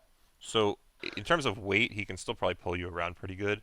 I mean, as the same size as him, it's definitely not something like he's going to be able to toss you in the air very easily per se. But weight-wise, I think he actually can still manhandle you pretty good. Yeah. I'm not worried about that. That's not my plan anyway. Mhm. So, is it my turn Mhm. or is it? As long as Hutch is done, I believe so. Yeah. Yep. Okay. I'm gonna let my my axe fall to the side for a moment, and I'm gonna ram a ham shank into this thing's mouth and try to lever it open. I'm currently in his mouth though. like, Okay, so I guess what I'll have you do is you're not trying The to ham shank you're not has enlarged with me. Yeah. So it I'm should aware. work. It's definitely big enough that it's big, but I guess my curiosity becomes, are you trying to hurt it with the ham shank, or are you you're No, just trying to lever I'm its trying mouth to open? free the rabbit, man. So I would say that's probably a sleight of hand check Okay. to kind of dexterously move it into its mouth while it's chewing, and then try and crank it open, or even cartoon like shove it in between its teeth. Yeah, give it a try. Bummer. Yeah, so not quite. You kind of shove the meat forward, and it ends up just taking a bite of meat. So now, like All right, so Steven's that- basically that like was- he's chewing on you, but you're kind of a little bit saved because it's hitting like this meat instead, this large All chunk right, of. so that He was has the him just standing first- on his tongue, like holding his mouth Yeah, open. exactly, That and was his the- teeth are just chewing on the steak, and he thinks it's you for the moment. That was the first action of my attack. For my second action, Well, it's either that or again, or you attack with something else. yeah. Trying to think about what I would do here. I'm gonna bonus action. Oh wait, I'm not holding the weapon, so I can't do that. Never mind. Correct. I'm gonna use my tavern brawler, and I'm gonna just punch him in the throat. With the steak or just punch? No, just straight punch him in the throat. Go for it. And because Oh, I technically had advantage because of the fucking. Not on the sleight of Dra- hand check. I don't think I would have done it. It's a little different than attacking him. I feel like. Let me double check the writing on that one I'm because pretty I sure have that ability too. I'm pretty sure it's attacks have advantage is what it said. That's why I kind of specified whether You and you were your trying to allies attack have him or not. Okay, no, it specifies attack rolls. Yeah, Okay. that's what I thought. That's why I you tried. know what? No, you're good. It's always good to advocate yourself, but that's why I specified like, are you attacking it or not at the beginning? Because I was trying to do the same, Alright. kind of play the same rule. So, Le Punch. Does the 17 hit? Big guy? No. Boo. Okay. Do I have anything else I can do? You're reckless. It doesn't matter doesn't because I matter, he's used my already first advantage. attack to try to free you. And he already had advantage on the second one, so. Still technically have your bonus action available. I just don't know what you have. Yeah, there's not much I can do with it though. You could technically change your element at least for next round. And I'm not if holding the necessary. weapon. I have the. That was what you were talking about. Yeah, that's right. That's right. When I hit a creature with an unarmed strike or an improvised weapon, I can use a bonus action to attempt to grapple him. Yeah, you could grapple him back. You're holding him and he's holding you. Yeah, you know what? Fuck it. I'm just gonna try to grapple him. I like that. Meep just grabs the jewelry lapels that he has. Like while Meep's being held by the tentacles, Meep just grabs him by the lapels, and it's Yeah, like absolutely. Meep translated to "You're mine now, bitch." Okay, so you want to do it's a athletics I have check? to roll athletics, or I have to. Do I, I have think to roll it's strength or it's still athletics? it's athletics, but read your thing. Is it all strength-based checks or only strength-based saving throws?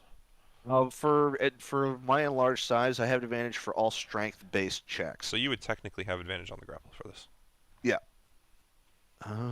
He rolled Is it, good, is but it I str- think is it it's straight beatable. strength or is it athletics? It's for me? athletics. It's a grapple check, right? Okay. So it's been a while athletics. since I've actually had to grapple. So. Yeah, no, I'm aware. You're good. Ooh, Wow, that's Okay. rough. I'm sitting here going, this is doable for you. He rolled a 22 total, but it was doable with, and I'm like, oops. So you go ahead and reach Because out, and your fingers like only slip I off of can jewelry. roll double nat ones with advantage. Absolutely, man. I don't know how I do that. Absolutely. All right, it is. I'm assuming you're done, right? To that one, I think I threw my back out. Yeah, right. All right. It is Beep's turn. Go ahead, Beep. What are we thinking? Thinking he is muted.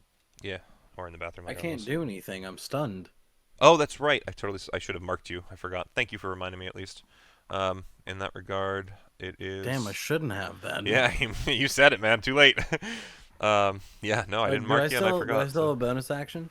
No, when you're stunned, bonus actions count as action for the sake of like when you don't have an action, you can't use a bonus action. We actually had to look that up for something else. I think it was stunning strike in one of the things in Icewind Dale. But regardless, it is now the bug thing's turn. It's going to swing. Let's see. It's going to go I can mute you. No, I'm muted. Okay. 5, 10, 15. I'll go over to here and swing at her. Make sure I'm using the right one this time. No, 2 5s. Wow. That's crazy. Doesn't hit her with either. Okay. In that case, it's just going to... It's going to shift its way over to here with the last bit of its movement. And just hover on that side of Meep. At this point, it is Kayla's turn. I couldn't hear you, Rick. I'm sorry. No, it's Kayla's turn. So. Oh, she's doing something. I'm gonna do her turn for her. No problem. She's gonna slap this dude twice with a rapier. Okay, go for it. That will certainly hit. Okay. Rolled 6 damage. One more time. 15 will not quite. And then sharpshooter for hand crossbow. Alrighty, good call. That's So 10 will that's not not quite. bad. Yeah. Thank you for saying it early, though. Good turn at least. Mhm. That's some damage Actually, roll. wait a second. Hold on. Oh no, that is my bounce. What is that? Hold on, I just gotta check one thing. Mhm. Okay. No. Okay. Go. Yep, you're good. Because actually, she is gonna try to run away. Okay. Yeah, we're just.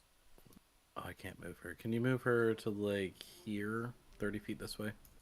I can, but I need her to do a grapple check. So athletics or acrobatics, your choice. I don't have any way to get out of that. 26. Any spells or anything? 26 will absolutely do so. You're good on that front. She's going to take 15 bludgeoning. And yeah, I'm on the right one. 15 bludgeoning, but she escapes the grapple. And you said 30 feet to the left, right? Right below you. Okay. Awesome. Good escape. Okay. Alright, that's it. Biggie's turn. He's going to make this pretty quick. So he can't really manipulate you the same way anymore. Meep. So he's going to try and grab out at Beep instead. Advantage because you are stunned. That'll do it. So you are going to take 24 bludgeoning damage. You are stunned, so you're going to be grappled automatically, I believe. But let me double check that. Stunning does incapacitate, then the autofail strength and dex saves, yeah. So you're just going to be grappled by him. And considering his mouth is full, he's going to use his second attack. Let's see. A second tentacle attack, I should say. Which one do I want to do? If he's grappling two things, how is he attacking? Besides just swinging? He can swing one tentacle into the other, or he can try and still whip with his tentacles on Meep. Technically, you could do it on either, but I'm just debating which one I want to swing with. Yeah, I think he's just going to roll with advantage on Meep and see what happens. 13. He does not have advantage on me Why not? because I used the Draconic Cry advantage, not Reckless. It doesn't matter. He's flanking you with a teammate. Oh, I didn't even see that move. As long as I'm not going crazy. It will hit you for, that's a low roll, 10, 14 bludgeoning damage, but you're already grappled, so it's about it. And it's going to chew down on you, Hutch. Just so, reducing it 18 by half range. Yeah. Yep, you're good. Just giving you the totals and letting you do it. It's that 24 for... Okay, so 12 damage on you, Hutch, for the bite as he chews down on you, and I do need another con save. What was the attack? Biting, chewing you. Yeah. Yes. What was the roll? Oh, the hit was a 23. Okay. So you're just going to take only 1 point of damage, but it does lower your hit point maximum by that one. What was the other damage? I forget. It was low. What did I say, guys? Did you hear it? If You not, said I'm just- 8. Okay. So 9 damage. I knew it was low. I just I forgot what the number was. Yep, you said 8. I'd already clicked it away on my screen. Thank you. That's its whole turn. So top of the turn order, go right ahead. That is you, Steven. Steven puts his two little bunny feet down and just goes, "Yeah, I'm out of here," and then just thunder steps out this man's jaw. I don't know Absolutely. what that. I don't know what a thunder step out of a mouth looks like, but he I'll better not describe have it. a jaw when I'm done. It depends, It on, breaks a Um, tooth and it reforms the depends tooth. on how much damage. It is con save again. Is that right?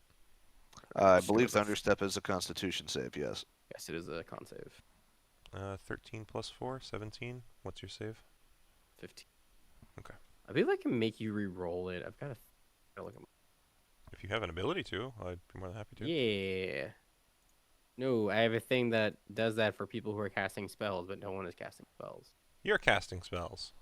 No, but no one else is casting spells. If you cast a spell, I can make you re-roll it. Yeah, sadly it's fine on this one then. So half damage. I haven't rolled it yet, but yes. Yes. 19. So 8 damage. Okay. Sorry, 9 damage. 9. Yeah. Bonus actions on this character are kind of shite. Alrighty. So yeah, you warp out of there, teleporting the distance that you choose, and you all watch as this thing's head kind of snaps back as this just boom of thunderous energy, occurs in its mouth. When you look up at it, you definitely see blood coming down out of its gums, out of its lips, and its teeth seem a little worse for wear, but there's still these rows of sharp teeth that seem pretty intimidating. Anything else, Hutch? That's it. Alrighty, just making sure. Back to Meep. Okay, so out of the two creatures, which one seems to be in a worse condition? Big guy. Cool. All right, resummoning my battle axe, Alrighty. Pop into changing your the hand. damage to thunder because that seemed to Alrighty. work.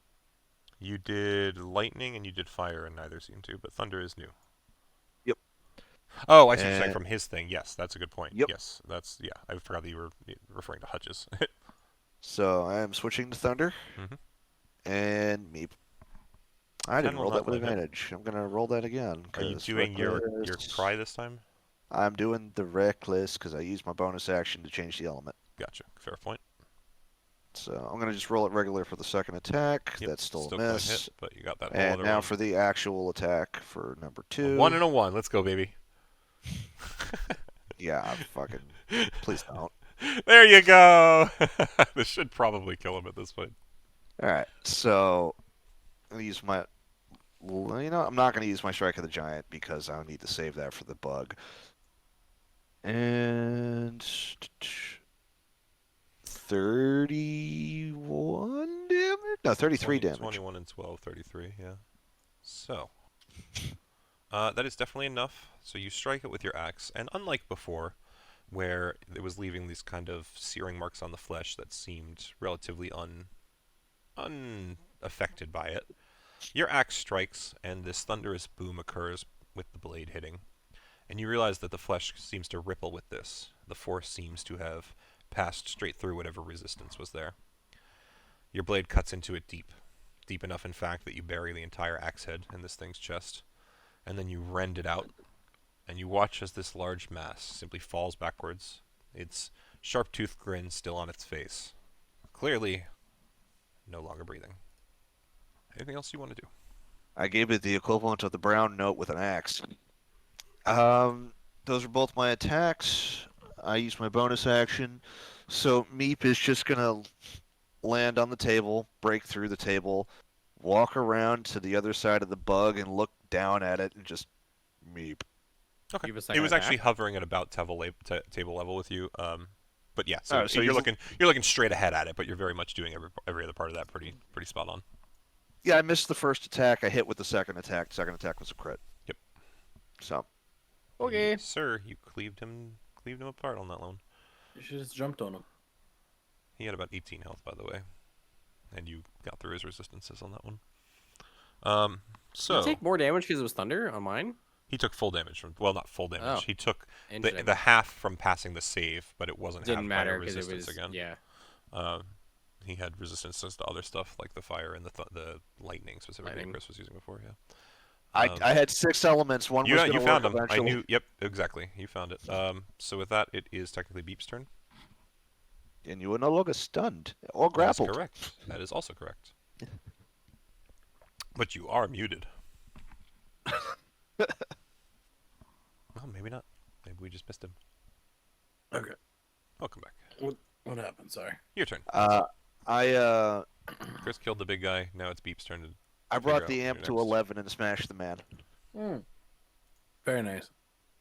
I'm gonna jump back here. Alrighty. That way I get advantage. Mhm. And I have Can you move sharpshooter it that far? attacks made now. Oh yeah, you can from where you are. Yeah, 5, 10. I was 30. I was right Here, yeah. here, fine. right? No, you were at the corner. He still makes it 30 feet. No, it's Okay, well, 35. I'm- He has to go one further back. It still will be flanking. I just might Because have I caught cover enough territory. Yep. So these are sharpshooter attacks. it. Alrighty. That's not gonna hit. But it's advantage, and I'm dumb and didn't click advantage. Mhm. Let's do Still one won't hit. more. Then advantage. 23 won't help. minus 5 is. No, 18? that's Yeah. already built into it. Oh, you fixed it. Okay, good. Then, Yep. You're good. Yeah, I wasn't using the roll 16 20 still would have before. missed. Oh no, I got. Just so you know. But the 23 hits. Yeah. I figured his AC is like 18. I wish I could give you an answer because my attacks are either hit massively or miss incredibly. So I couldn't find a middle ground. Bonus action, we're gonna draconic cry so that everybody else gets advantage. Hold on. You have -3. Isn't it -5 for a sharpshooter? Or am I misreading what you're thinking? It's if you go into a normal attack on mine, it doesn't count my archery bonus. into Oh, what? okay. my. Because of his fighter specialty is archery, so it adds +2 to ranged attacks. He took that out of the equation and made it a 3 instead of a So you're 5. doing a +5 as a +10. Okay, that's fine. Yep. Just wanted to understand why it was a plus or -3 instead. Yeah, no, it makes the math is there. Yeah, so Draconic Cry said that everybody else has advantage as well. Yep, that's fine. And then that's the end of my turn. Alright, so at this point, this thing shrieks out, seeing its large, technically older brother, not that any of you know that, dead on the ground, and goes, ooh, I'm not sure if I can get back into the voice again at this point. Give me a sec. Don't worry about it. Alright, Don't worry it about it, basically you're good. says, You have killed the globe! It is now the reign of Gloog! Thank you for your service! and it kind of claps its claws together, and as an action, it is going to teleport all of you away. As you are teleporting, you are going to... What level is he teleporting at? It's not a spell, per se. Oh, come on. I can't counterspell this. At this point, you are going to be dragged back to the Mysterium barracks. Does where me fit at his current size? at this point, you kind of crash into the ground in the kitchenette. Gemini actually looks over at you, and he's kind of doing a bit of a golf clap as he congratulates you all. Well done indeed. Well, I will say it was not quite as spectacular a finish as I could have hoped. It was most certainly something to behold, the effort that you put forth. So I thank you for your service, and I will say that once again, if you wish, you are at this point free, but if you otherwise would like to continue in these games, we can make that happen. So at this point, if you want, you guys could still kind of bullshit around here, but I didn't want us to run too much later, so... Yeah, I'm tired. I'm going to stop casting Enlarge Reduce on him. Alrighty. Alright, so I go down one size. Yeah, sorry. It's what it is, man. It's a concentration up to a minute, so... I mean, technically, his rage runs out after another, like, 30 seconds anyway. Alright, so so put Yeah. me down to small. you're still this way for, like, 30 seconds, but then eventually you do run out of steam. Well, Still actually, snacking, if you drop the handshake before you get too small, it's one size larger. Nope, doesn't work that way. Oh, come on. Once I wear out, it goes back to normal. There's a giant handshake. very well done, though, everybody. Bit of a Yeah, different say that guy's kind of a brick, eh?